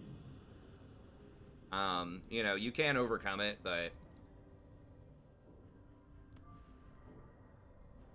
you know, it's like, could you still win like with a handicap? Basically, it's like, sure, you know, if you want to play Teemo support and try to get to Challenger, sure, you can do it. But I think, you know, it is important to recognize that you probably are handicapping yourself. You're my boy, Blue.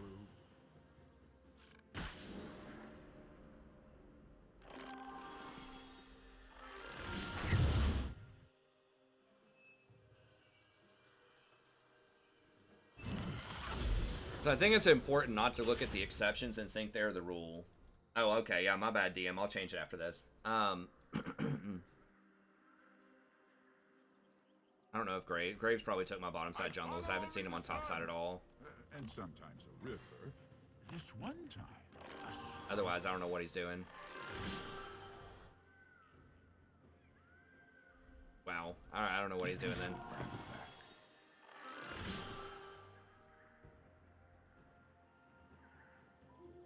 Krugs, there's danger afoot. A lot of times it's not even worth messing with Krugs, but Grass is fluffy on my toes.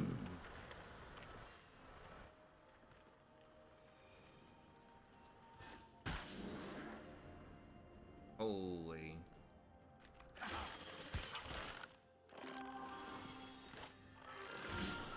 Trees love tickling each other's branches. So yeah, I think tier list matters, but like, I treasure this essence. and some people say, well, should I play something that I'm good at, or should I play something that's like high tier? It's like, well, you can get good on something that's high tier. It kind of depends on the role and the champs and,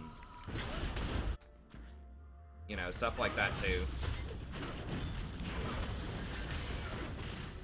It's not worth revealing where I am.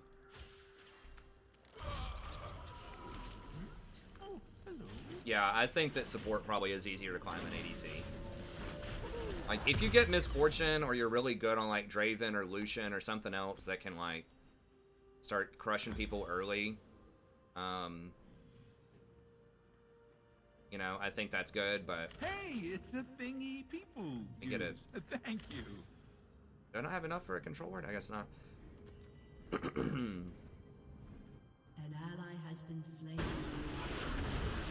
I mean, she had 2 kills on this dude up top, too.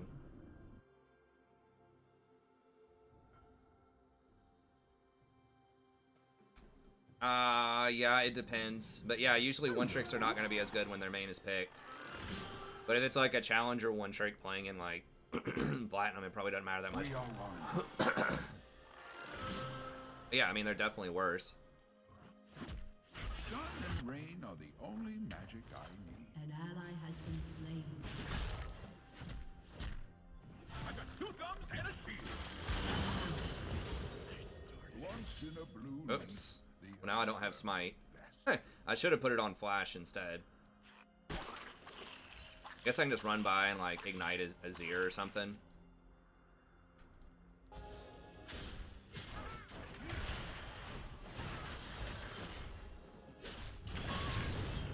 Everything is connected in the strangest ways. Onward. Got him, baby! Ha ha! Once in a Unsealed spellbook. He's like, what the hell, Ivern with Ignite?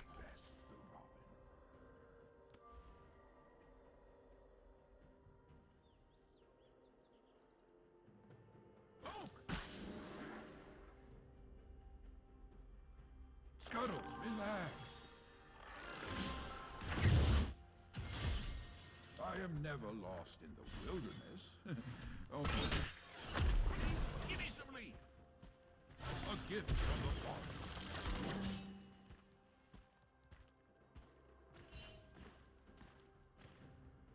father. Okay, Graves is over there. Oh, look. A happy little cloud.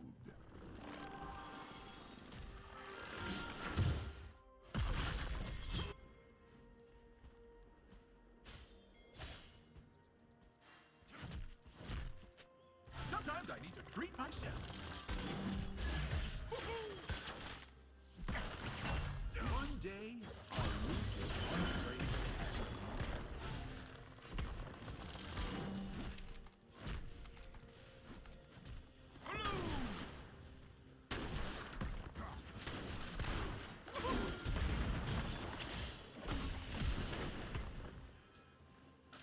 Every river reaches the ocean in its own way. Return to your pond, Grump. We'll play fetch later. Stay calm.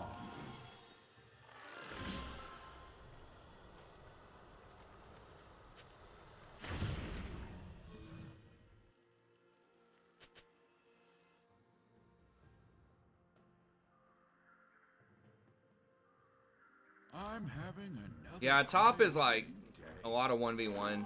Top would probably be the hardest for me because you can't macro it all up there, which would be kind of a feels bad.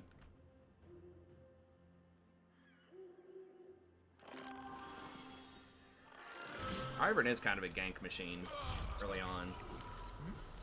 Like, he can gank and farm at the same time, like, really well, and he has, like, really cheap items, too.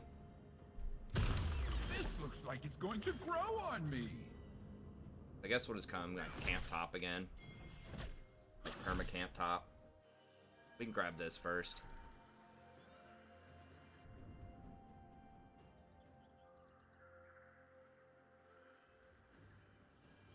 Maybe Now, grab where this did I scuttle. leave my I'm really concerned. I was about to say I'm really concerned that Fiora is just going to keep feeding up there. I don't help her out, but... We are one. An ally has been slain. We don't have smite. How about that? The cleverness of mushrooms always surprises me.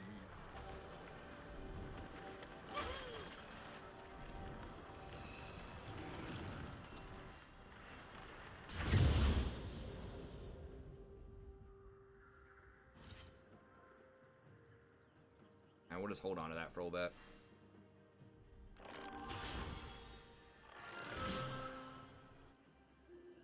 Now we need to go top. Thank you.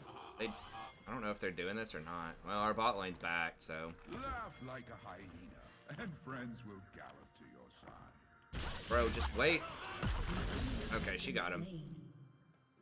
You can't really do objectives unless you kill the lanes first, which is kind of annoying as Ivern, but...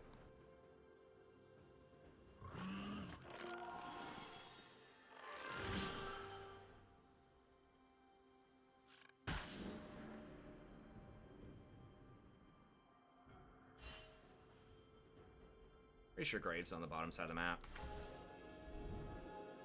I grow my own food.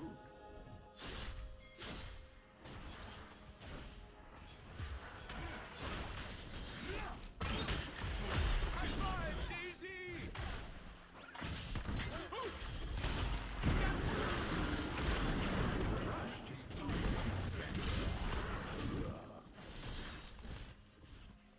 The forest protects us all.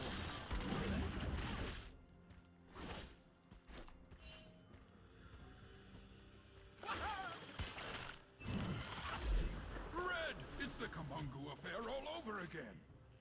May you blossom. Animals have more to offer. Warm pelts.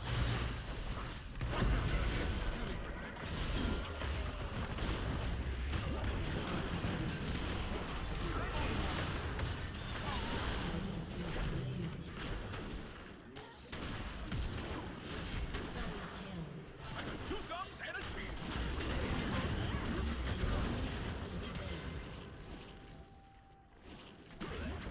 That heal, though. I like this unsealed. An enemy has been slain.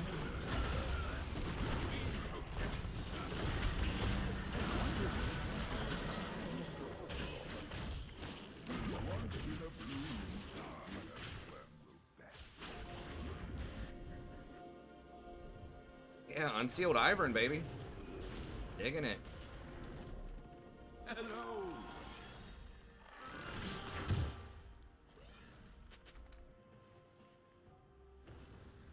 When a tree hits you, listen.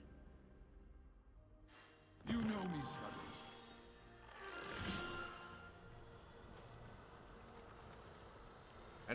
I might just get real greedy here. Go take his raptors.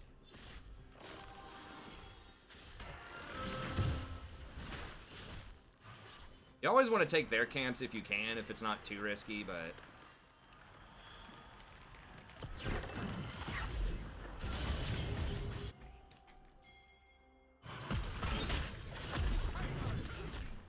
It's reassuring how alone. Turret plating will soon fall. Killing spree. An enemy has been slain. An ally has been slain. I mean, I've always loved Ivern. I don't know. Life is such a He's kind of hard to play, because you got to plan ahead with your camps and stuff like that. But you can gank a lot. Hunters on the prowl. He does have and he does scale really well.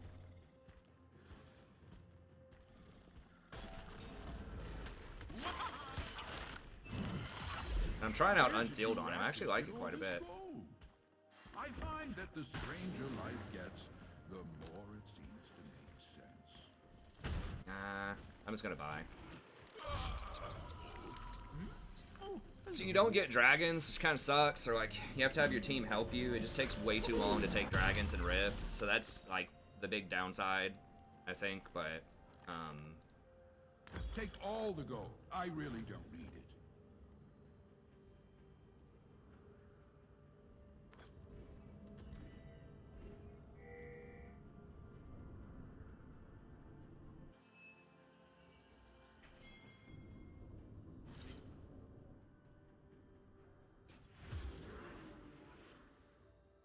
An ally has been slain.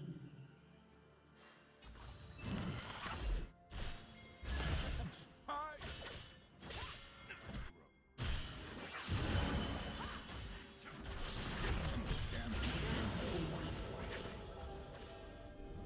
this guy is probably like, Ivern! Just randomly just showing up, ruining his day. Your team has Have some destroyed a mercy. turret.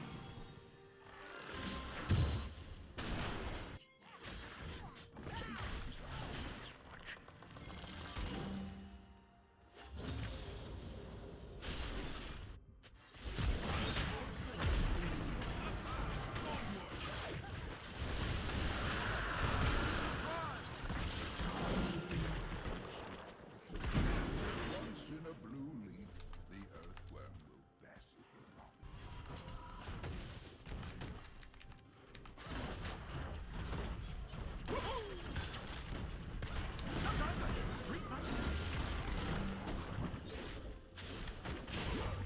See you later, Daisy.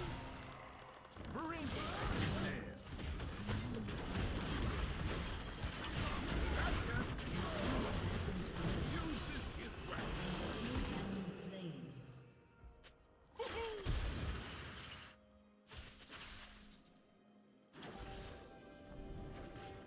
Rob, no meat races now.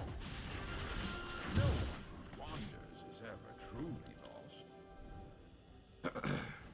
lost. I think that's a Thoreau quote. I love that.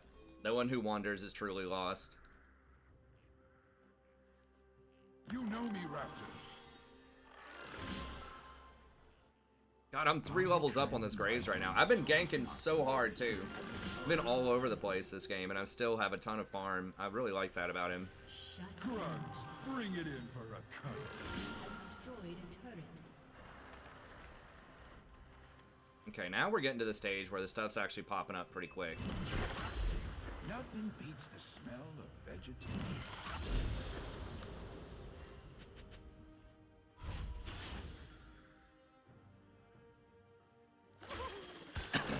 You know me, This is it. Like, I can't push her. I can't pressure. Can't push her. Can't pressure side lanes enough. I mean, maybe you could go for, like, Cinderhulk's weird. Seems bad. Maybe Proto Belt or something to clear waves. Enemy has been slain. Maybe like Ingenious Hunter. Sometimes I need to treat myself. Ally has been slain. Enemy double kill. Ingenious, because you already do have Redemption. Ingenious I should Hunter go plus Proto swimming Belt later. is probably all right. Break up the fight. Bring us.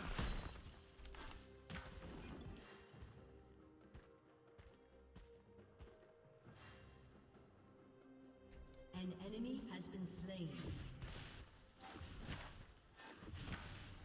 Get it, Daisy?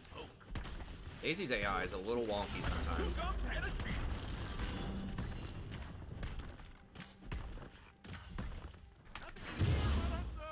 of grass. I probably shouldn't use Smite on that, because I could have taken one of their camps with it. Double I kill. still do have a little bit extra.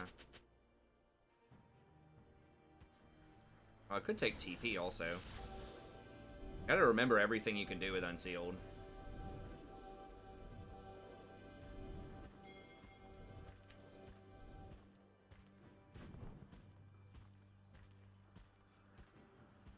I want to put my toes in the river. Shut down. Scuttles, relax.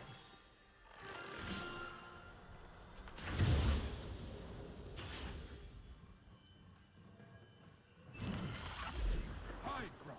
I'll find you later. Ivern's worse than Teemo? What do you mean? Oh, in terms of annoyance? Enemy has been slain.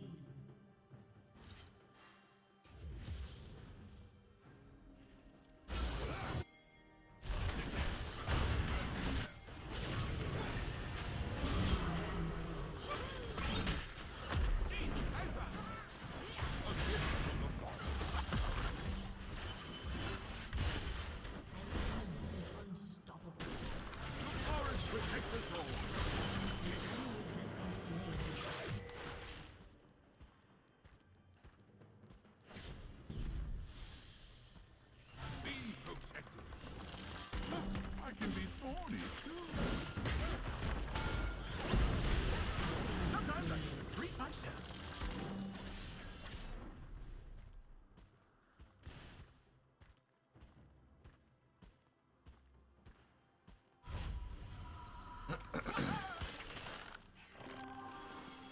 Whenever he says thorny, I think he's saying something else. I could be thorny too. I always imagine that he might be saying something else, but maybe it's my dirty old man mind.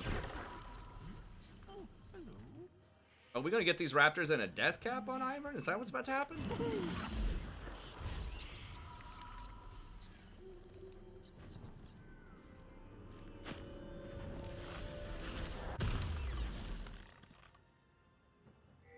Do I want to sell that? Let's go sell stopwatch. I don't think I want to use it. Hey, Yeah. it's a Oh, thing yeah. people use. Thank you. Oh, this could be bad. Oh, thank God. Azir's not punishing me for it. Azir could have just, like, stood there and killed me.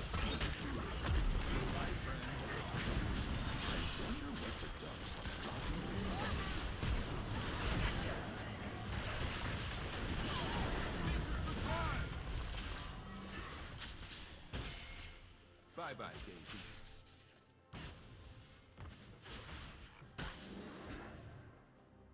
Never trust a butterfly with a secret.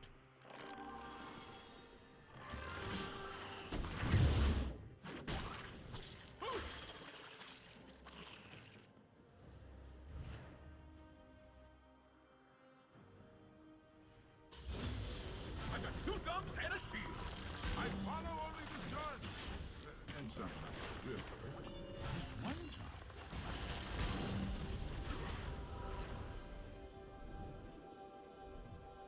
Death cap Ivern, baby. Blue! Bring up! Woohoo!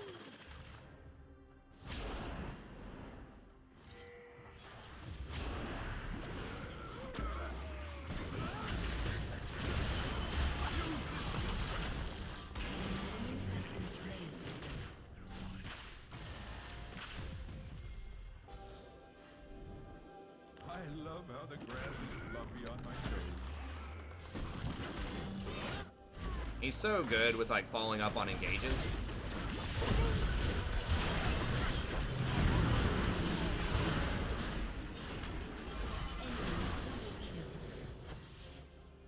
Trees love tickling each other's branches.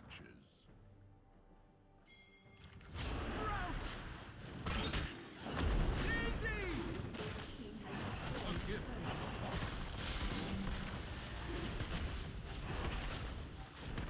The forest protects us all. Magic island. Mouth part. Do not linger here. An enemy has been slain. Looking good, Brambleback. Everything is connected in the strangest ways. Hide, Krugs. Run back to your wife. Run. They seek to steal your fire.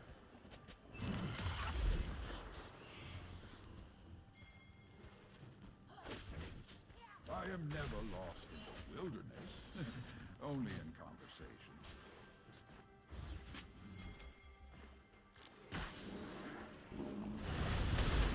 She's just dead, right? I think? Yeah. Where they're pushing the side lanes. Oh, look. A happy little cloud. Romp, no leaf races now. I mean, I guess it's basically instant. Go in peace, friend. Wolves, be still. One day, I'll root in one place. He has destroyed a turret.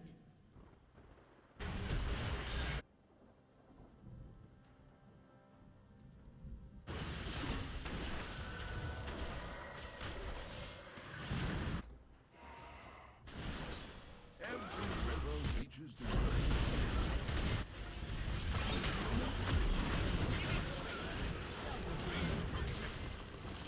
He has been slain. How's he moving so damn fast? Some buds need a little push to blossom. Use this gift well. Come here.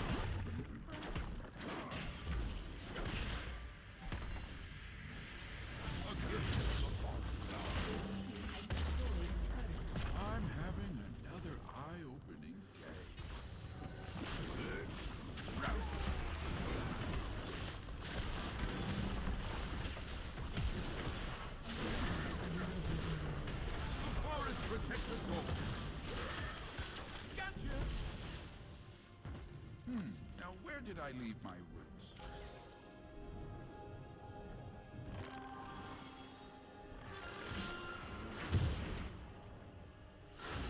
You know me.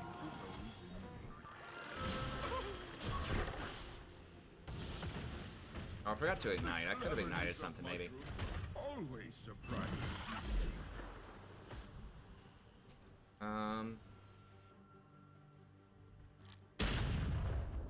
Hunters overrun the forest.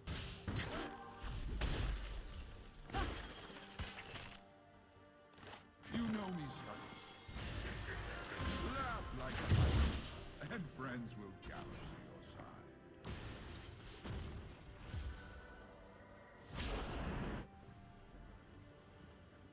Maybe get Rylai's or something?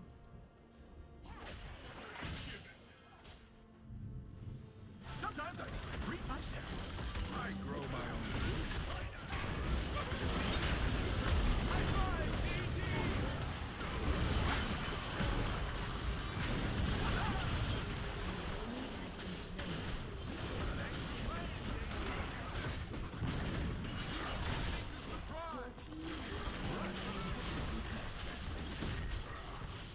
Use this gift well.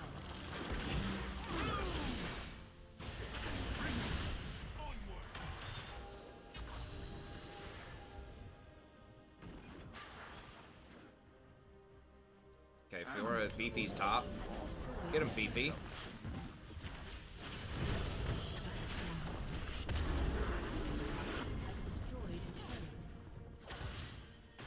Oh my god. So much healing. A gift from the forest. Ladybugs live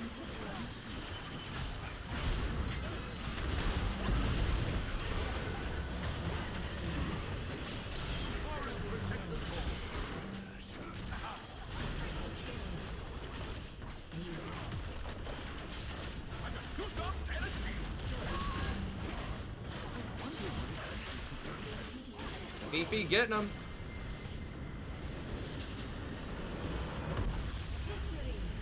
We do have carries. I mean, Fiora is really strong. Victor also carries. Or by carry, if you mean damage. I really don't like the term carry to begin with, because, like, to me, carry means that you are outperforming other people in your game. So that can be damage, it can be other things. I mean, we had a pretty good comp, honestly. Like, it's really hard for them to kill Zac with, like, Ivern and healing him up. And I did quite a bit to help out that Fiora early.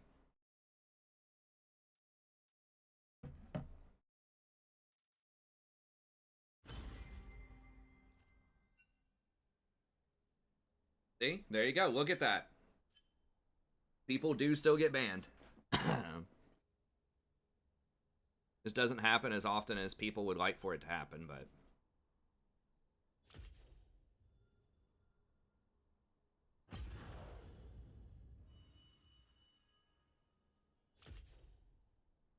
Riot! Hello! They keep pushing the time back! Like, it was 6, then 7, then 7:30. I mean, whatever. It's still fun playing with, I want to try Ivern out again, man. I was hyping that. I was thinking about trying out Predator Ivern. Unsealed Spellbook Ivern's good. It's just the stopwatch is kind of worthless on him. I mean, you could go like Stoneplate or something, but maybe Predator Ivern. You can roam faster. Maybe Ivern the Simp. Oh, let me change the stream title here.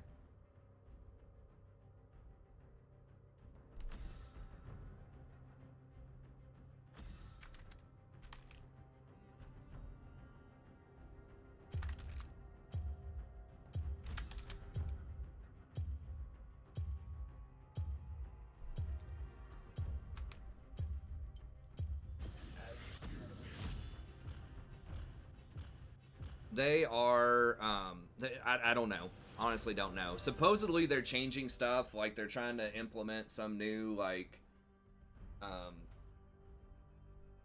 punishment thing, and then they are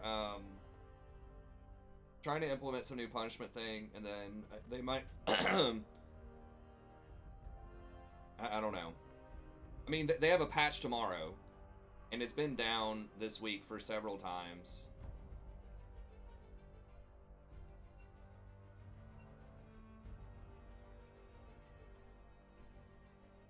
Not they delayed it another 30 minutes. I mean, I would just wait it out for 12 minutes or something, but who knows? Maybe they delayed another 30. I mean, I'm just trying out some different stuff. So I don't care either way, really, that much, honestly. But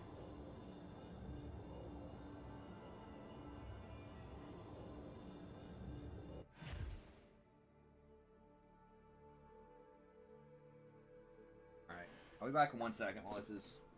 Well, actually, let me join the queue first.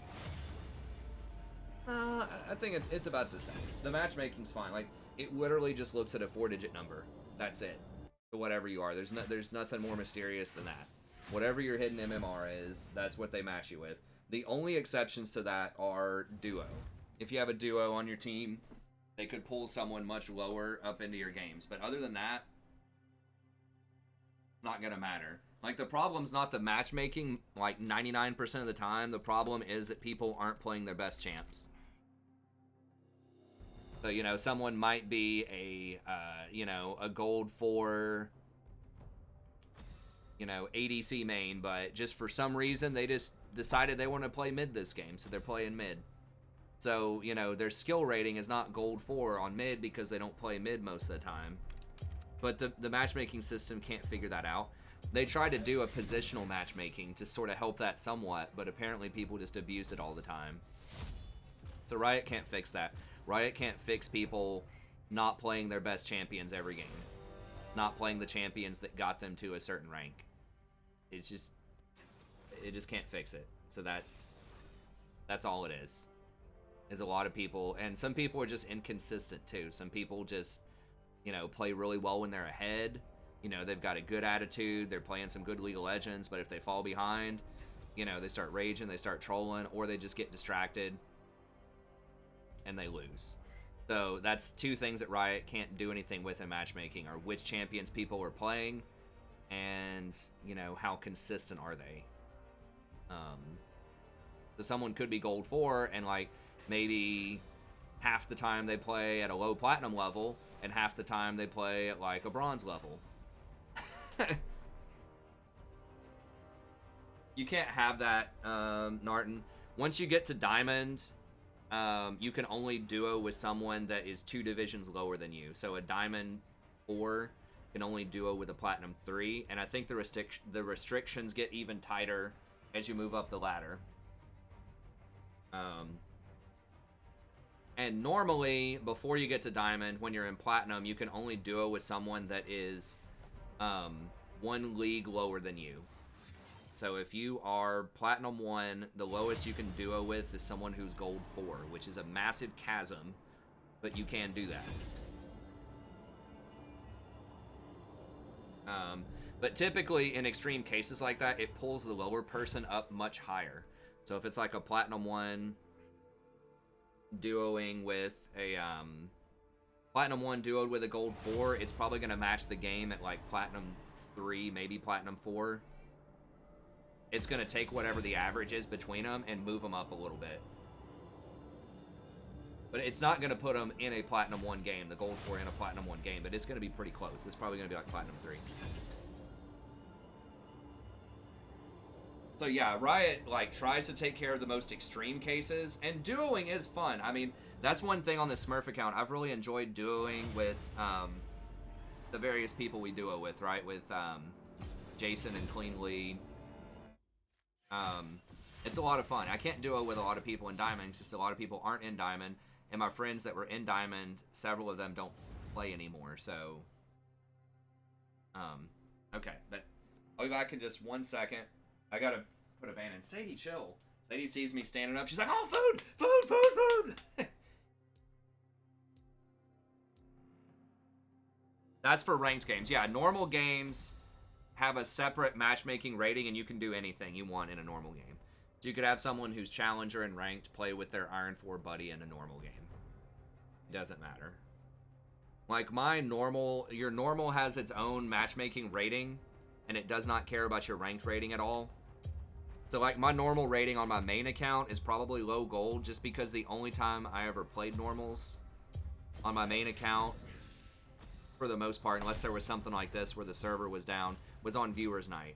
And most people in viewers night are probably like silver-ish, silver bronze, stuff like that. So I don't know, let me get these runes set up real quick. I've been standing up trying to like escape so I can go to the bathroom and grab a bar or something. But I did like this unsealed is pretty good. I mean, especially surprising people with an ignite early on is pretty nice. Predator would allow you to gank, and I would be able to take Ingenious Hunter, so that I could move around the map and gank a lot. I feel like Revitalize is really strong too. Like I would really like Revitalize. It just feels like this rune right here, this row is terrible for Ivern, because I don't do anything with perfect timing. I'm not gonna get a stone plate, probably a gargoyle stone plate. Not gonna get hourglass. I don't want to get boots because you have to rush, or it's usually really good to rush mobility boots on Ivern. Although I do like Futures Market and Cosmic Insight.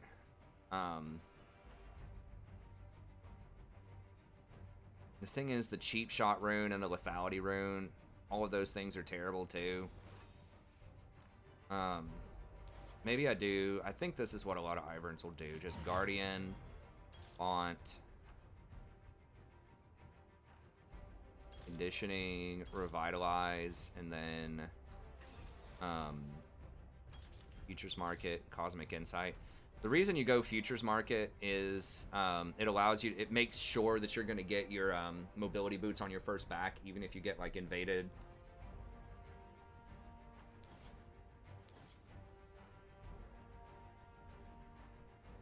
And Conditioning just because there's nothing else really to get there. It's still a good rune. I mean, you're going to get hit by stuff, so it's still pretty good. But I think this is it. Some people go Airy on him. You can get Nimbus Cloak, and then you can get Water Walking, which is really good. I guess Absolute Focus is pretty good, but I feel like Guardian, like Airy just feels like it, I don't know. Airy requires a lot more micromanagement to use correctly in a fight, and Guardian gives you, especially early on in these like gank situations, Guardian gives your ally that huge burst of shield, which is really nice when you're just like showing up at the last minute to turn around fights, which happens a lot. Okay, I'll be back in a second.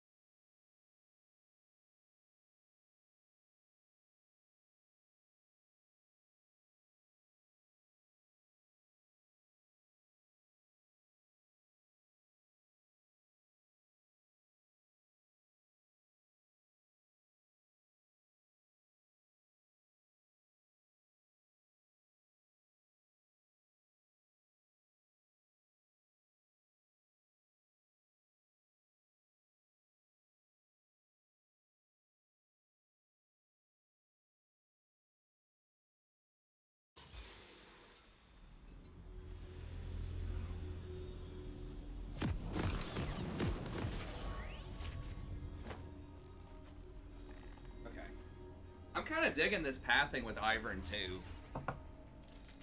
This like delay invade topside.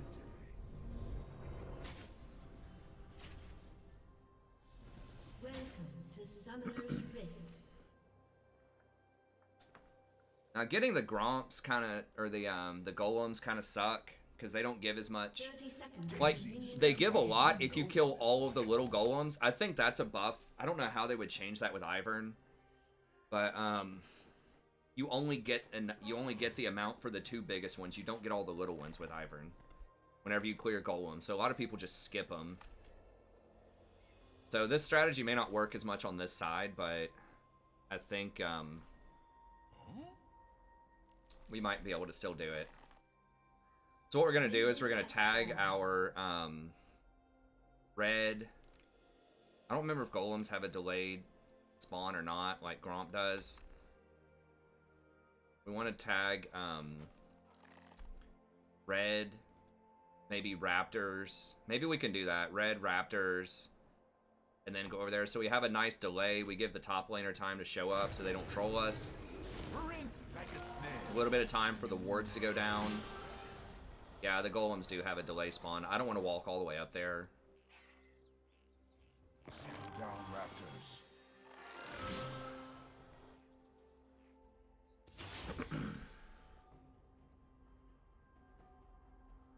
I'm having another eye-opening day. Okay, so he was watching this. Oh, okay. He started red. Oh, Fiddlesticks often will start blue, I guess. That's kind of obnoxious.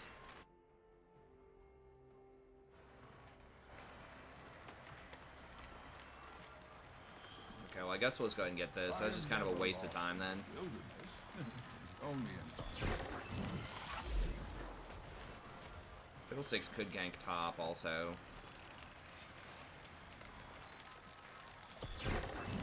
Really weird. Most people start on the bottom side. Trees love tickling each other's branches. You know me, Rose. Oh, crap. Jesus.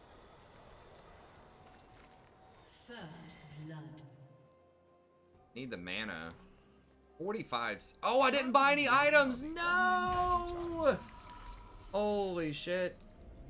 I was so concerned with running around, I didn't get items. Oh my god. This looks like it's going to grow on me. Holy. Okay, well, that's bad. I was like, why is my mana so low? Why did I not get level 2 off of red? It should have been a red flag I didn't get level 2 off of red. Okay, well, Happy little cloud. not great. We still get the bonus XP right there, but... Hello.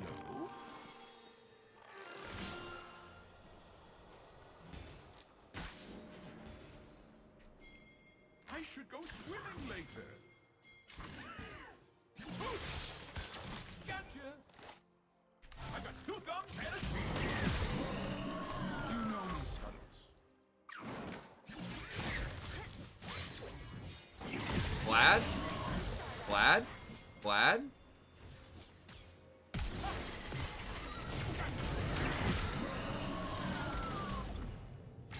Vlad? Hello? Hi?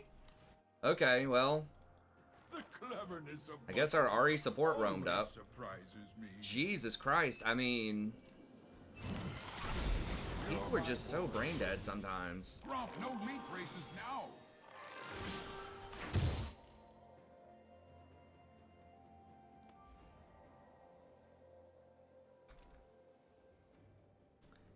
You don't miss that much XP, because it just gives you a bonus on your first camp. So you do miss it early, but once you get it later on, so like delaying it, I don't lose anything off of the delay.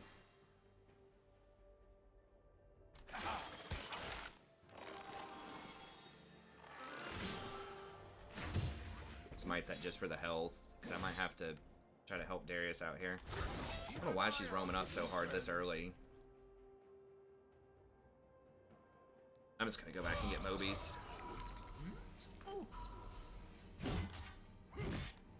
Maybe she's tilted out. Hey, it's a thingy people use. Thank you.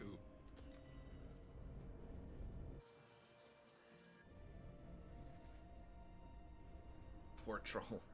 See, that would not be reportable, though. That was just an honest mistake. Like, I wouldn't report somebody for that if they forgot to get the jungle item. Every river reaches. That's the kind of stuff I'm talking about. Like, just honest mistake. Like, I know y'all are probably joking, but, like, some people would report for something like that. Back soon, I don't think we can beat him, but I'm going to have to just check in with him and just put a little fear in him.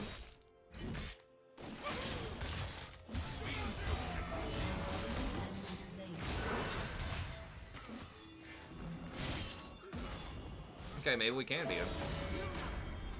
Use this gift well. Has been slain.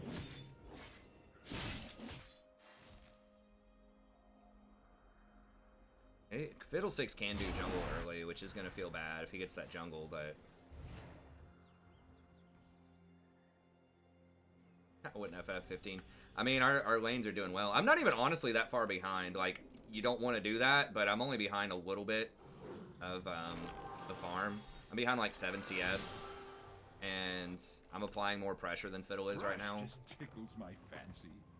Grom, rivet, grom. I'm thinking now that I'm getting a little bit better at jungle, I think I maybe revisit Ivern. He does allow for a lot of early pressure and ganking while not sacrificing farm. Now where did I leave my...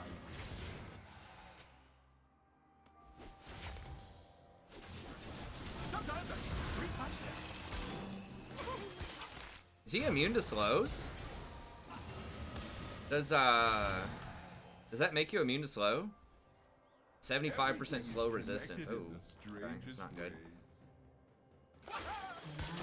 Our spirits are one. I think Fiddle's on his blue. Probably. I should have gotten the timer and been over here faster. Yeah, he's on it right now.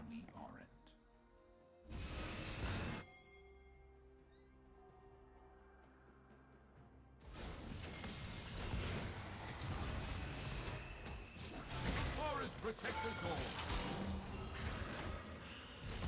Laugh like a lion, and friends will gallop to your side. Settle down, raptors.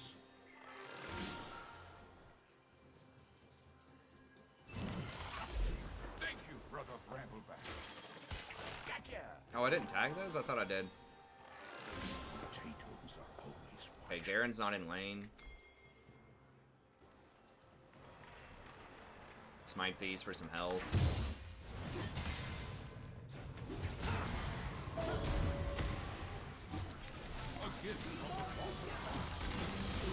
Has been slain.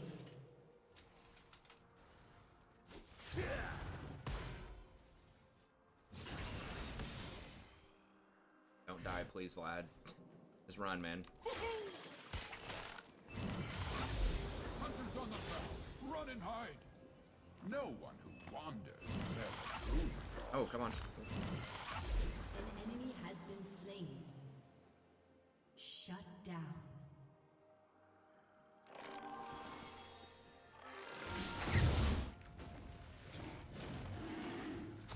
Never hurts to be carefully carefree. I wonder what the ducks are plotting today. Your team has destroyed a turret. You know me,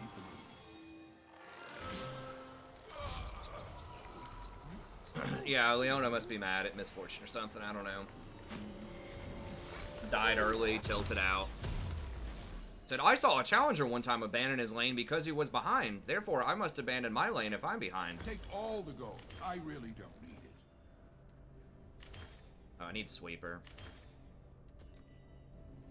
And I love Ingenious Hunter too much though, man. I really want it. Predator Ingenious. I mean, the problem with the domination tree is just that the vision row just sucks in low elo. That's all there is. That's just all. That's the only way to put it. They've nerfed a lot of the stuff. Wife.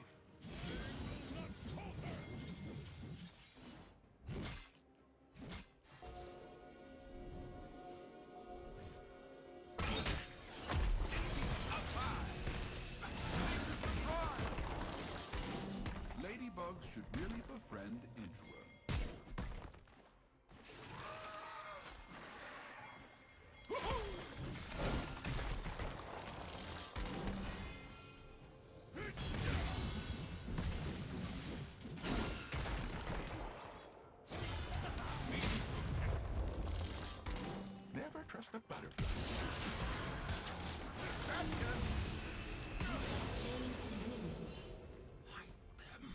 once in a blue moon, the earthworm.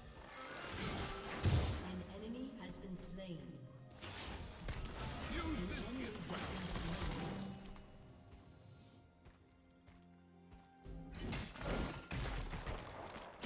Forest protector call. Oh!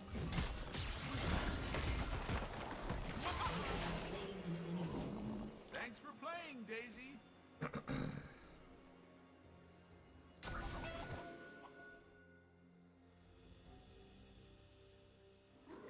One day, I'll root Yoink. one place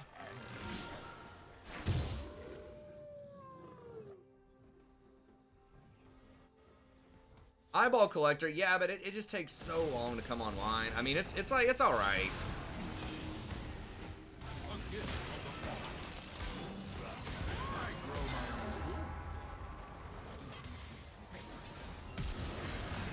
own food. Leona's just mad or something. I don't know.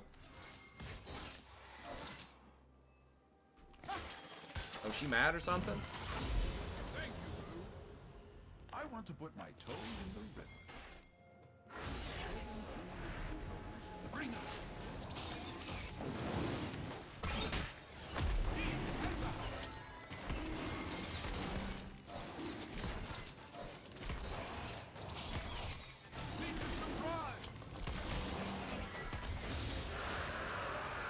I'm not gonna use a smite on that if I don't have to. I mean, every smite's like a free enemy camp.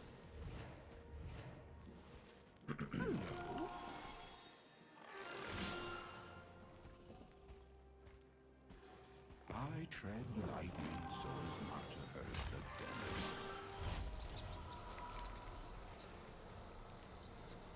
Yeah, but I mean, the bushes are good, but you also don't want to cause line of sight issues for your team, depending on the situation.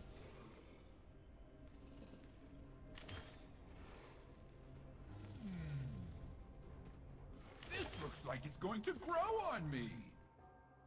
I wish they made Ivern's movement speed they need to give Ivern just like 5 movement speed, maybe. Bye-bye. I don't know. He needs like just a little bit of tweaking. The thing is, like, so many people hate Ivern. Nobody likes supports. Especially supports that are not in the bot lane. An enemy has been slain.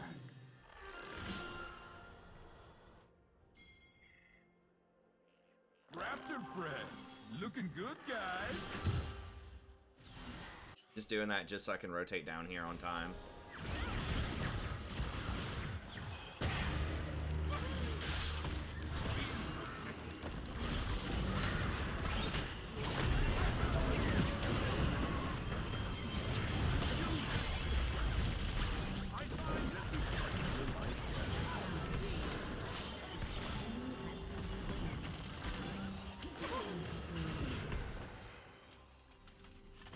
Or make it,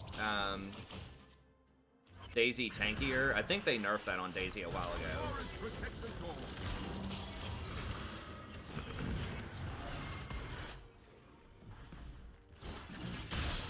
A gift from the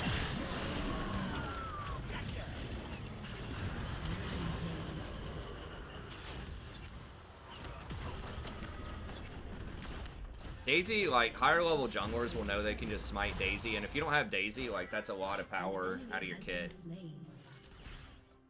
Double kill.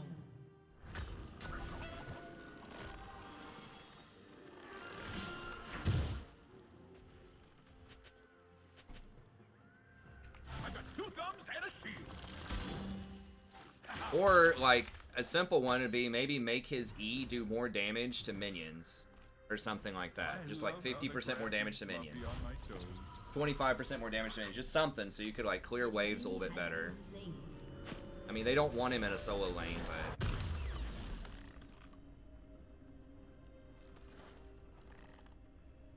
Maybe I'm asking too much. I mean, maybe he's undercover. Like, he does have a high win rate in solo queue right now. Not a lot of people play him, but report Leona.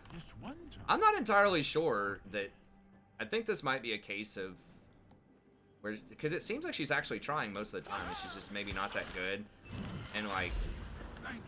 I don't know. Maybe decided to roam just...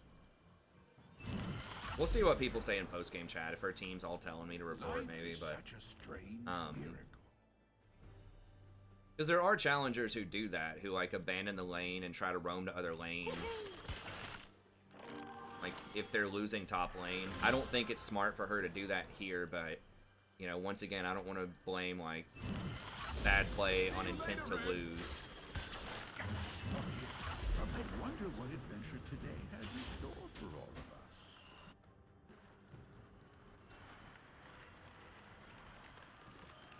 Because it seems like in these fights, she is actually trying. Like, she has kind of, I mean, bad items, but, like, not troll items for this elo. Sometimes I need to treat myself. It seems like she is actually trying. I think just her strategy and reasoning are just bad. But Meet my friend Daisy.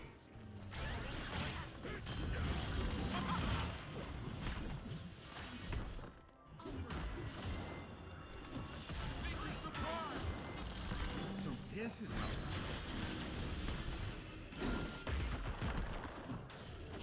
See you later, Daisy.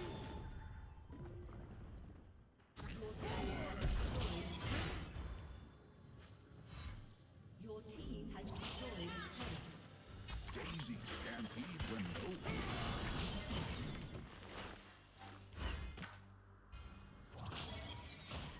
oh, you got the snipe. I shouldn't have her arrow.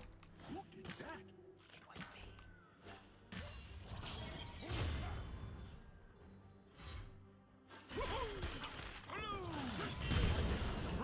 Back in the mail, and you will Or Garen.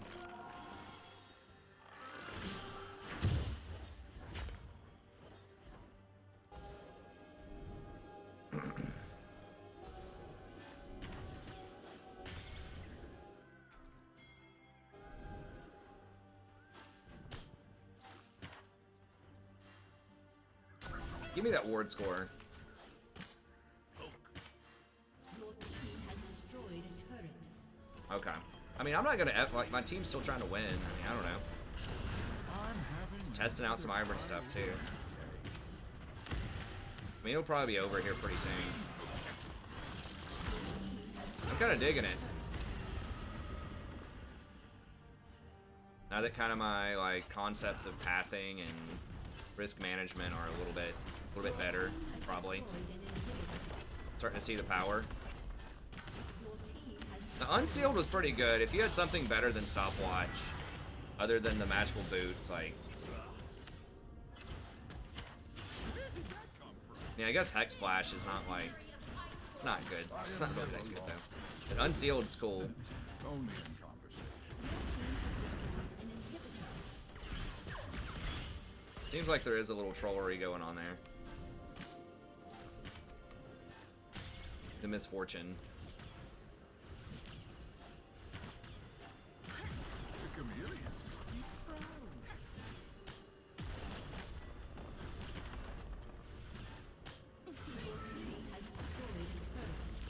Blue. Daisy. Trees love tickling each other's branches.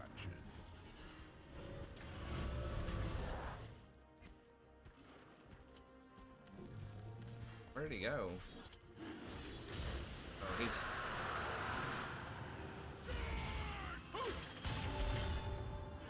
I got 2 thumbs and a shield.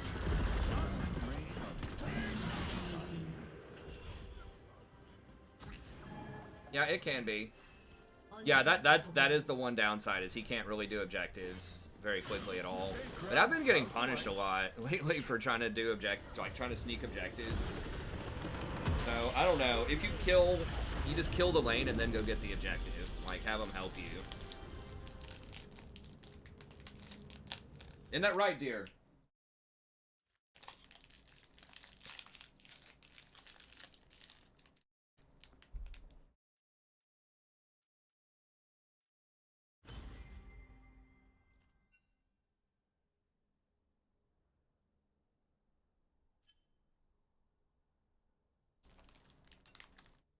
I mean, dude's name is LA Flame.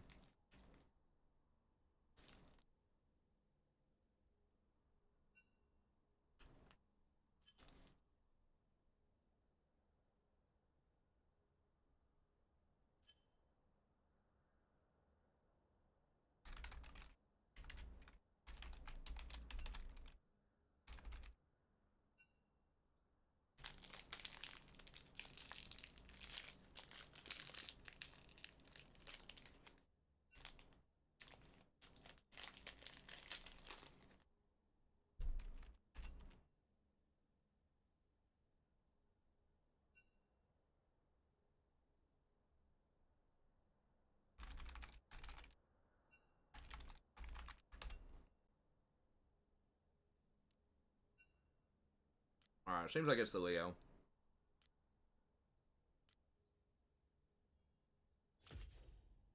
Because she was, like, trying sometimes.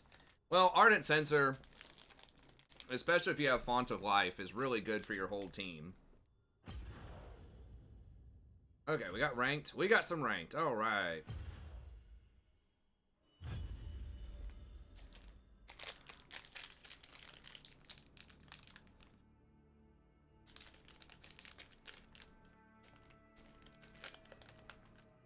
Yeah, I mean, throwing a bush on your ADC can be good, but if they have some, like, a fizz or something that's going to jump on them in that bush, like, maybe that's not good, you know?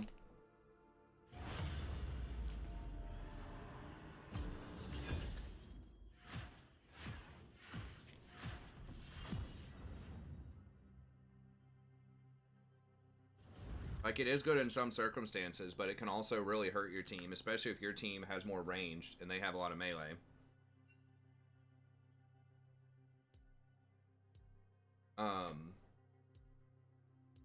Like, if Garen's, like, on top of our ADC, you know, you don't want to throw a bush on him. I don't think Shield Bash works on Daisy, no. I don't think so. I think it says champs, I'm not sure.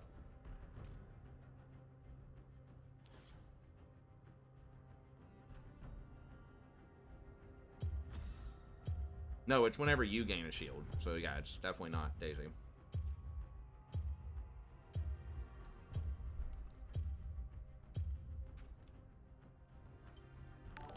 Doubt is the greatest enemy.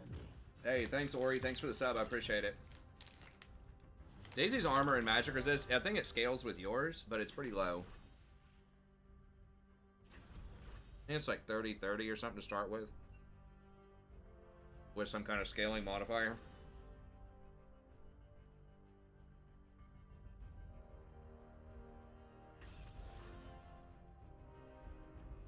Yeah, 330 move speed's pretty gross though.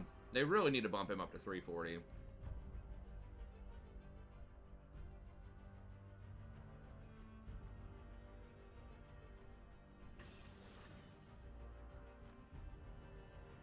Actually 15-15.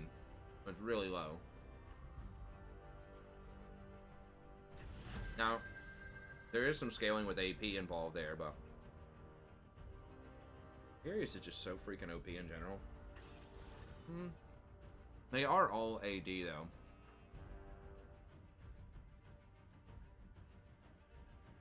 This will be where you just like cue the Rammus, but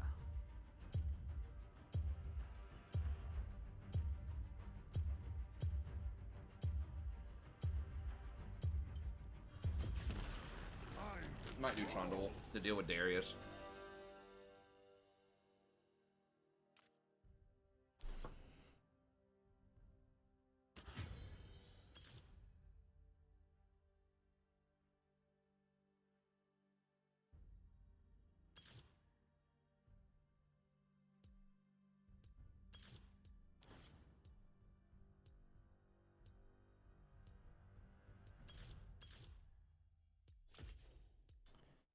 I forgot to get the extra attack speed, but it's not a big of a deal. It's like marginally better early on than attack damage. Although your Q does scale with attack damage pretty well, so I don't even know if it's worse or not.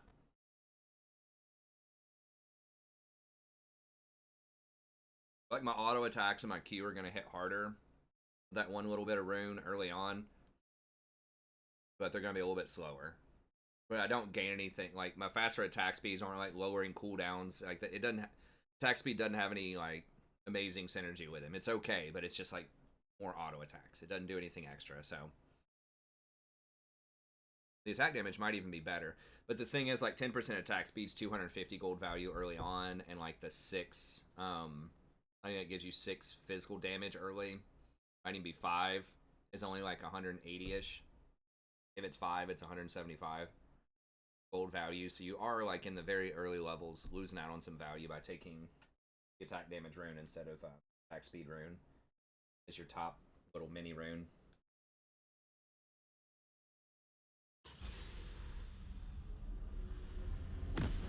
No, you want Daisy tanking Dragon if you can. Because it's not you. Like, if she dies, it's not as bad as you dying.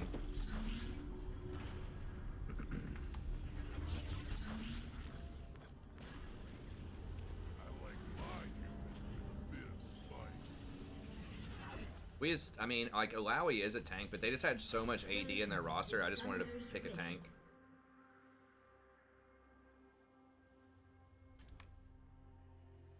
It's like going Tabby, and then, 30 seconds until minions spawn. they only have one crit user. Frozen Heart, maybe. Would actually be pretty good here.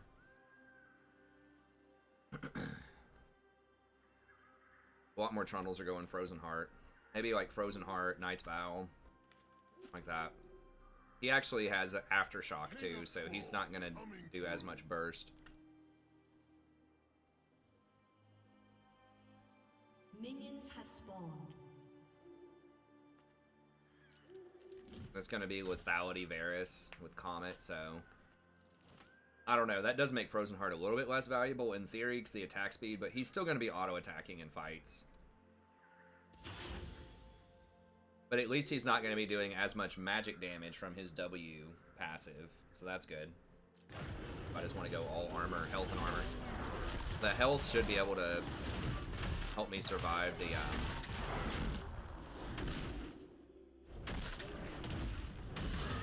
any sort of burst from Gragas. Now, Frozen Heart's kind of a non-combo with,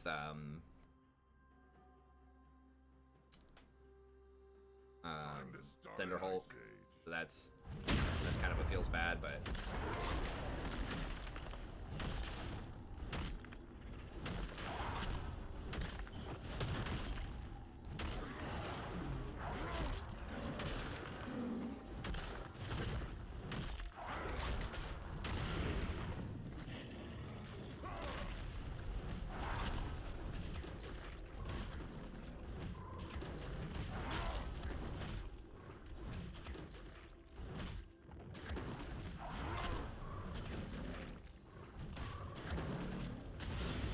Asterius doing? Is he warding or something right now?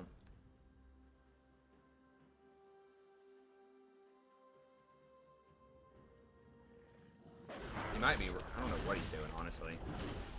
Yeah, he might be warding. He might be trying to invade. He probably just deep warded. He was just like waiting in the bush on the wave to push. Can't tell if he used his ward or not. He probably just has it in the standard warding spot, though.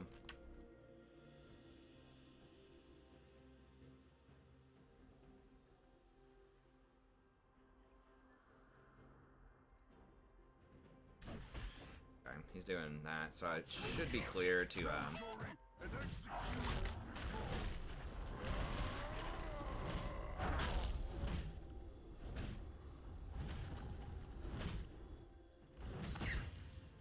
I'm just gonna go for a double scuttle here then.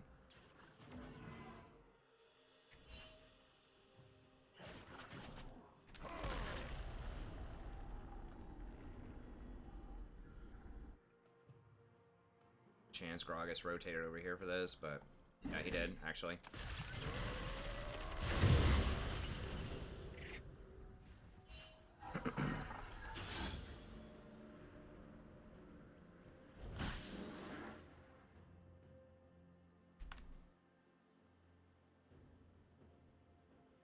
The Freljord is mine!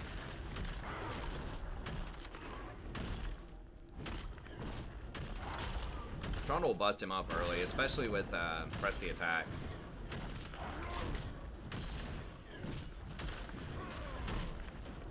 You don't see a lot of stats off of press the attack, but it's just kind of the threat of having it early just means you pretty much win most early trades against a lot of champs.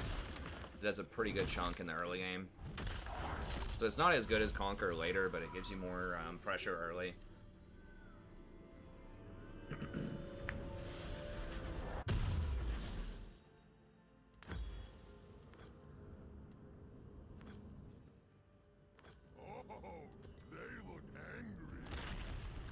Get a gank on this Darius up here. It's gonna be hard because he's got it frozen outside of his tower. Well, no, now it's gonna bounce. Gragas is probably not gonna threaten tower early.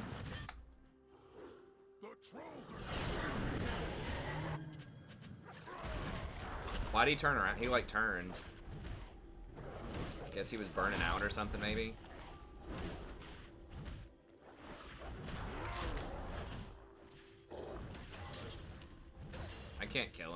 by myself, I don't think.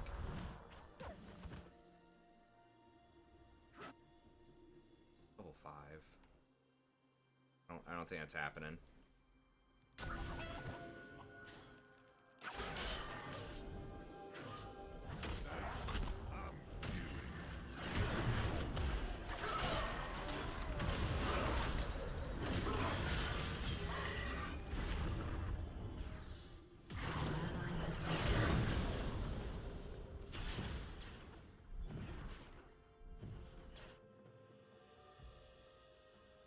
I'm not ugly. What That just didn't level up his W, I guess. I don't know. Did he cast it? You're in my kingdom now. The wind wall doesn't stop that.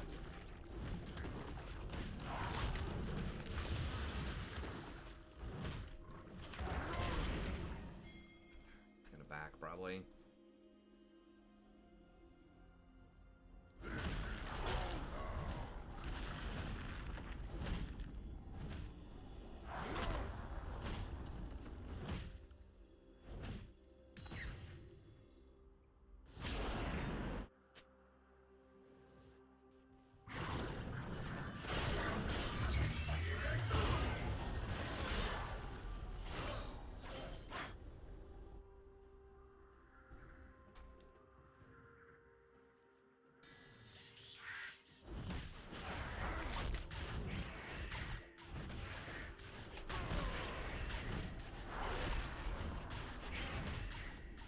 You want to keep hitting all the little raptors so that you get that burn ticking.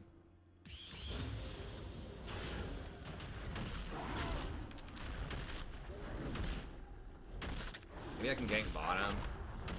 They are level 5.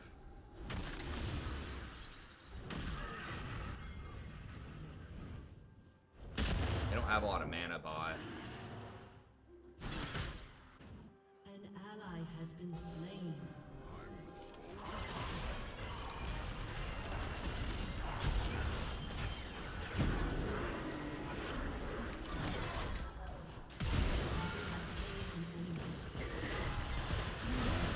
Oh my god, the snipe of destiny.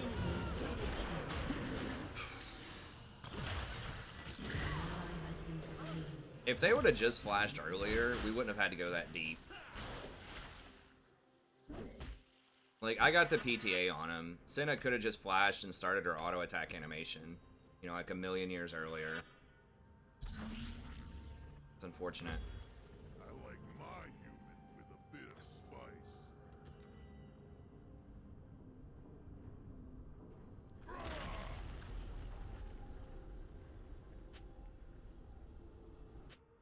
Can Gragas 1v1 me? Not early, no. Probably not ever. Unless he gets, like, ultra fed.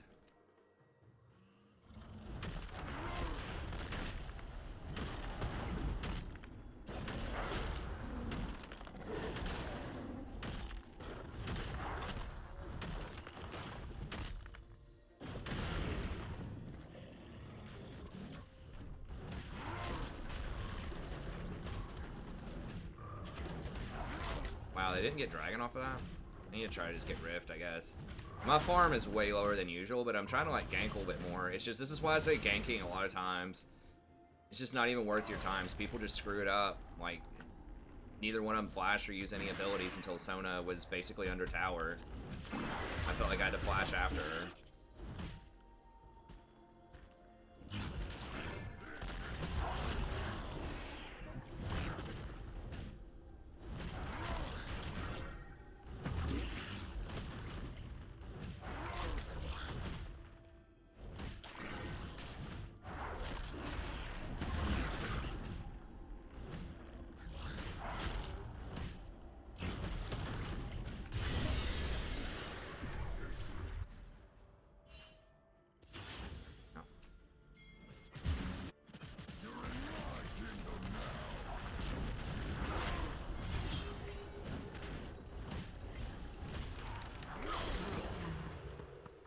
Wow, he was just gonna let him go. Okay, he does actually have TP. I don't know if he still has it up. He's probably already used it. I don't know the timing on it, but I'm gonna use it now anyways. Push the lane, Alawi. Use your spells, bro. Yes, there you go.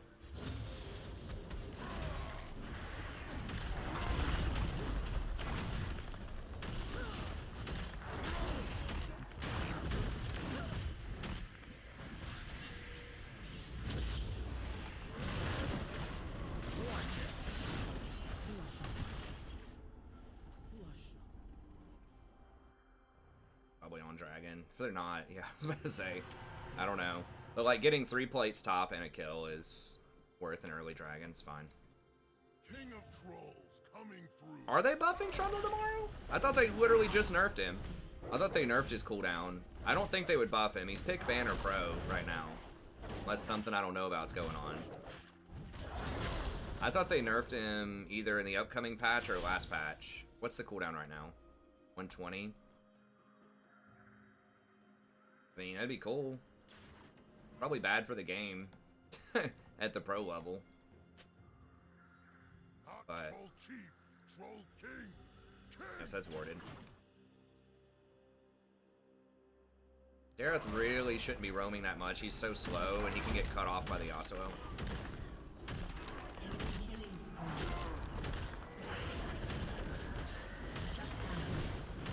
Okay, well, guess it worked out there.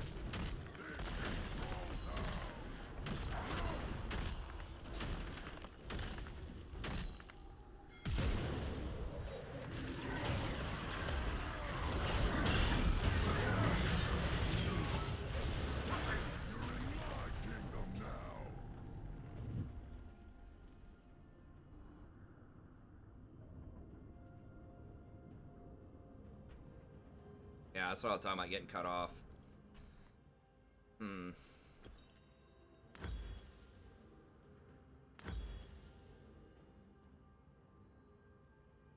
Probably just work a Knight's Vow next. Start an ice age.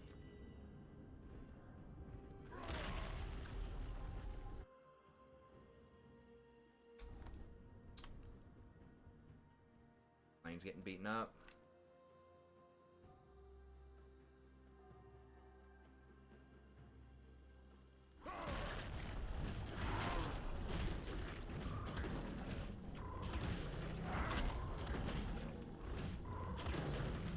Have my ult for Darius top now. I maybe shouldn't use it there. I thought that we could maybe kill Gragas. I forgot about Yasuo being able to ult off of Gragas's belly flop over the wall like that. Or did he flash over the wall and do something else? I'm not sure, but I forgot about Yasuo being able to get there that fast. Or otherwise I just wouldn't even waste my ult.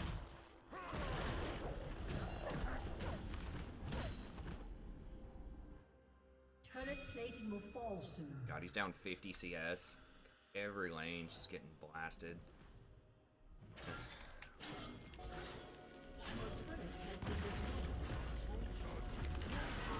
And execute Troll. This is Troll Town.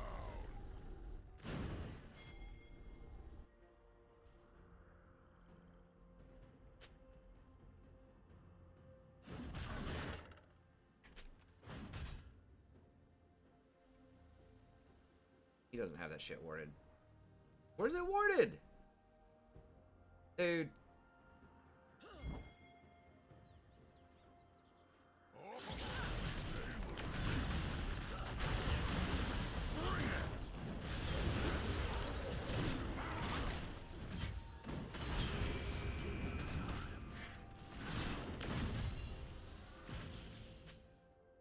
Why would you not jump on him? Like, she doesn't have any mana?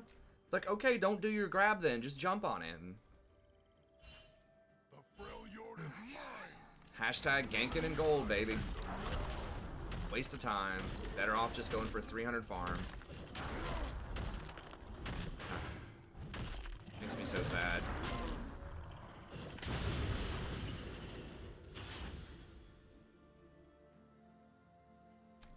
I don't know. It just feels like almost any strategy, but I mean, people win in gold. It's like, okay, you want to just like power farm? Well, everyone's gonna get engaged on and killed. Power farm or split push. It's like, okay, well, you want a team fight? ADC's gonna basically be AFK, never auto in the back. No one's gonna use their ults.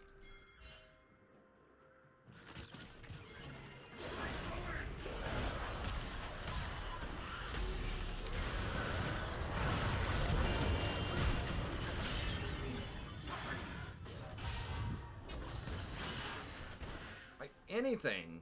Just ult. Just use your ult, Caitlyn. Anything, dude.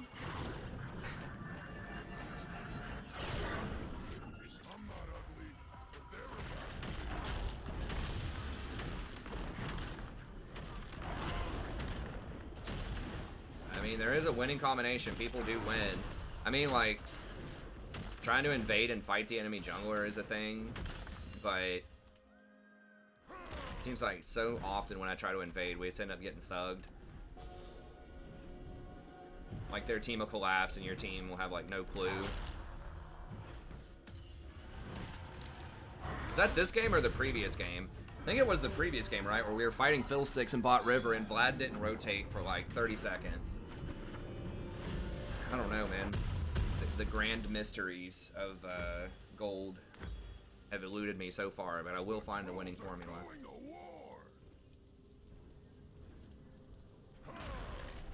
I am getting out farmed because I've ganked so much more than Gragas has. He's actually converted these because his team has a brain, but I'm pretty sure I've showed up in lanes a lot more than he has. Just nobody does anything.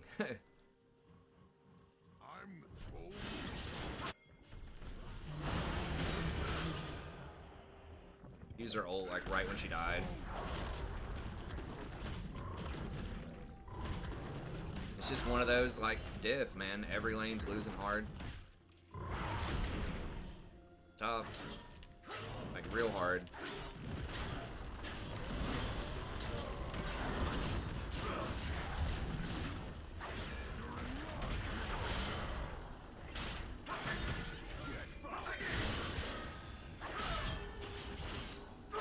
Shouldn't have TP. About to say, maybe, like, if I can get them low and they TP or something on me. They crossed the wrong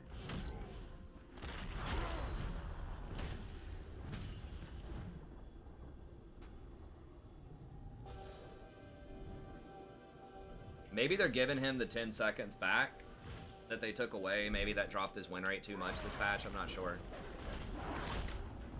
I mean, I like Trundle. Trundle is one of, like, the high-level chances played and, like, high-level play that I actually kind of like.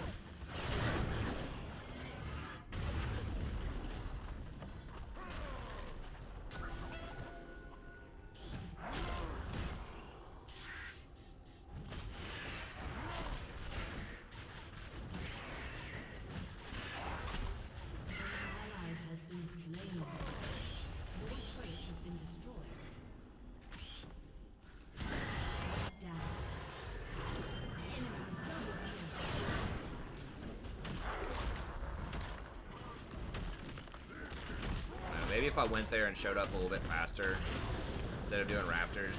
I didn't know that they were all going to be there.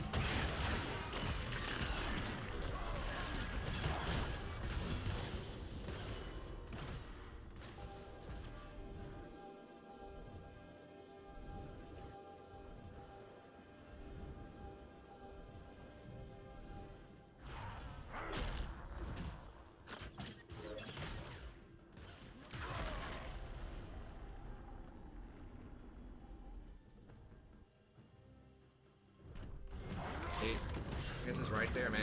Or,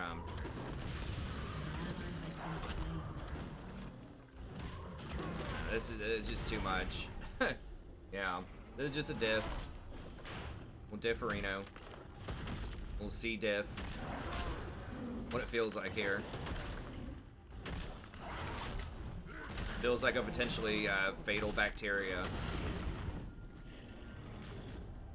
in my system. Feels like I'm actually eating feces. I think that's C diff, right? Isn't that like lives in your colon usually? I know that's Want some? Actually, no, there's too many. We can't fight them. Isn't that... I'm pretty sure doesn't C. diff cause E. coli or something? It's one of those, like, pretty bad things.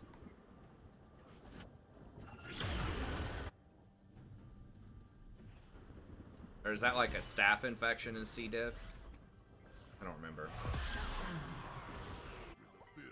Not a medical doctor. I know it's a thing. It's a bad thing, and it's a very common thing. And I think it's something that naturally occurs in the body, but when it's like out of place, it's bad. Yeah, Darius definitely needs to get nerfed. That champ's just way too OP, especially like gold and lower. I don't know. Like, the thing is, his win rate's not like that insane. It's like, you know...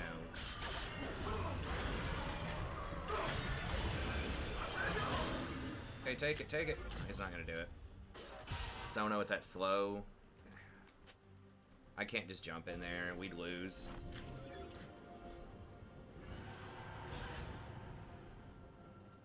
Yeah, so he's only got like a 52% win rate or something like that, but...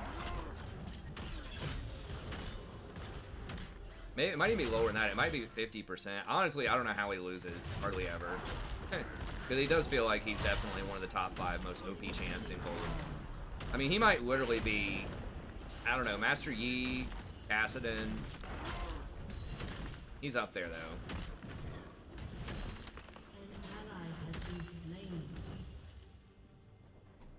It's probably because his play rate's so high that you just get people that are bad on him that play him.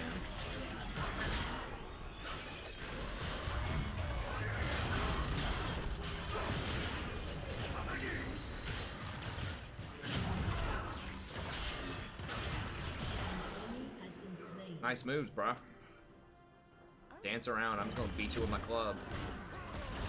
We up in the club. Yeah. If we weren't so far behind, like... I feel like I'm getting baited by something here. Is that... Okay. Well, she has Sork boots. I was like, does she have Witchbane? She actually hit kind of hard there.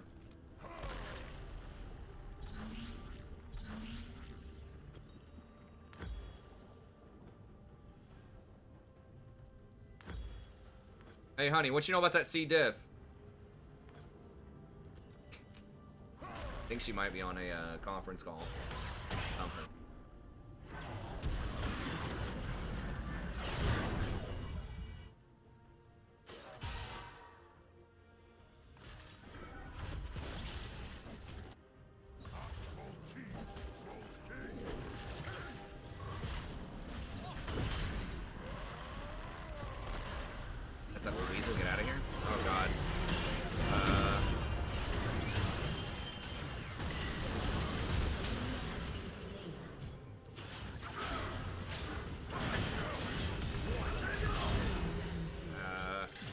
Yeah, I don't think we're gonna win that.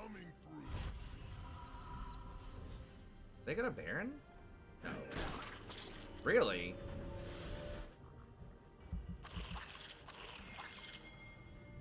Let me just let him get a bunch of stacks here.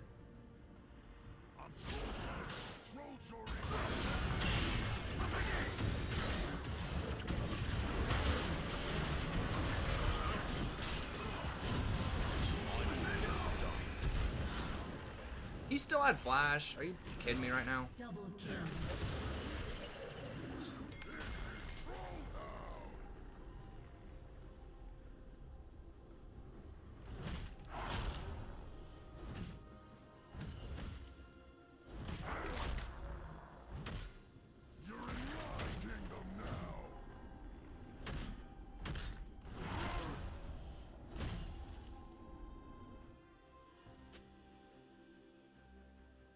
Maybe Xerath's gonna carry, dude.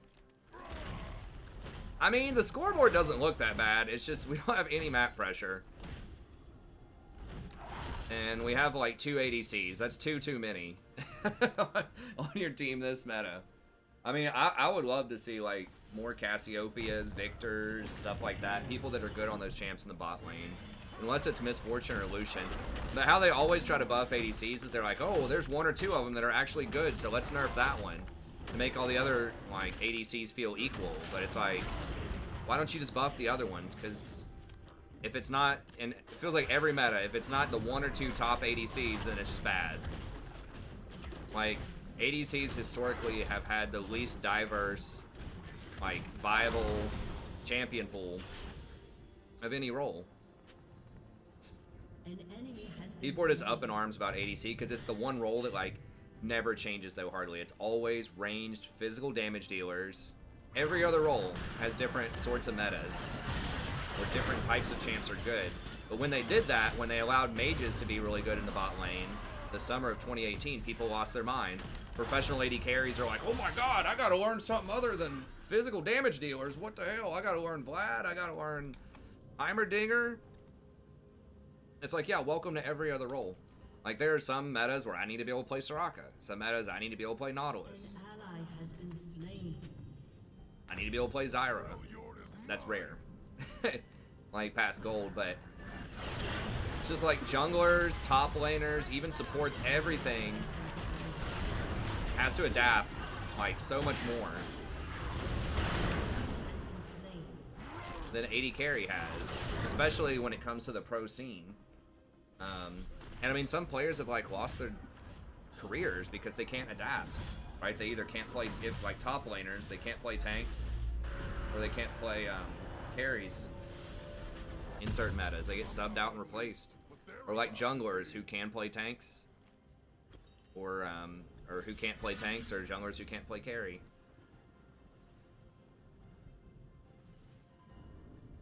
ADCs are weak, and that's all I can ask for. I can ask for more. Like, tone down their late game and tone up their early game. Like, it's not a secret here.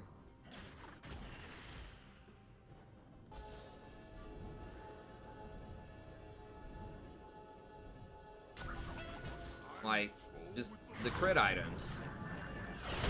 You know, make them better early. Like, have them give more AD or something like that.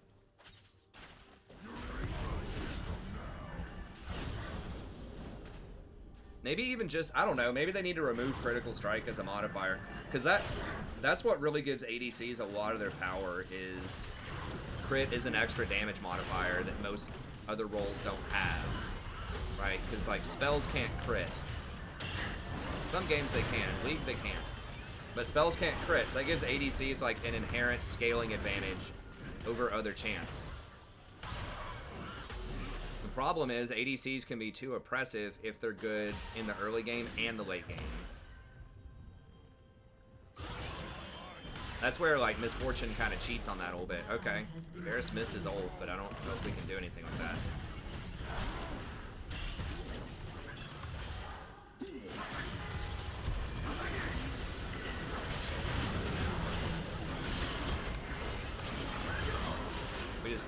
We just don't have it. They're just way better. I'm not playing Zaya. I don't play ADCs. I was playing Cassiopeia on this account for a while in the ADC bot lane, but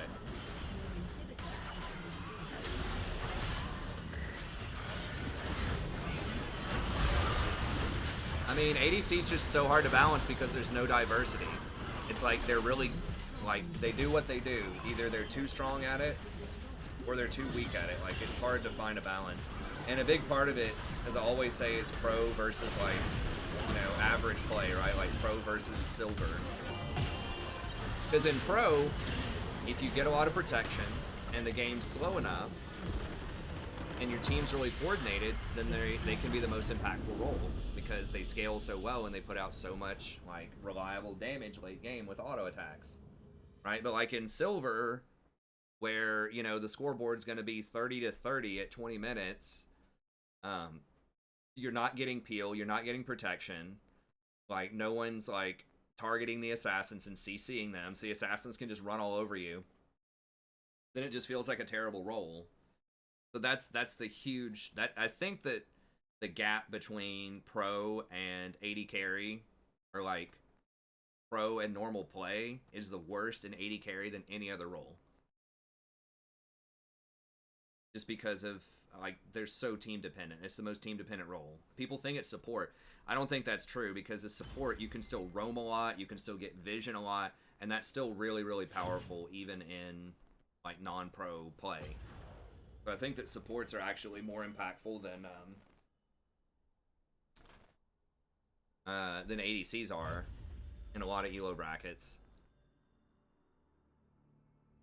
The ADCs, like, when they get really fed, they just do more damage most of the time, right? But they don't get any more survivability, so it doesn't even matter if you get fed in lane. If you come out and you're like 6-0 out of your lane as Jinx or something like that, and the enemy Talon is like 3-0, he's still going to one-shot you because no one's going to peel him a lot of times.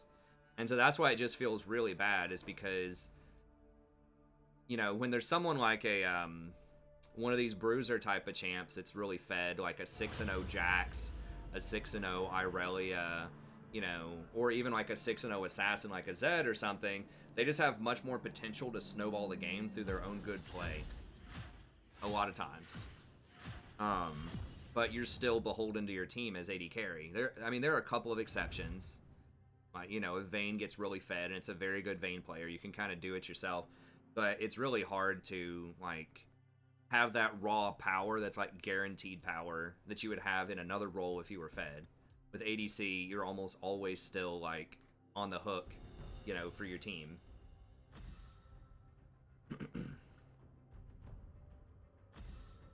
Well, that's what I'm saying, is I would dial down their damage. Late game. I would take down the scaling, and I would give them more... I would emphasize their outplay potential mechanics earlier on in the game. Like, I would give them safety through that. So, like, Vayne, for example, lower her Condemn. There's no reason Vayne's Condemn should cost 80 mana and be on, like, a 20-second cooldown level 1. Like, lower Condemn, make it, like, 50 mana, 10-second cooldown, or something like that. Just so it's a lot harder. Just so she has more, like, potential to peel for herself. Jinx's Chompers, why is that on a 24-second cooldown? Right, like Jinx's Chompers, same deal. Should be somewhere between 10 to 15-second cooldown. And it should cost a low amount of mana, like 50 mana. And in exchange for that, dial back their stuff. Like, make Vayne Silver Bolts only do 10% max health instead of 14%. Make Jinx, like, lower her attack speed or something, or lower the scaling on her rockets. Just lower that top-end damage and increase their outplay potential a little bit more, so their peeling skills a little bit more. This is live, yes, Jose. Don't pick Kog'Maw, man. I want to play Ivern.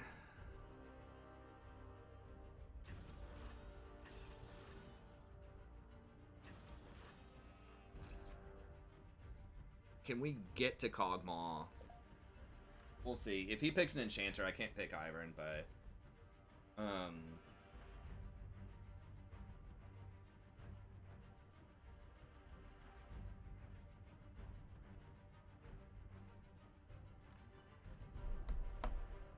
So that, I mean, that's what I would do, is I would just systematically look at a lot of the AD carries and just say, okay, what's their peel? Yeah, we can't do Ivern with Soraka. Just systematically look at it, say, what's their peel? And let's emphasize that. Let's make sure every AD carry has some kind of outplay potential, and let's cap their scaling on their damage a little bit. You know, Varus, lower the cooldown on his little E that has the slow field. Kog'Maw, lower the cooldown on his little puke that slows people. Maybe give it grounding. Maybe they could give Varus's grounding as well. Just turn them into more well-rounded champions that can actually do stuff.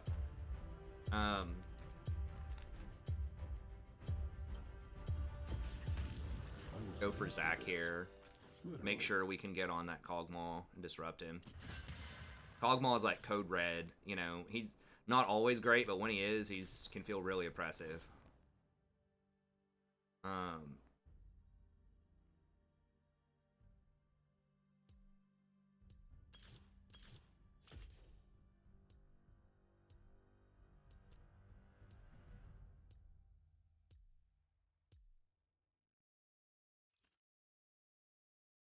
Now, a lot of AD carries do rush Zeal, but, well, no, you're correct. They don't rush it first item. That's true.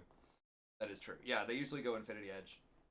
They do get Zeal eventually, but you're right. A lot of builds don't use Zeal early, so that's not going to help them out in the early game. I mean, the most powerful, a lot of the best AD carries right now don't get crit. A lot of the more dangerous ones, like Vayne doesn't get crit. Varus doesn't get crit. I mean, Misfortune does. She doesn't have to. She can go lethality, but usually crit's a little bit better.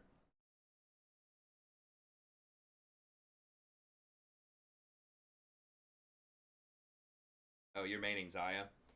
Yeah, Zaya's tough, man. I mean, you're just gonna get trolls who, especially in lower elo brackets, who just like ruin the game. It doesn't happen all the time, but the enemy gets that too. So it does equal out in the long run, but it still feels bad early on.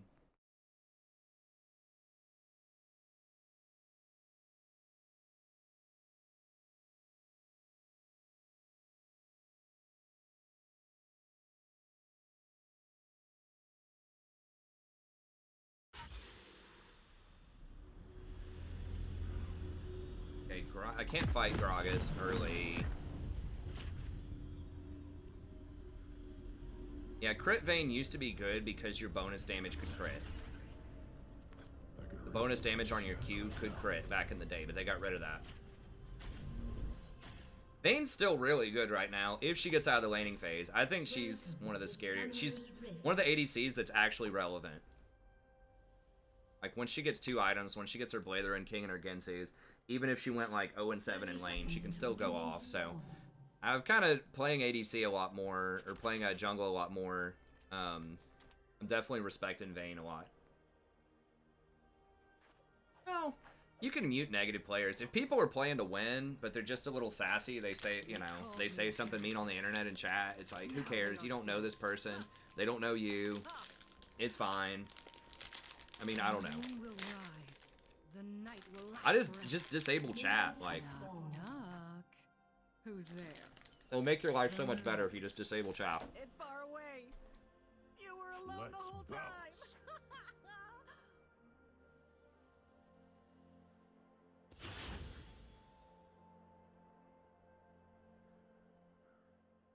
Might have an AFK in this game.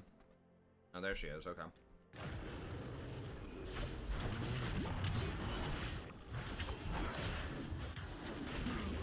I mean, it sucks, but it happens. I've been late before, you know.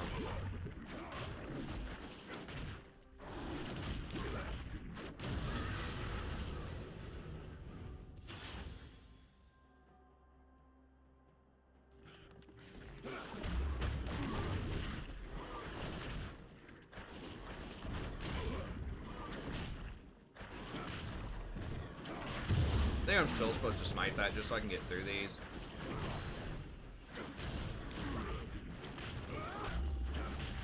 What? Had that not... Oh, it feels bad. Just hit the wrong thing with it. Zach has a safe clear in the sense that, he's not going to ever die from his camps, but if you get invaded, it can feel real bad. Gragas, fortunately, is not going to invade that much, I don't believe.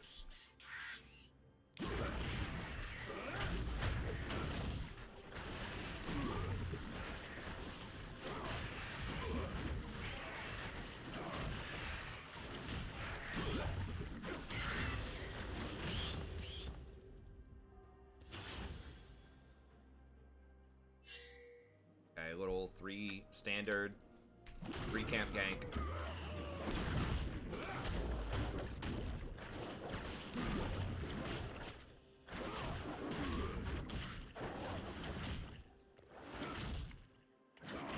So you basically trade 1 camp for a chance to gank. First blood. An ally has been slain. I'll go ahead and...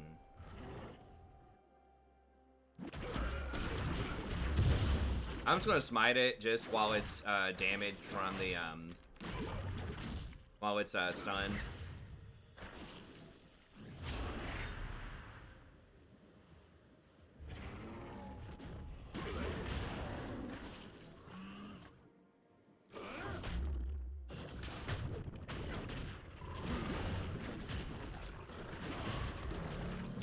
No!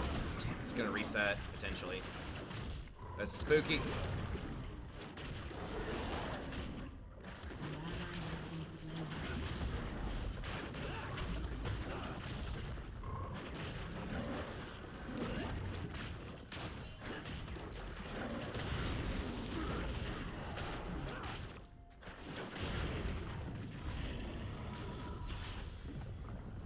You got killed top lane. That's unfortunate.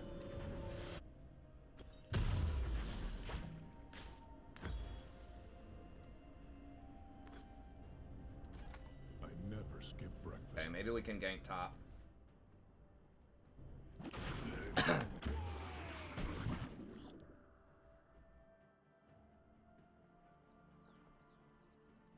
Did the boil eat rework yet? The newest rework has not happened. I'm not sure what you mean, but...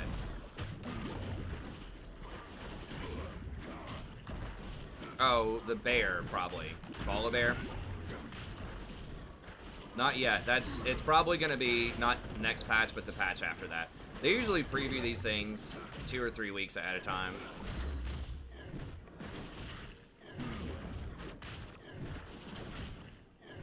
Maybe I can gank a collie or something here in a second.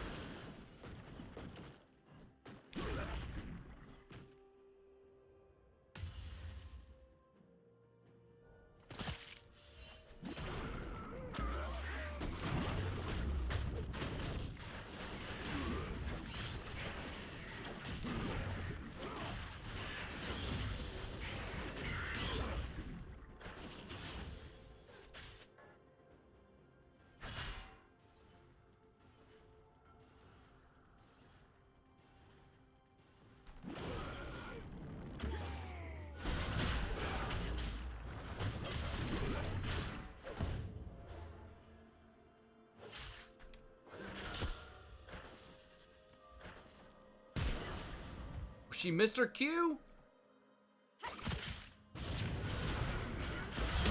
No!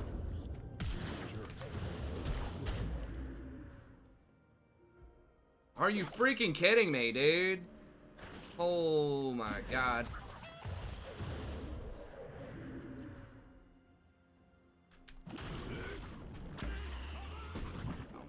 I cannot believe Diana missed a flash point blank Q.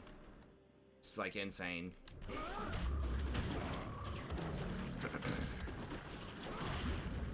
Hashtag gold ganks, baby. I mean, I guess we still get a little bit of a...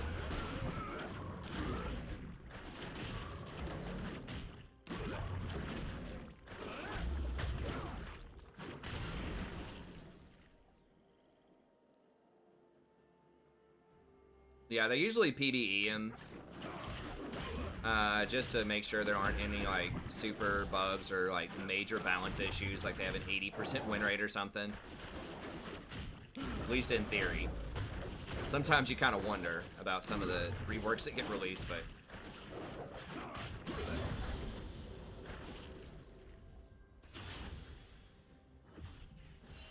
North America. What? Oh, it still had like a second left.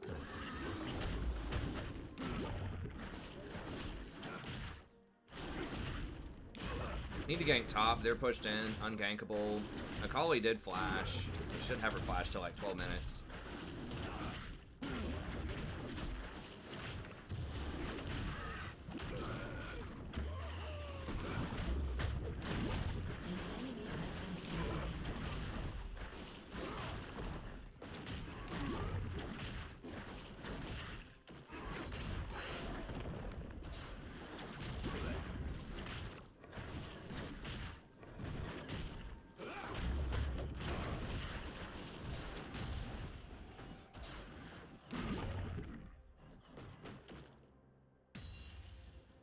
Need to go get some stuff. Cinder Hulk is 1,500. Be nice if I could get that before I backed, but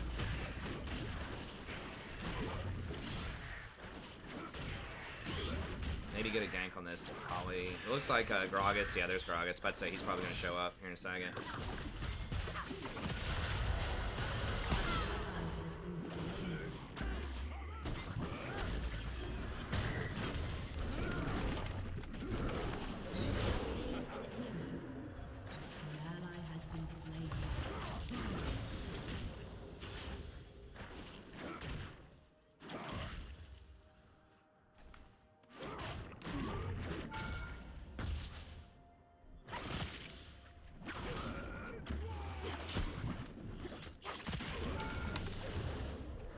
Holy shit, dude.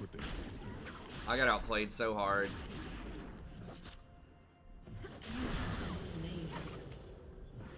Dodge my E, dodge my Q. How did I end up getting CC'd? I think I just took 2 tower shots. Wait, how did I get aggro if I didn't hit her? No way. She burns out, right? What the fuck? Oh my god. Unreal. Well, I screwed that up. That was my fault. I may bend, but I don't break. How did I get aggro though? If I didn't hit her, and did I go in before the minions got tower aggro? I mean, I think I smited her to get aggro at the end, but Mom always said.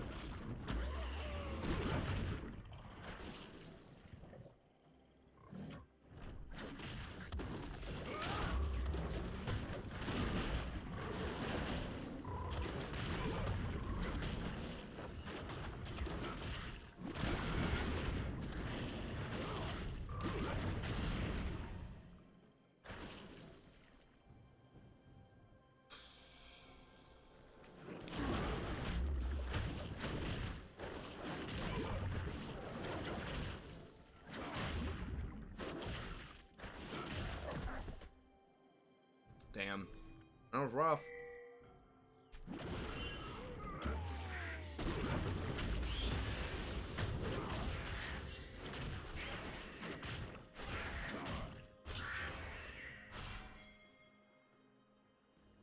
Boy, it's so obnoxious to deal with.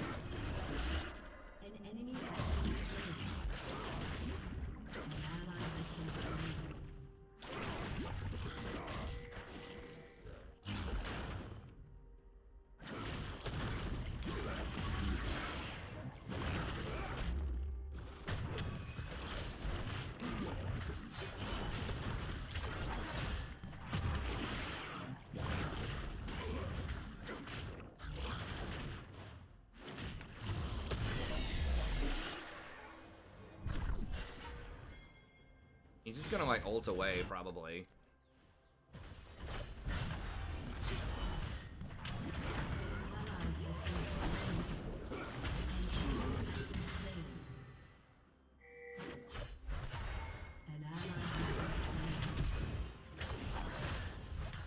I had to stand in front of him so that he couldn't ult away.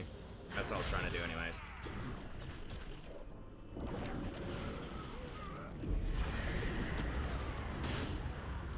What? Okay. Well played, sir. I forgot he can interrupt me like that.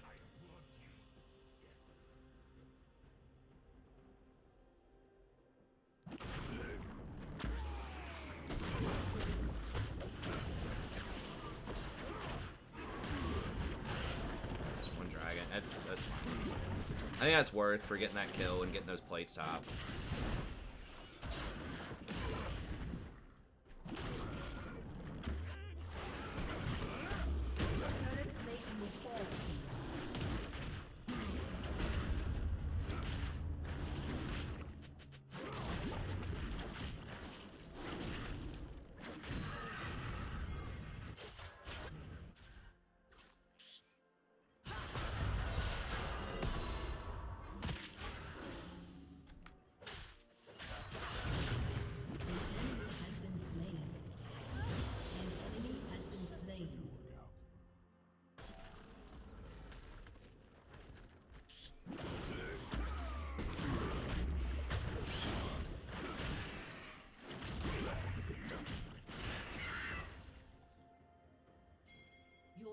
Could go bottom and farm, but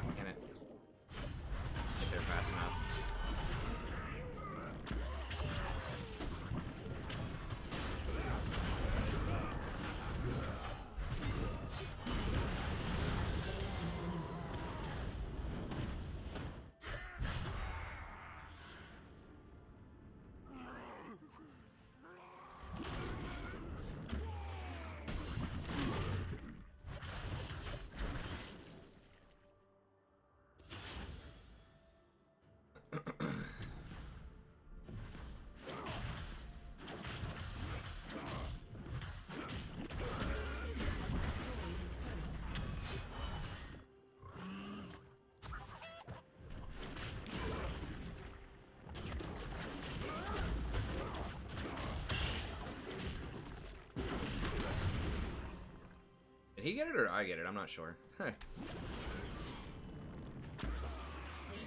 has been slain. Double kill. Yeah, the Greenskin DLC looks pretty sweet. I'm gonna be honest.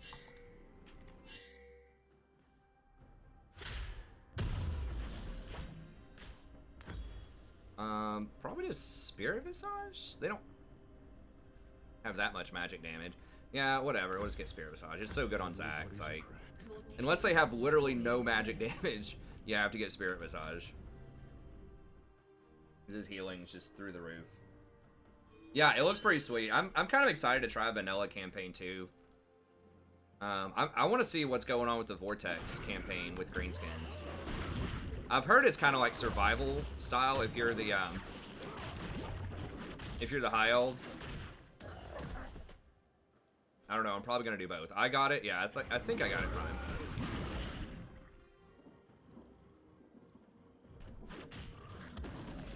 Try to double camp these. You don't want Gromp to freak out though.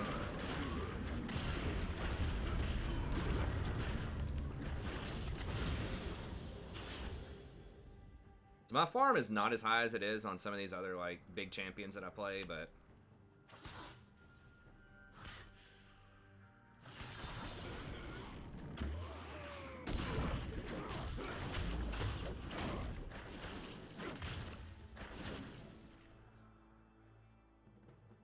I've also ganked a lot, so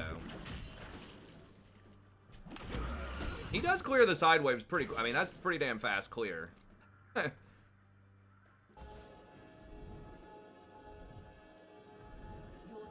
has destroyed a turret.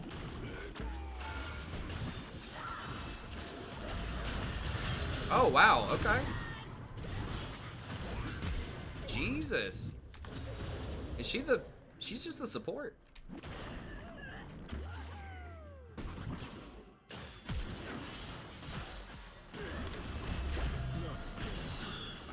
Wow, okay.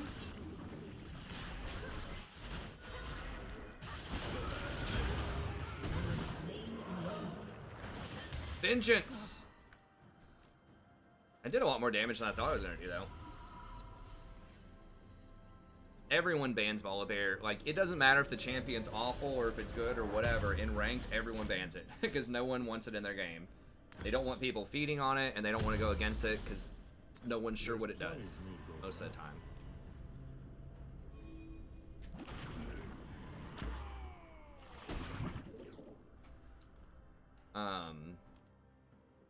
So it doesn't, if it's like good, if it's bad, whatever, people are gonna ban it if it's a new champ in ranked. I think a lot of that's just on principle. They don't want someone first timing a champ in their game. I helped. I didn't do anything. Alright.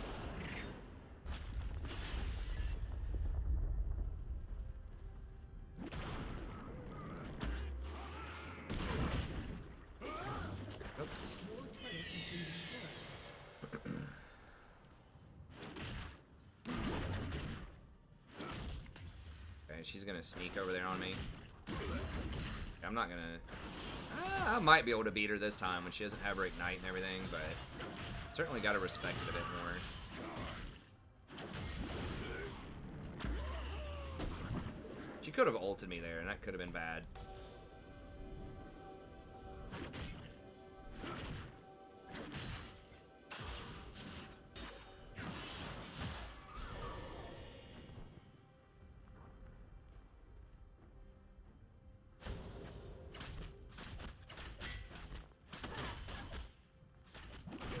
They need to give Cinderhulk 10% CDR. Every other item has it. It's just like, it feels so bad. Tank, like, they just try to take away CDR on a lot of tank items, and tanks are really some of the champs that need it the most, you know, because they just don't have a lot of damage. They rely on their cooldowns for their CC.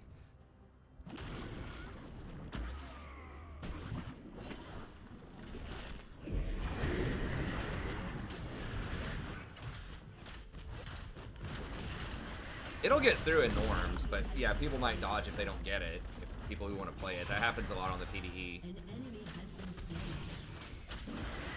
I'm not sure if I want to dive this or not. I did get interrupted mid-thing.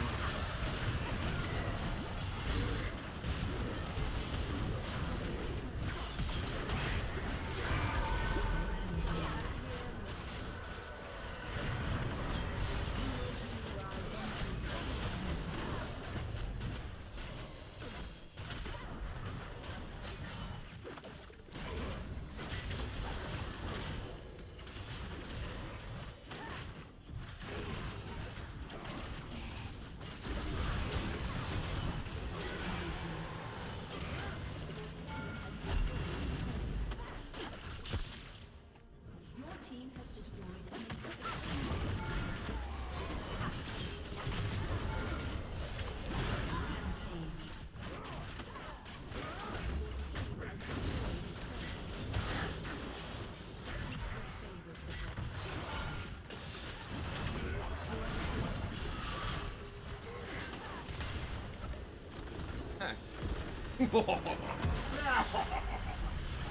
Sadie's looking at me.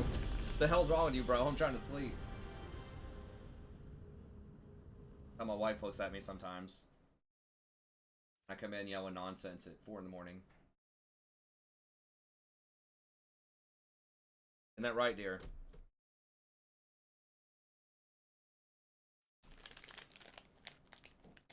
Right, let me go refill my drink. Here a second.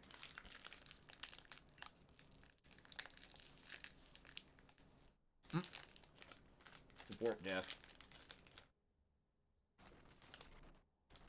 That was pretty good. I did like it.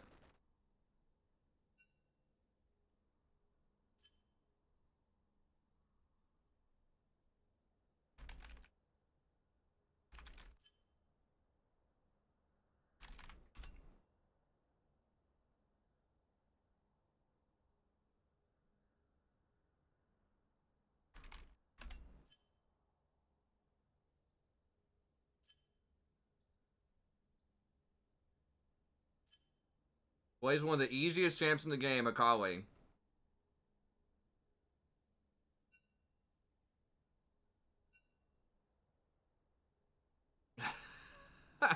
This guy's serious, man. He's not even trolling. It's like, buddy, you realize she's actually one of the hardest champs in the game to play correctly. What? Who says Akali's easy? People say Akali's OP. I mean, I don't think she's easy. I haven't played her. I think I'd maybe played her once during the rework, but I don't think Zac is that great as a support now. I think he's actually quite good as a jungler. I don't play him that often. I should probably play him more when we need, like, some dive. It's garbage, like, well, Kog'Maw, but then some of those games like Anivia, Veigar, you know, all this stuff where you need to dive. His ganks are a lot more situational because, like, you really got to hit those E's. Now, he can come in from weird angles, but if they have, like, flashes or dashes, sometimes it can be tough. But his late game's crazy. Like, he can't fight at all early, but he does farm pretty well. And yeah, his late game dive, and then your ability to get on that backline and disrupt and stay alive for a really long time is probably the best in the game. Certainly up there. People can flay you out of the E and, you know, stuff like that, but if they don't have stuff that knocks you out of the air, it's really difficult to keep you from getting on the 80 carry. Or any of the little mages in the back, the Xeraths, the Veigars, all that stuff. Okay, I'll be back in just a second. Probably a couple more. I'm just going to run one ad, and then we'll be right back. So some of you might see an ad.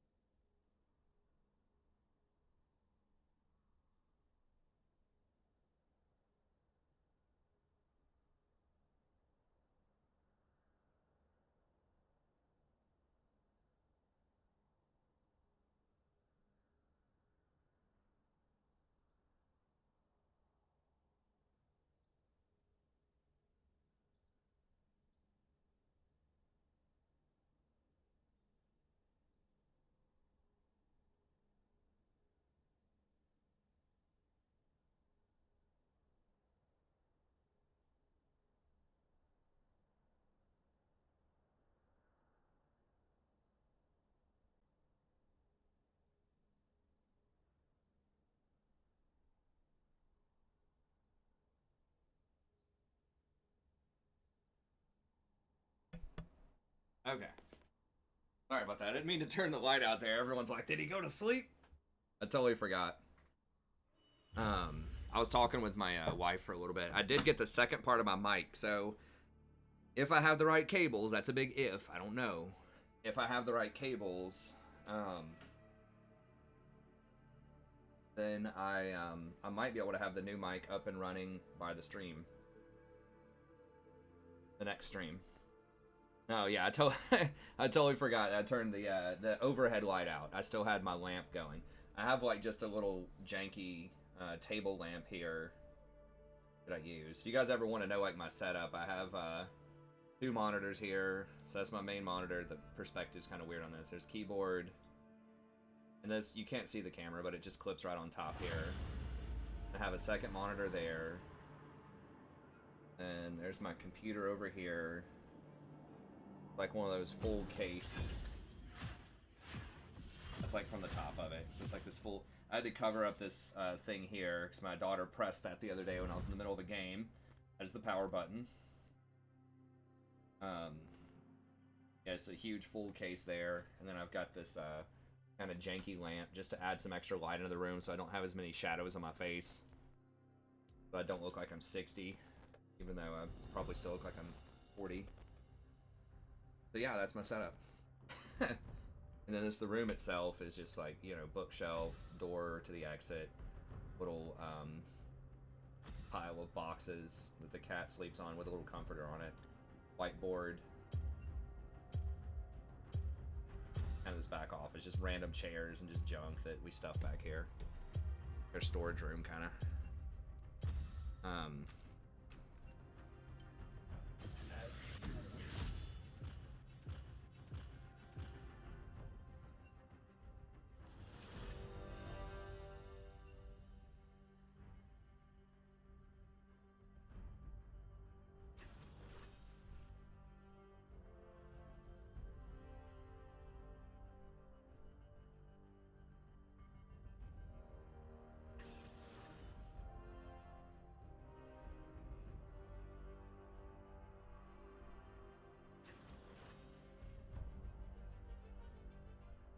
See, we got some nice people in here. They're saying, I'll play whatever I want.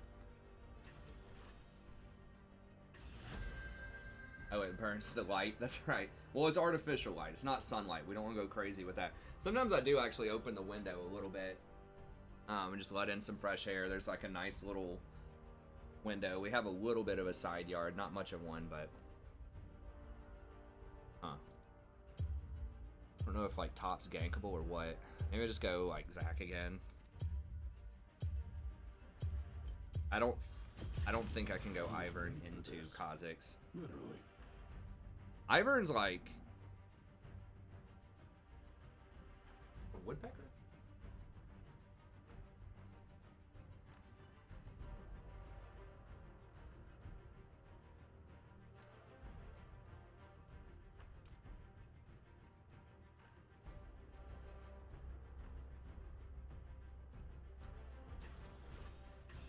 I don't know what that noise is. I could go for like free boots or something. Damn, this is gonna be a tough. Okay, Wukong's good. Wukong's a good call. All right. It's gonna be difficult for us to kill Nasus if it comes to that late game.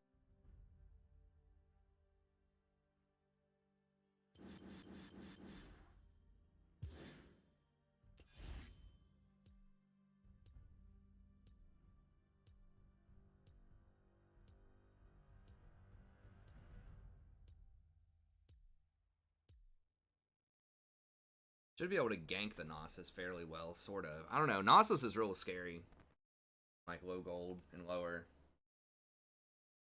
Hold on, let me ask my wife something real quick.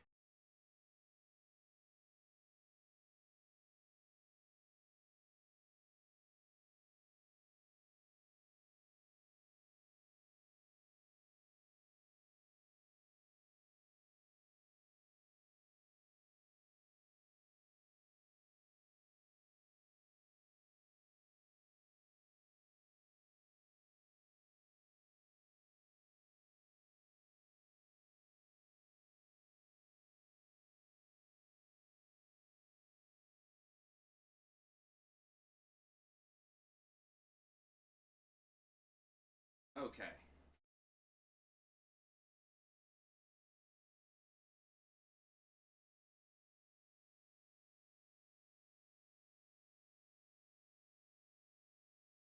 Vlogging.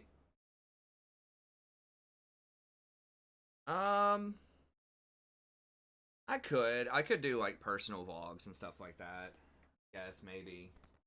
I don't know if it would really get the viewership though. To be honest, a lot of my videos don't you know, don't get a ton of independent views.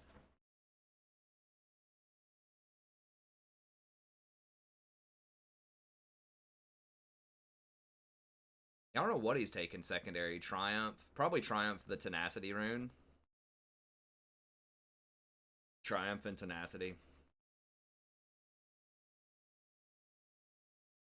What does he do with Inspiration usually? Like Cosmic Insight boots or something? Cosmic Insight. Nimbus Cloak. I really don't like Nimbus Cloak that much unless you're a jungler. I mean, maybe it's good on other laners too, but it works really well with Smite, just because Smite's on such a low cooldown, you can trigger it very often. Does Reju Bead doesn't go into... Welcome to Summoner's I'm wondering if I should just take Reju Bead on Stack. Does it... It does go into Warmogs, which I like eventually, but I don't get it until like a third item, but you don't really need the potion, though. Maybe I should just be going Reju Bead instead of refillable.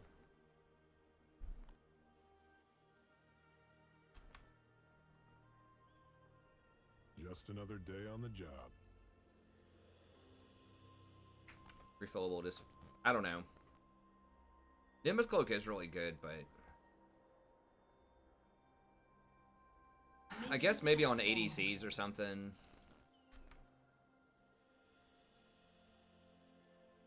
If they're going, or... I don't know.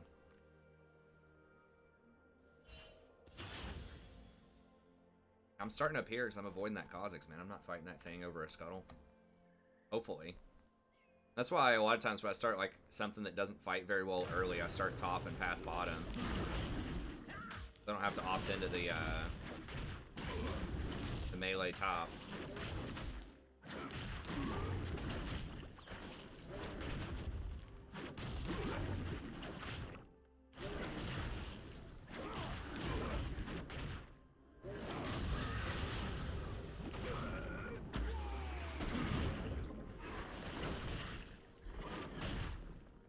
Might be incorrect to do that. It does save me a few seconds walking over there, but...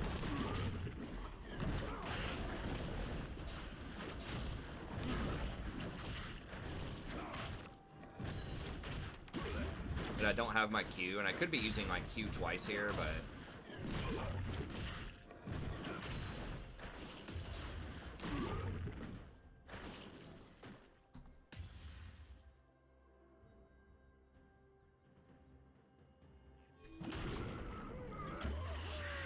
I missed the corner one.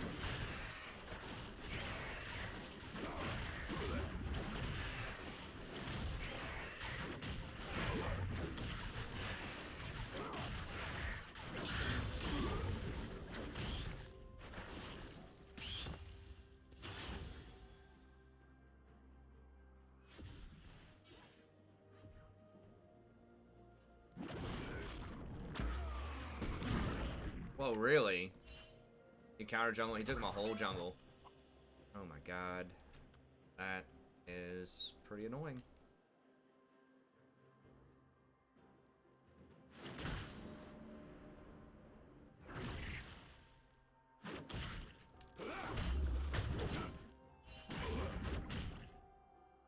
Oh, he's actually kind of low.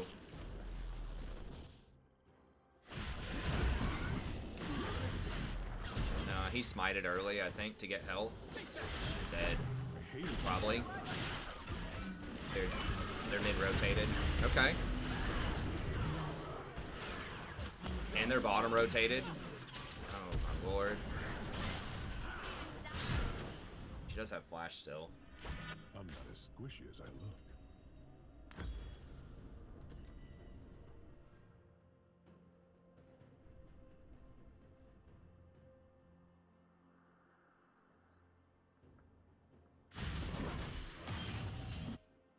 Let's bounce.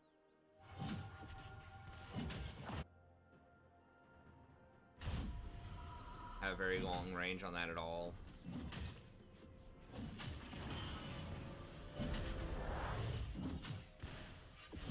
I may bend, but I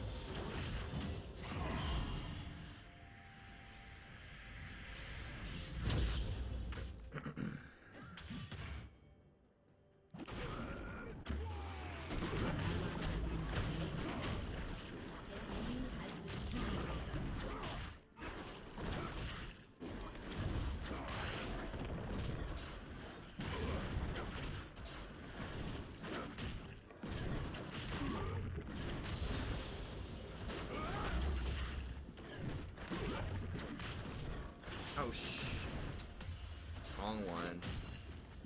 I'll take a second point in E. It's clicked. He's probably double scuttled.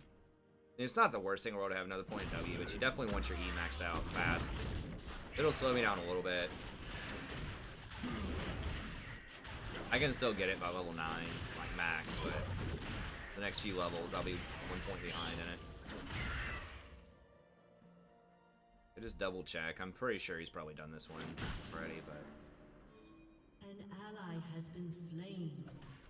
you have, like, you're pressing help and he's pushed into his tower, bro. Like, you gave him a freeze. An ally has been slain. You're like, hey, have a free freeze in the bot lane. Jungler, help! I'm frozen out.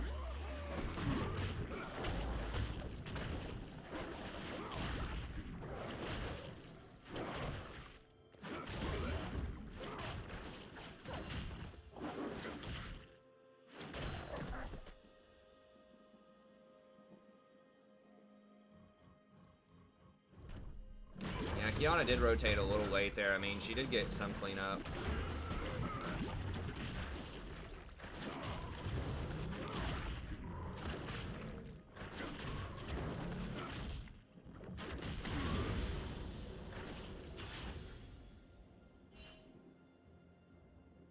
You can take dragon pretty early, yeah.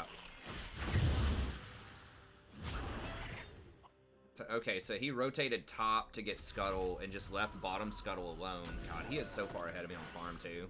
Because, like, no one defended my jungle.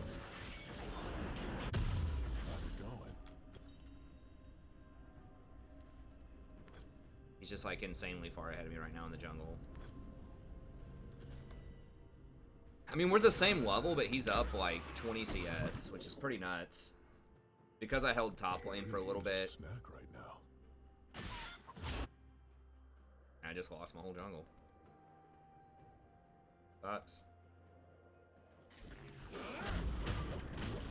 Yeah, it's definitely not good that Wukong's losing to Nasus in the early game.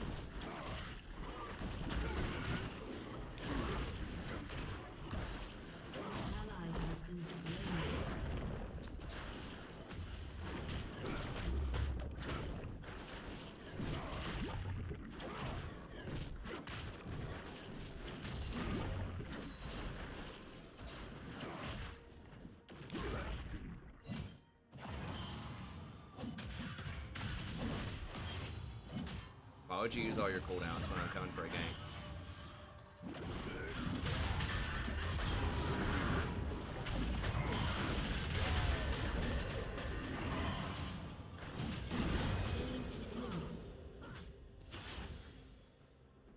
Okay. He still had his double ult.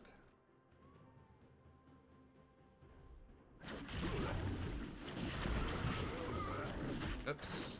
Bad.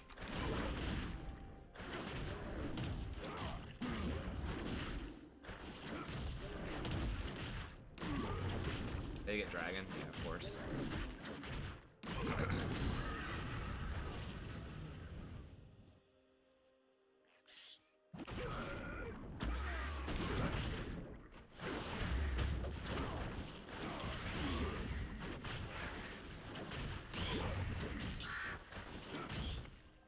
This is live, yes, Jose.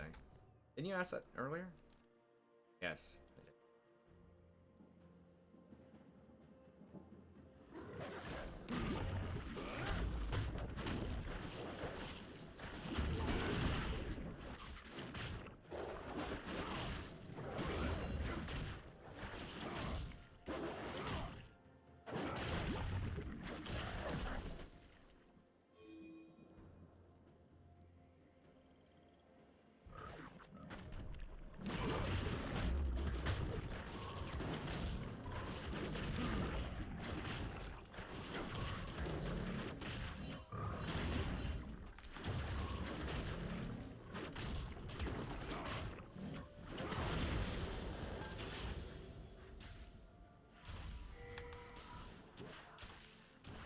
bot or the support backed. I don't know. This is gonna be hard to gank.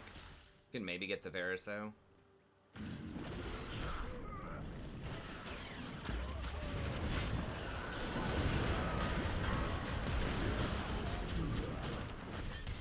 Holy no.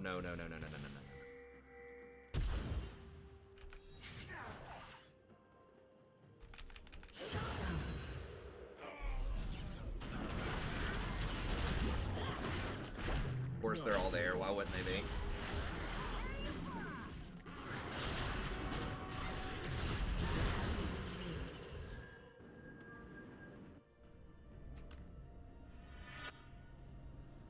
Bots like hard feeding. Enemy killing spree.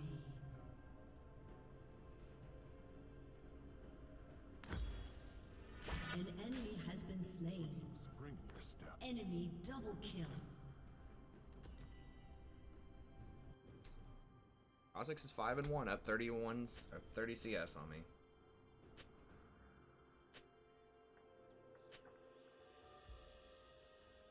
The guy said he'd play Corki, who obviously doesn't have any experience on it because the dude, I guess, plays Kiana a lot.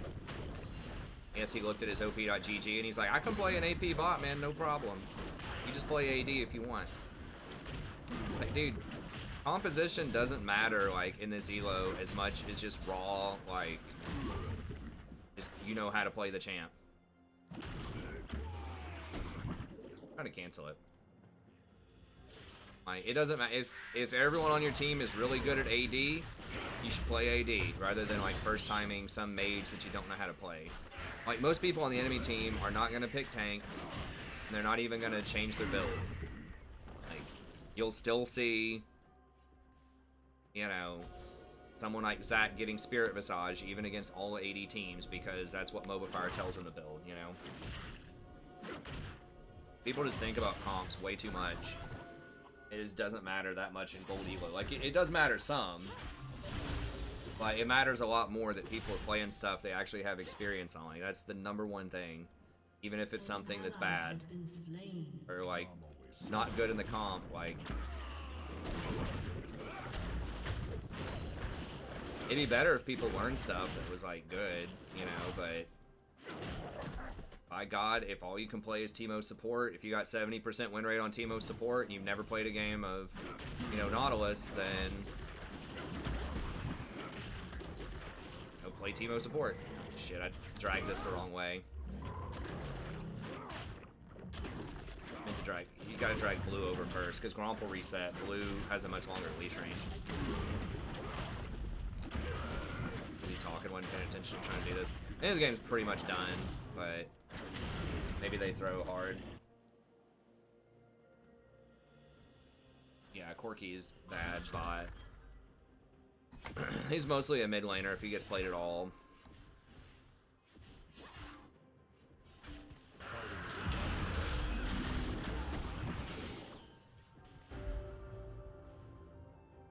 Everyone's like invading me.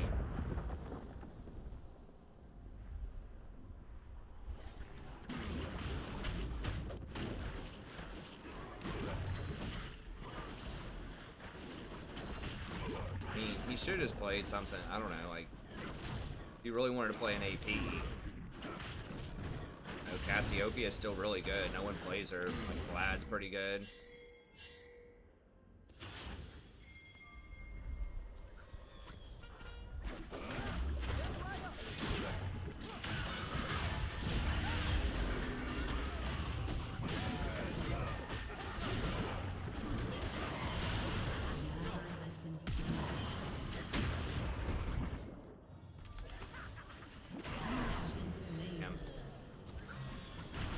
Did Echo die? No, of course Echo gets away. Oh, this is just gonna 1v3. Maybe. An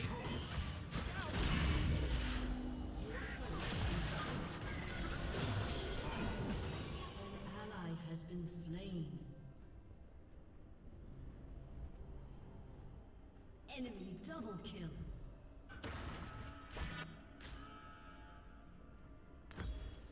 Why, thanks. I do work.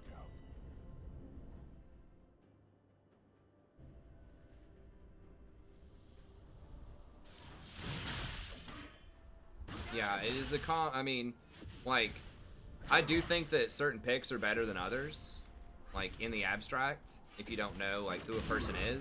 But I think that in general, people should play the champ that they're the best on, you know, if they're wanting to win, regardless of how meta it is. Now, people always ask me, should I play stuff that I'm good on, or should I, you know, play meta champs? And, like, the correct answer is get good on stuff that's good. Like, that's the correct answer. But if you have to choose one or the other, it needs to be stuff that you have experience on. Nasus is not broken. Nasus is really good in gold. But I don't think he's broken. Or Wukong just wasn't that great. But yeah, I mean, I do think he is on the strong side, but like he in theory should get busted up hard by most of the meta top laners. At least for the first, you know, 15 minutes of the game. Like Darius, Set, Garen, Mordekaiser, all those champs should bust him up.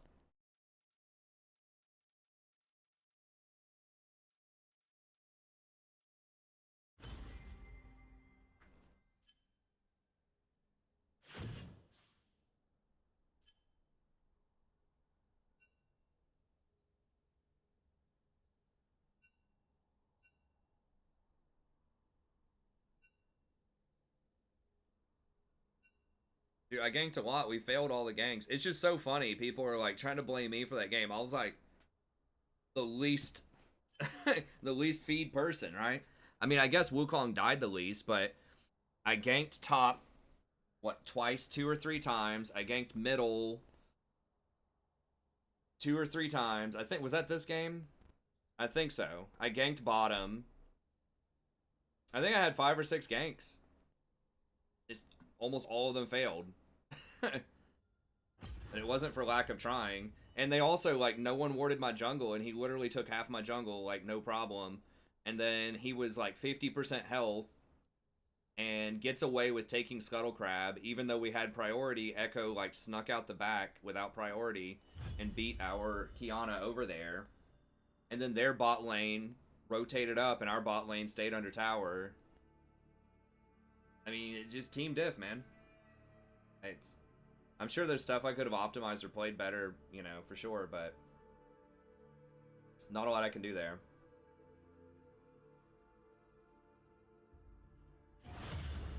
Well, especially on someone like Corki to have that many deaths, it's like, I mean, that's basically Ezreal 2.0 to some extent. It's like a worse version of Ezreal. But you do have your little, like, flyaway. Like, you have a very good escape. What was their bot lane even? It was like Varus, Nautilus. Like, Nautilus is dangerous. Varus can snipe, I suppose. But I don't know. 7 deaths is definitely not a jungle diff. I don't even think Kha'Zix killed him, ever. Kha'Zix killed some people, I guess. I think he got the last hit on me, like, 2 times. I don't know. It doesn't matter. Kha'Zix is actually thought to be fairly weak early game, I think, by a lot of Kha'Zix players.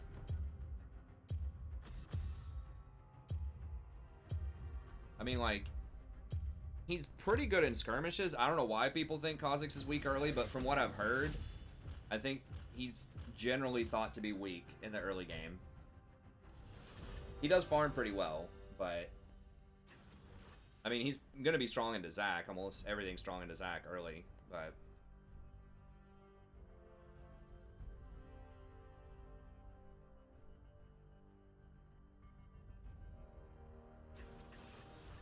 I think Varus is pretty good. That lethality Varus,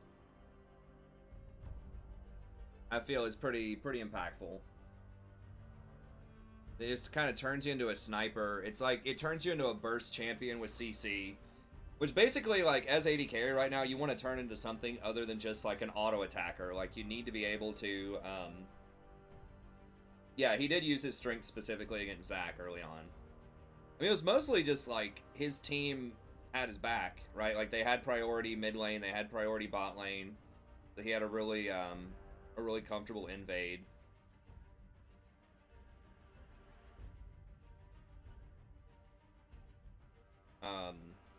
Yeah, Varus. I think that things like utility champions like Varus, like Ashe, are going to be pretty strong. Talon. Man, I really want to play Ivern, but I just don't. I'm going to get invaded and busted up.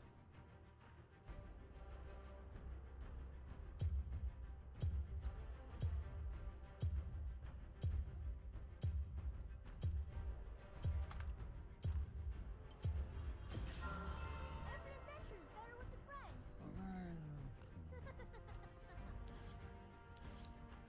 Now, some top-end new news that I was reading, like a Challenger new, because I had been trying out Predator, and there are, like, the things on u.gg, people that play new do play him with Predator, but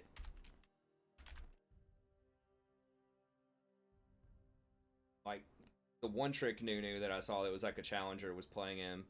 Okay, looks like most people are doing Ravenous Cheap Shot now. I mean, I like that on him. That's what I had been running, but... And they go attack speed. It does help with your early clear. Okay, well, whatever. It's fine.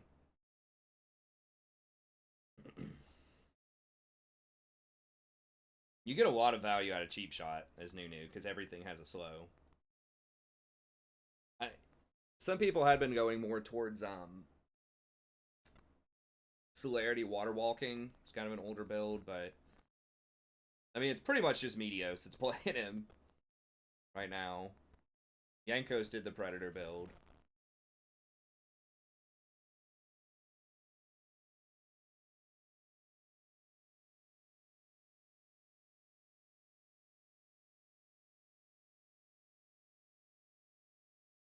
Pretty even split of items. The Dead Man's Plate is quite good.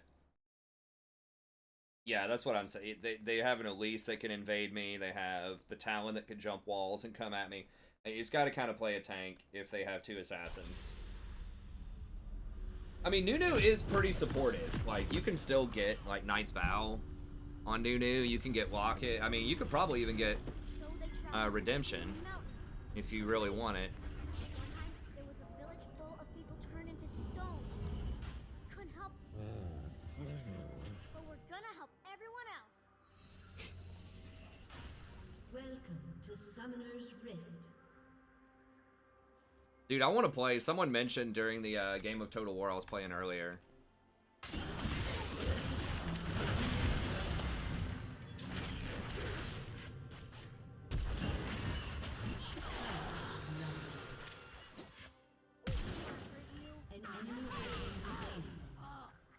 Got him, baby. Nice. I mean, I could have taken Snowball Barrage and maybe killed them all. A lot of, if I like flash Eat on them. Maybe I should have done it. I thought a lot of them were gonna flash, and I didn't want to screw up my first clear.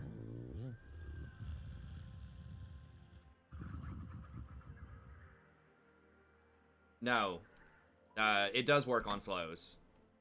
The ability that does the slow can't trigger the cheap shot, but if they are slowed and you hit them with cheap shot, it does trigger. So like, if you hit somebody with like a Trundle Chomp, for example, the Chomp does not trigger the slow, and you don't have enough time to auto attack because it's such a slow. That makes sense.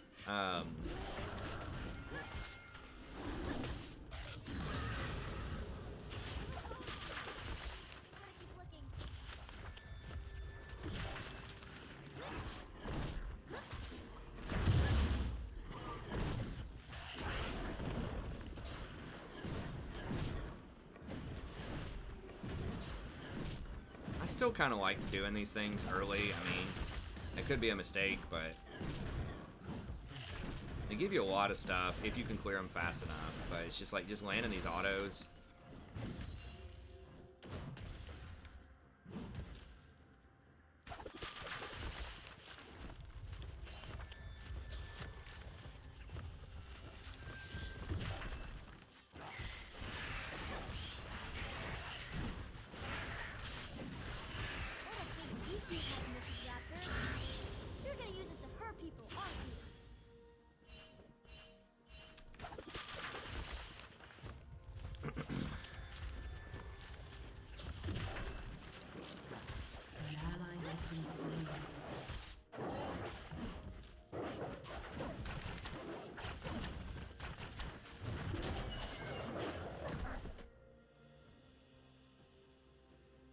Yes, so slows do trigger it. So Cheap Shot is very good on champions that slow a lot.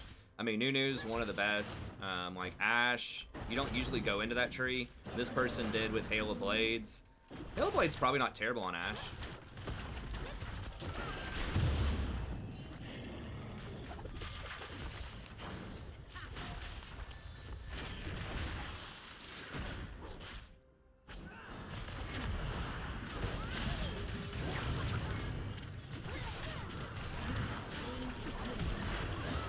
What? What? What? What killed me? The Ignite?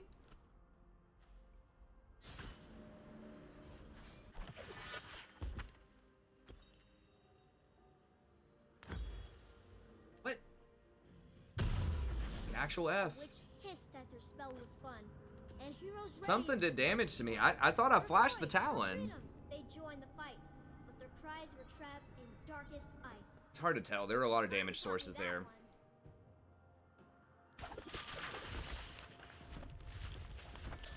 I guess I should have flashed earlier. I don't know. Elisa's like, ooh, I want to invade this Nunu. Then she's like, oh, wait a minute. He's full health. And I'm level 2 and he's level 3. Did Talon's Blades get me before? I didn't see Talon showing up on that chart, but...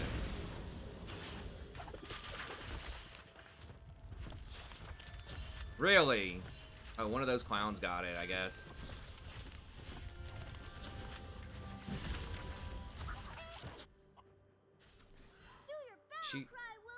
She gonna get bot. No, Bot scuttle. not that one.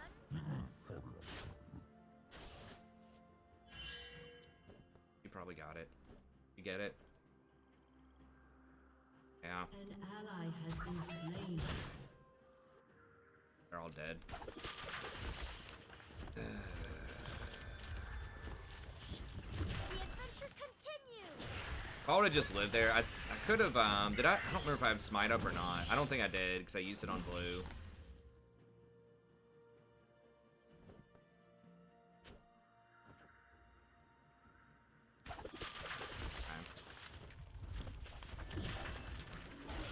Don't look happy to see us.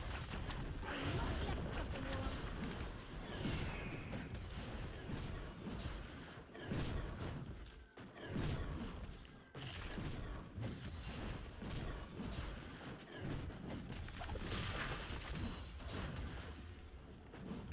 An ally has been slain.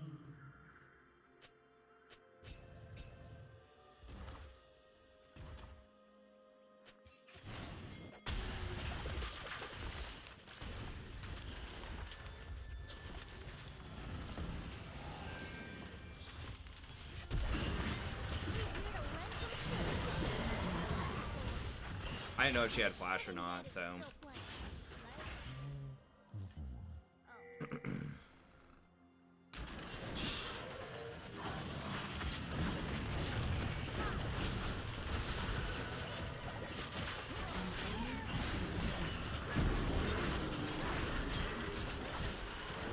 Really? All of those clowns get away? An enemy has been slain.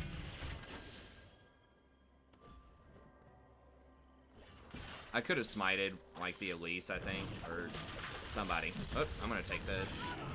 World, you gotta stop him, Willem.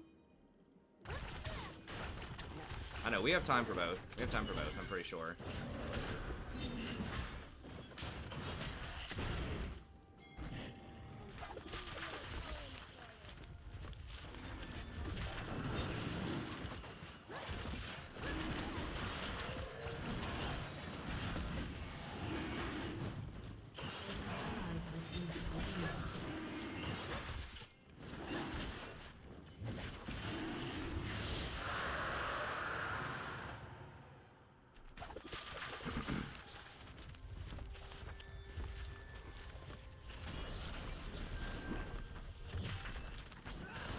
Waste of time, try to gank that Talon. Keep going, Willem. No one can tell us not to. Already broke Elise is gonna be there. for Mega Punch.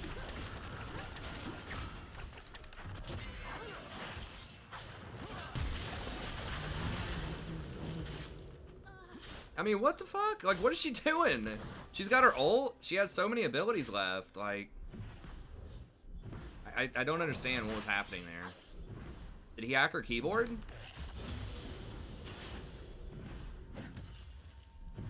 Like, she can't jump on him and ult? Like, what's the story? He couldn't jump back over that wall.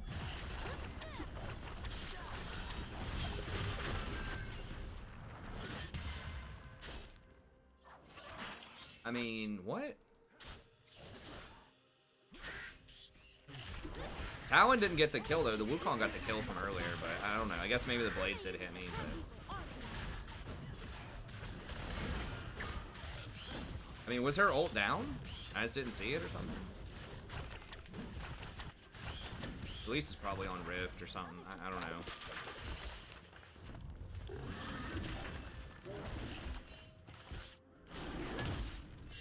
He's gonna get dope. Shut down. An ally has been slain. An enemy has been slain.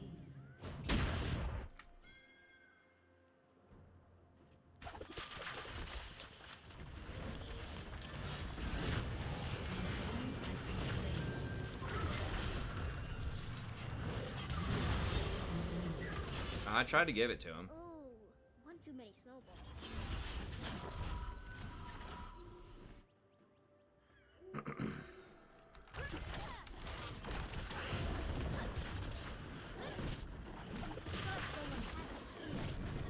They must be up to something, Willem.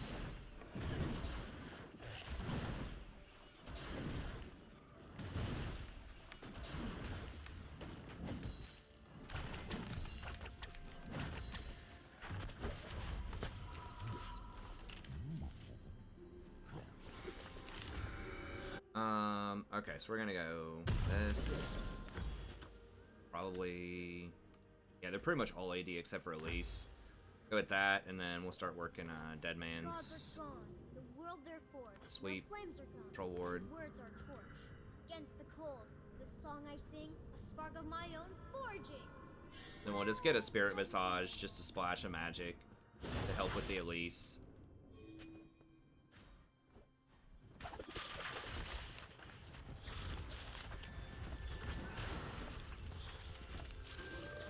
They turned away. I was gonna run up the middle, but I wonder if she took my blue. Nope. Now I feel like I'm getting off way more ganks than she is. I'm staying even on farm. An ally has been slain.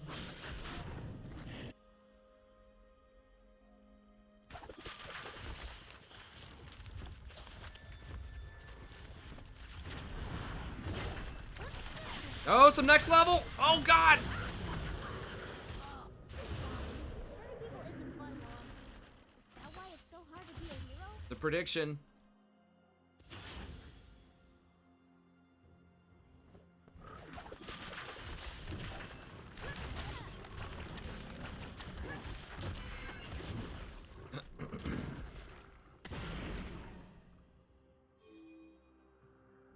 Where's this little clown going?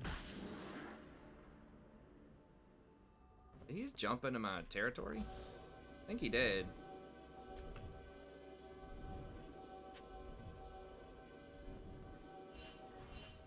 Something weird's going on. Only this time, it's about us. There's a plate here. He gets a hot plate.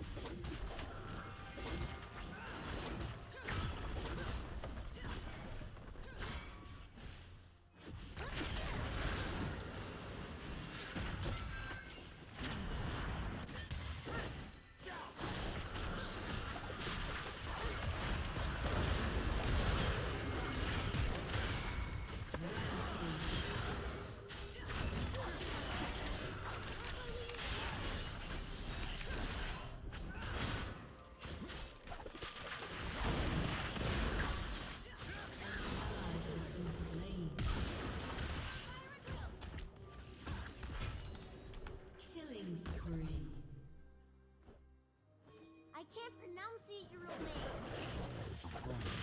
No, you can't say me either.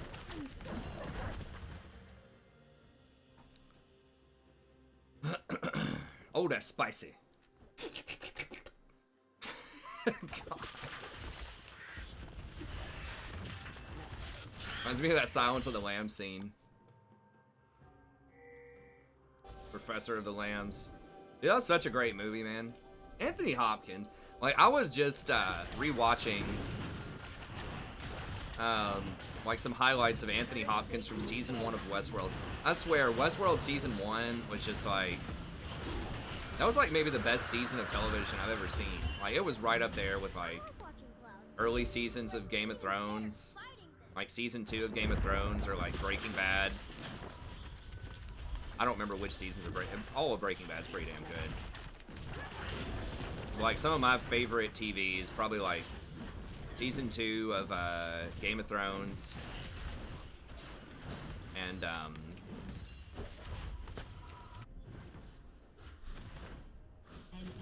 season 2 of Game of Thrones, and season 1 of Westworld, which is like crazy. I'm not like a super well versed, you know, in a lot of television stuff, but Steel flash doesn't cut through air, and web guarding the spider's lair. But yeah, Anthony Hopkins is a beast, man. That guy is such a good actor. Web of danger, life ensnared. I saw some like list of like top 30 actors or something like that, and he wasn't even in the top 30. I'm like, are you kidding me right now?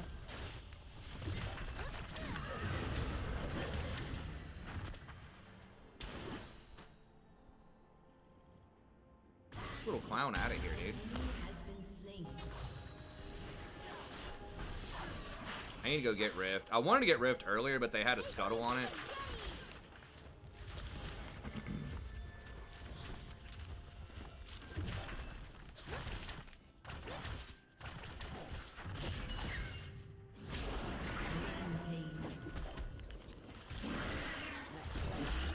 I thought the last season was pretty good of Breaking Bad. Honestly, it was season 4. If you had to call it a slowest season, I think season 4 with the Fly episode. It's so notorious. I watched a 15-minute YouTube video that was trying to say that was like the best episode. I'm like, come on, guys, like you're stretching it, man. They just wanted to slow the plot down. I mean, I don't know. There was some stuff to it. Like there was some artistic stuff to it, but realistically, they're just like, crap, we're running through the plot too much. We gotta chill. Like that's 100% what happened there.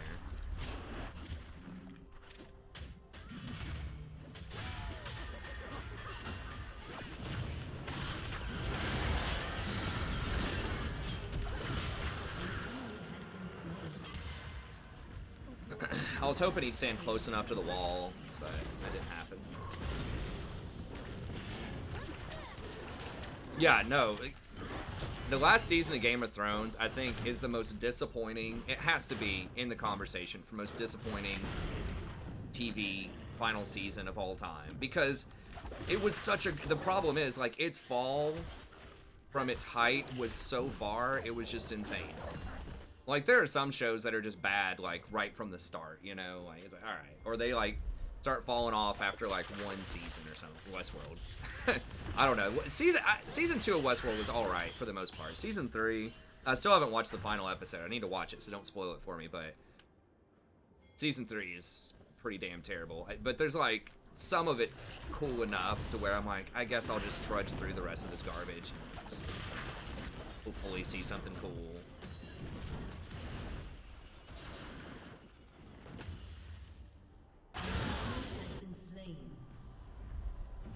But yeah, it was just because really the first 4 seasons were all pretty solid. I thought season 2 and season 3 were the best. I really liked it when Tyrion was in King's Landing and just kind of the diplomacy and the back and forth, and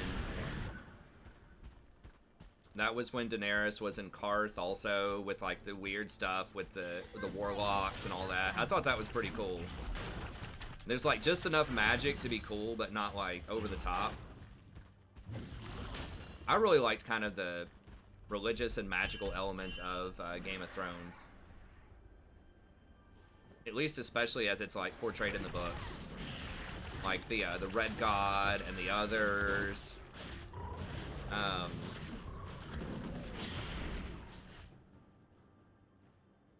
And all of that stuff. I really like that a lot. I might be in the wrong neighborhood here.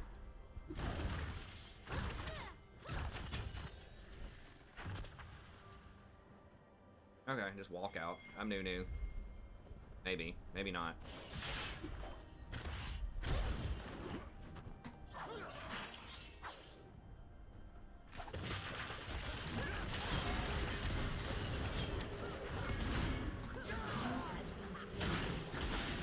Get turned on. Get turned up. Is that what the kids mean when they're saying getting turned? Turning the fight around like that? Boy in my class said he's getting turned. Later that night on a Friday, I said, you playing new and turn around on him like that? It's I like too much.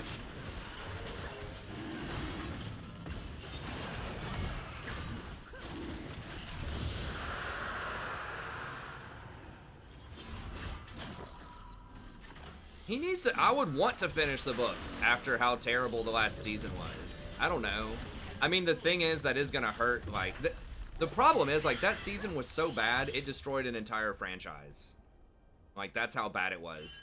Like, I'm sure so many, they could have done so many spin-offs, they could have done, like, so many little extra side movies on characters, and, you know, they could have done so much, because it's such a cool universe, but it was so bad, I'll guarantee you, that a lot of, like, you know, filmmakers and, you know, executives and stuff are like, I don't know, there's such a backlash against that season, I don't know if we can do any more Game of Thrones right now, you know?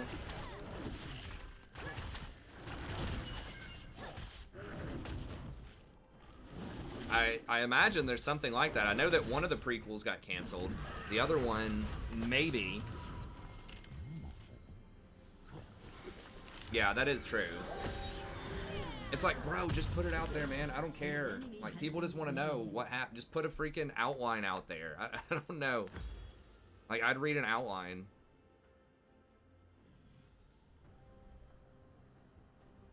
The dragon's maw opened wide, and fire bloomed deep down inside. The hero saw a flash of teeth, and maybe I'll tell you what happened next time, Willem. Yeah, but I don't know, man. Finish the main series. I hope they do more of Witcher stuff. I think they will. The Witcher, I think, did pretty well on Netflix. Like, the first three, like, episodes of the Witcher season were just, like, straight fire. Especially that first one was just awesome. With that fight scene. I think the rest of it, not quite as good, but still good. Like, good enough. I just didn't like how they managed the time sequencing there. Like, it's just unnecessarily confusing. And I feel like there was so much other stuff they could have focused on, but, you know, they're probably milking it. They know it's going to be a multiple season thing. Well, get the old solo queue special. You're up 1 million.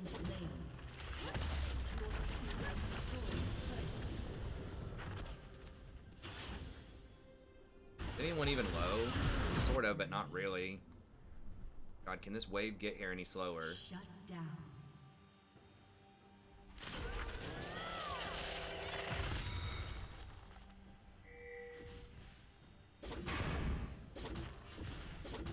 Yeah, they're coming to hunt me down. I gotta roll out.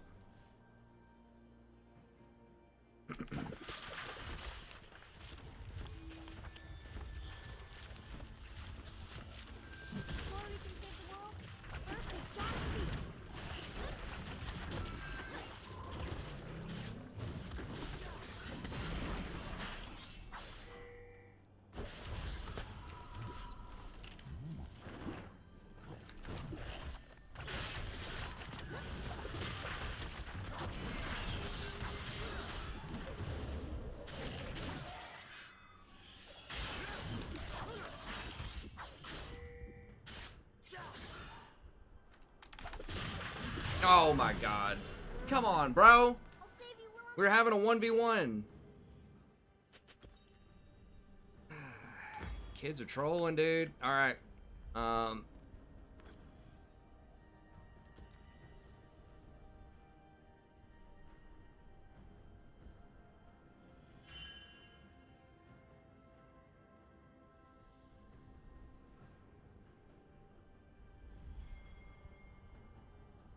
I mean, that's true. I mean, maybe he just ran out of juice.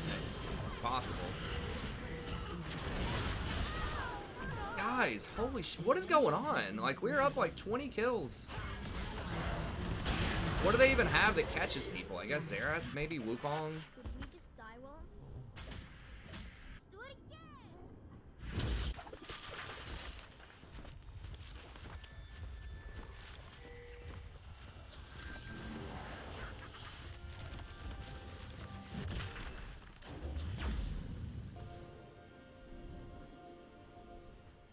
Let's shake out some snow!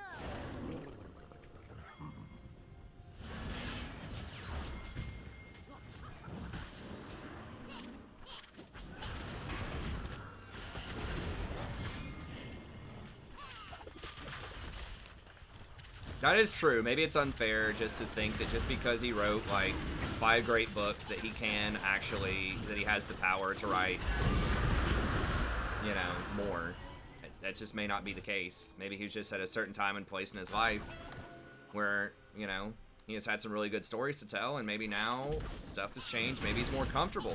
Maybe he needed to be poor and underappreciated in order to be motivated to keep writing. I mean, who knows? Now that he's rich and famous, maybe he just doesn't have that drive. I mean, a lot of writers, that's not actually true. I think a lot of the older writers were, like, pretty wealthy. Because you just So it's up to kids to didn't have the privilege of being able to sit around and write books unless you were wealthy back in the day. Now, in more modern times, I think kind of the poor, starving artist is a bit more apt. But,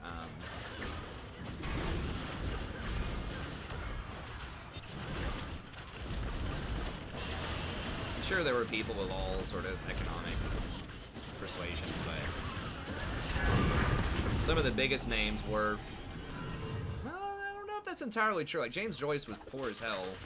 I don't know.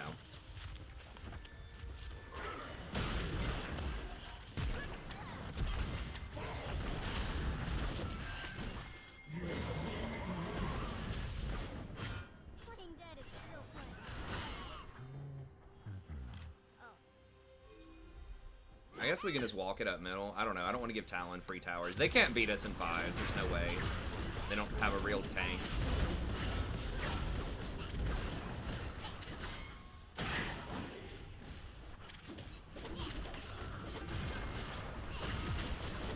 Tanks do make team fighting a lot easier.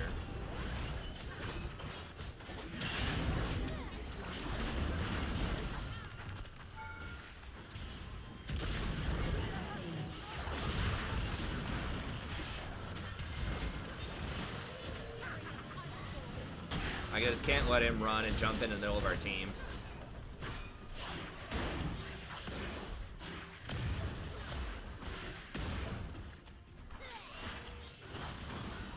No, no, no, no, no, no.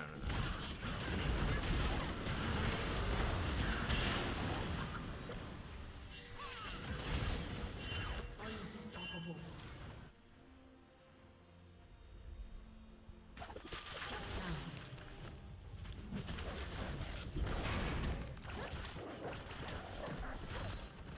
Hey, what's up now?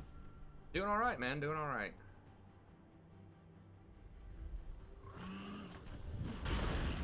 Yeah, that's true. I mean, it's that way with me with some of the Total War Warhammer campaigns, you know? Like, I'm just kind of in the zone when I'm doing them.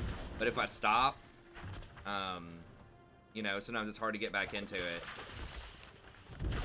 Motivational, you have to remember where you left off and stuff like that. I am that kind of person where I just need, if I'm going to get it done, I just got to keep cranking. So, you know, I totally sympathize with him, man. You know, he doesn't owe anybody anything. Like, those are his stories. If he wants to finish them or not, that's his prerogative, you know?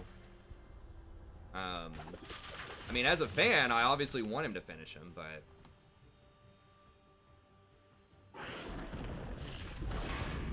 I never read Wheel of Time. I've heard it was really good. I'm not a super fantasy reader. I probably should. I just don't have enough time to do everything I want to do in a day. I have so many little, like, side projects and other stuff that I'm doing.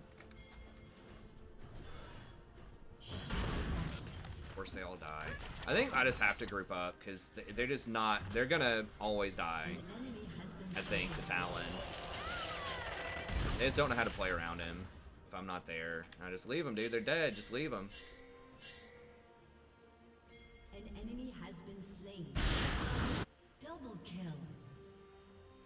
Okay, maybe. I mean, maybe I don't know what I'm talking about. Maybe they can do it. An enemy has been slain.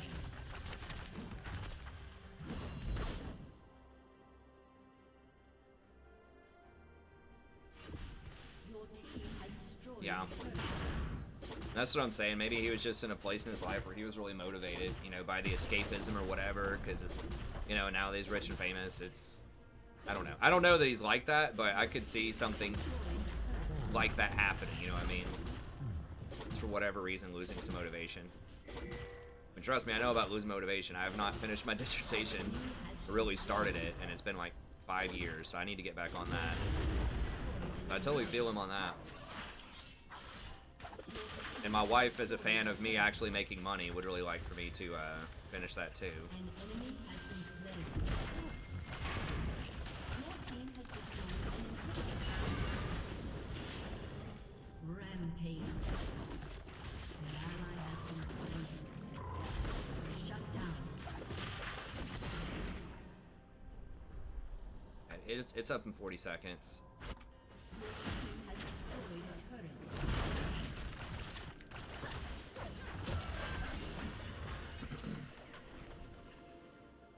Killing spree.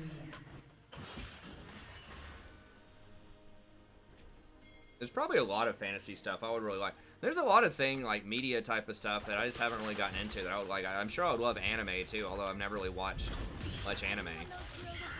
And they hit stuff really hard, but only I know. What's up, Cisco? No, not that.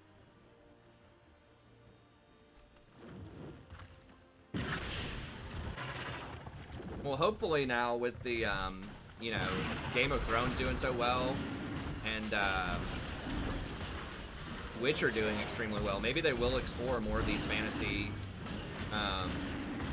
books as TV series.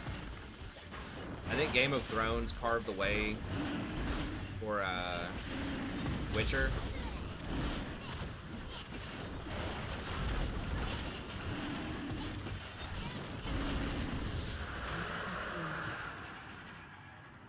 They were just defending their home. Good anime are hard to come by.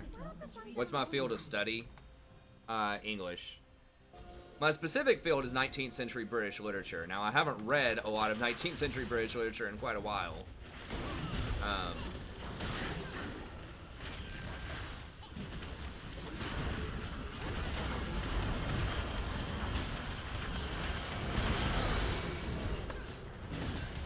But that is my field of specialty. Because lately, I just teach basically persuasive writing and research methodologies, pretty much. It's like how to think about audience, how to think about discourse communities, how to think about different rhetorical appeals, like ethos, logos, pathos, kairos. Thinking about genre, organization, audience, their values, evaluating sources, particularly the reputation of the source, the ethos of the source in respect to a specific audience. You know, stuff like that. That's going to be like nuts and bolts practical for like freshman students in any field that they go into, right? Like they're going to interact with people. They're going to have to try to be persuasive, even if it's just a job interview. But that's why a lot of like English programs around the country have moved away from, you know, just like reading poems and talking about the theme to more of, you know, this kind of practical, hands-on, like how to think about audiences, how to write, communicate efficiently and effectively for audiences. So that's what I do. That's not my formal field of study. There, you can do that. It's called rhetoric. Like rhetoric and writing is a specialty of grad schools in English, but that's not what I specialized in. But most people who, you know, studied English end up just teaching basically freshman comp classes a lot. But anyways, that's what I do. Now, if I finish that dissertation, though, I would be able to get more classes, and I might be able to teach some 200 level, so that's like sophomore level lit classes, and that would be very nice. I've only been able to teach a lit class one time, and it was awesome. It was a 1660 to 1900 Brit lit, And I had a lot of fun organizing it, setting it up, teaching it. Great. We started with Paradise Lost. And I think I ended on Oscar Wilde's. I don't remember if we did a play by Wilde, also The Importance of Being Earnest, but we did a picture of Dorian Gray. It was pretty cool. I had a lot of fun with it. Because I got to go and read some of the classic stuff that I haven't read. Because it was actually really challenging to figure out, because this was a 100 level class. It was intended for, it's usually sophomores at a previous university I went to. But it could be freshmen as well. And so the problem when you're teaching a class like that is that a lot of the books, because it's supposed to be a survey course. So you're supposed to get... you're supposed to survey. You're supposed to touch on a bunch of different authors, a bunch of different themes, a bunch of different literary, and cultural movements. But a lot of the works are massive. So I can't just assign, like some of the great, 18th century novels. I can't assign them in full because it'd just be unfair. It's like, hey, read this 800 to 1,000 page novel or something like that, right? What was that I had them read? Pamela. So like I can't just assign Pamela, which is probably the most influential 18th century novel by Richardson. Because it's like 1,000 pages or more. So I would just assign like chapters out of it. I would just assign like a section out of it that was kind of standalone, hit on like a really important sort of cultural idea, pair it together with a play or a poem or something that was going on at the time, just give them like a sample of it. And then I told them if they were interested in it, they could go and read more of it, and then they could write their essay on it. So basically I'd give them a sample of a bunch of different stuff, and whatever they found most interesting, they could read more of it. And then we had to do tests in there. I designed the test, they were take home, and I would basically give them 5 questions and tell them answer 2.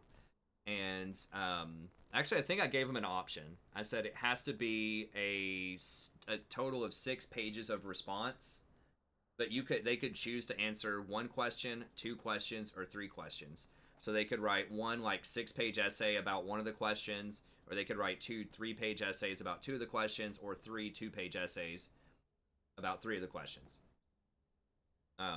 So I kind of let them decide how deep do they want to go on one of the questions versus, or do they just want to do more of like a broader stroke, look at a bunch of different works.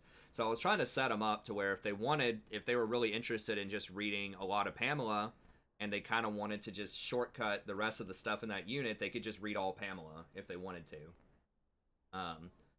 Because most of the questions were like, I really had a fun time designing this exam too. I actually had one student at the very end, in the eval said, these were the most fun tests I've ever read. Hold on. I can pull it up here real quick.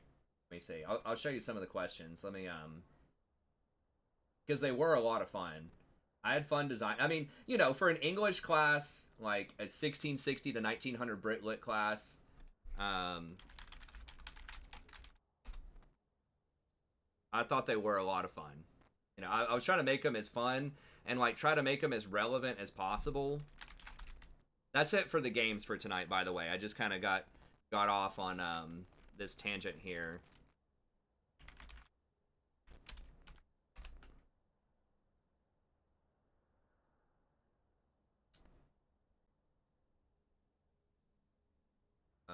Hold on. I need to go on a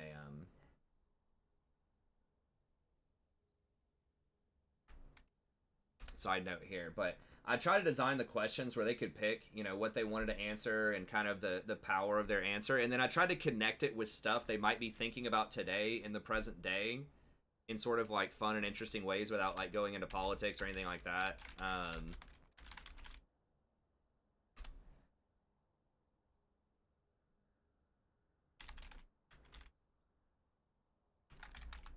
Let me pull this up here because it took me a very long time to design these to try to make them interesting, engaging, and fun.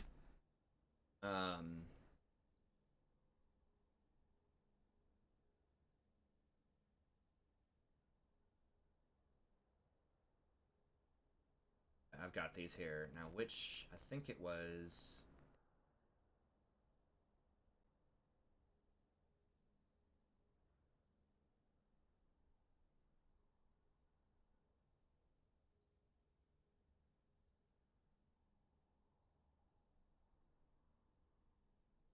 it 20? Might have been 2015.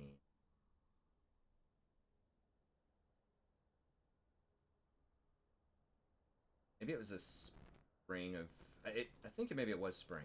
Here, wait. Spring of 2015. I'll fish it out. Here we go. Got it. Okay. Exams. If this is gonna...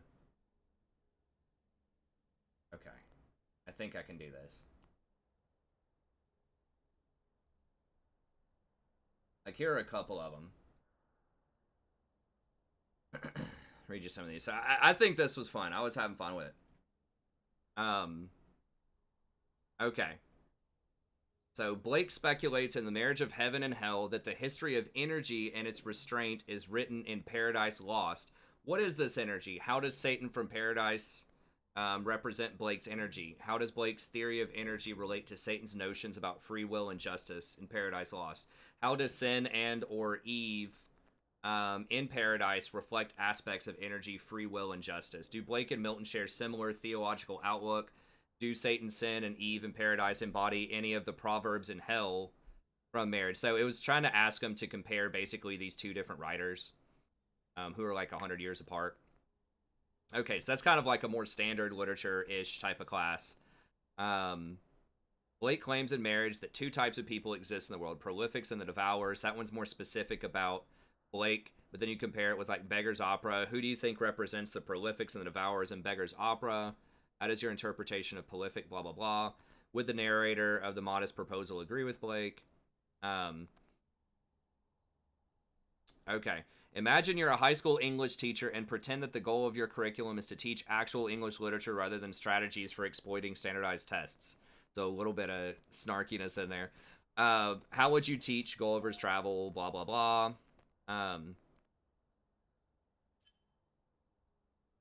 Okay, so like the last one is like one of the most creative ones, or like the fourth or the fifth question. So this is like one of the creative ones. Imagine that you are a middle-class parent in the early 18th century. You just finished reading Gulliver's Travels, and you are contemplating this Lilliputian motto: a wife should always be a reasonable and agreeable companion because she cannot always be young. It's a quote from page 104. You are inspired to write a letter to your teenage daughter to explain how she should think about marriage. What will you advise? Should she marry young? Should she marry for love? Should she marry at all? Use plenty of examples from Estelle's Marriage, which was an essay, Beggar's Opera, and Pamela to justify your reasoning. You may assume that she has read any work that you mention, but like all teenagers, she will probably be somewhat resistant to your advice. Think carefully about the cultural context of your era and craft the rhetoric of your letter to speak to ideas that your daughter will care about. This should be written as a personal letter, but it should maintain the academic rigor of an essay for this course. So I thought that was sweet, man. I had a lot of fun because they debate a lot about marriage in the 18th century. Many people like Estelle, and then in Beggar's Opera, Gay, who was the last name of the author, you know, they were kind of indicating you shouldn't get married as a woman, because back then, if you got married, especially if you were a rich woman, you gave all of your stuff to your husband. You couldn't divorce him. He got all your stuff. If there was ever a problem, you just lost all your stuff. So especially affluent women had to be very, very careful who they married, because they would sacrifice all of their things to do it. So that was really sketchy. Where I put the chat? There we go. So I thought that was really, and that was very relevant today, right? I mean, that's a theme that's still going today. Like, should women marry? When should they marry? Should they just, you know, have romantic partners and not marry? You know, that's alive and well today. So that's just one exam question that was pretty cool. Let me grab one more here that I thought was fun. I think it might have been the second one. There are basically 3 exams like that in the course. So they would, and there was another question too that was a more generic kind of literature type of question. And if they so the minimum was 6 pages. If they wrote 9 pages, then I would give them 3 bonus points. There was no maximum. But okay, here's another one that's pretty fun. that's like very relevant for today. Imagine that you are the parent of a toddler in contemporary America. Your significant other wants you to enroll your child in a rigorous preschool that would encourage the efficient preparation of your kid for a STEM field. You are worried that this program might hinder the development of your child as a complete human. Write a personal letter to your significant other and try to explain the following. What does it mean to be a complete human, and how might efficiency conflict with the process of becoming a complete human? Use Wordsworth's theory of recollection and childhood from immortality in your explanation, and connect Wordsworth's notion of childhood with Blake's energy and or Shelley's West Wind. Finally, propose some suggestions for how you might raise your child to become a complete human, and defend why this approach to parenting will ultimately prepare your child for success in our society. That's pretty cool. Like, you're using the literature. That's a thing that could come up today, where to send your kids to school. This one was fun too. And I initially had this as an AI, like, pretend that you're trying to train an AI to be a good human and not kill everybody. But they had a hard time thinking that AIs would be anything that was like a human or sentient. They hadn't watched Westworld Season 1. So anyway, so I turned it into a monster that was in the lab. But I initially wanted this one to be talking about an AI. But anyways, imagine that you work for an advanced government laboratory and your team of scientists genetically engineers a humanoid creature with some characteristics that might intimidate the general population. Be creative. Your team decides to release the creature into society as a social experiment, and you are tasked with educating the creature in a way that will allow it to thrive while also ensuring the safety of society. Assume that this creature is powerful, highly intelligent, and initially desires empathy with humanity. Use Frankenstein and Gulliver's Travels as your basis for teaching the creature how to endure persecution. Justify to the creature why it should follow the pacifist path of Gulliver rather than the vengeful path of the monster in Frankenstein. Why should this creature grant mercy to a hostile culture of inferior humans? Use literature from our course to teach your creation the redeeming qualities of humanity despite its many flaws. Very cool, I think. And here was a Kubla Khan one that was kind of fun. And these are just like more literary type of questions. But anyways, so I spent a long time designing those exams. I thought they were a lot of fun. I really enjoyed, teaching that course. But anyways, okay. Well, y'all just got me hyped asking about it, and I don't remember how I got down that rabbit hole, but that was certainly fun. So anyways, all right. Well, that's going to be it for this video. Thank you very much. We'll be back tomorrow. I'll try to be around midnight, not be as late as I have been the last couple of days. Hopefully I can have my new mic set up. That would be pretty sweet. But at any rate, have a good day, and we'll see everyone next time.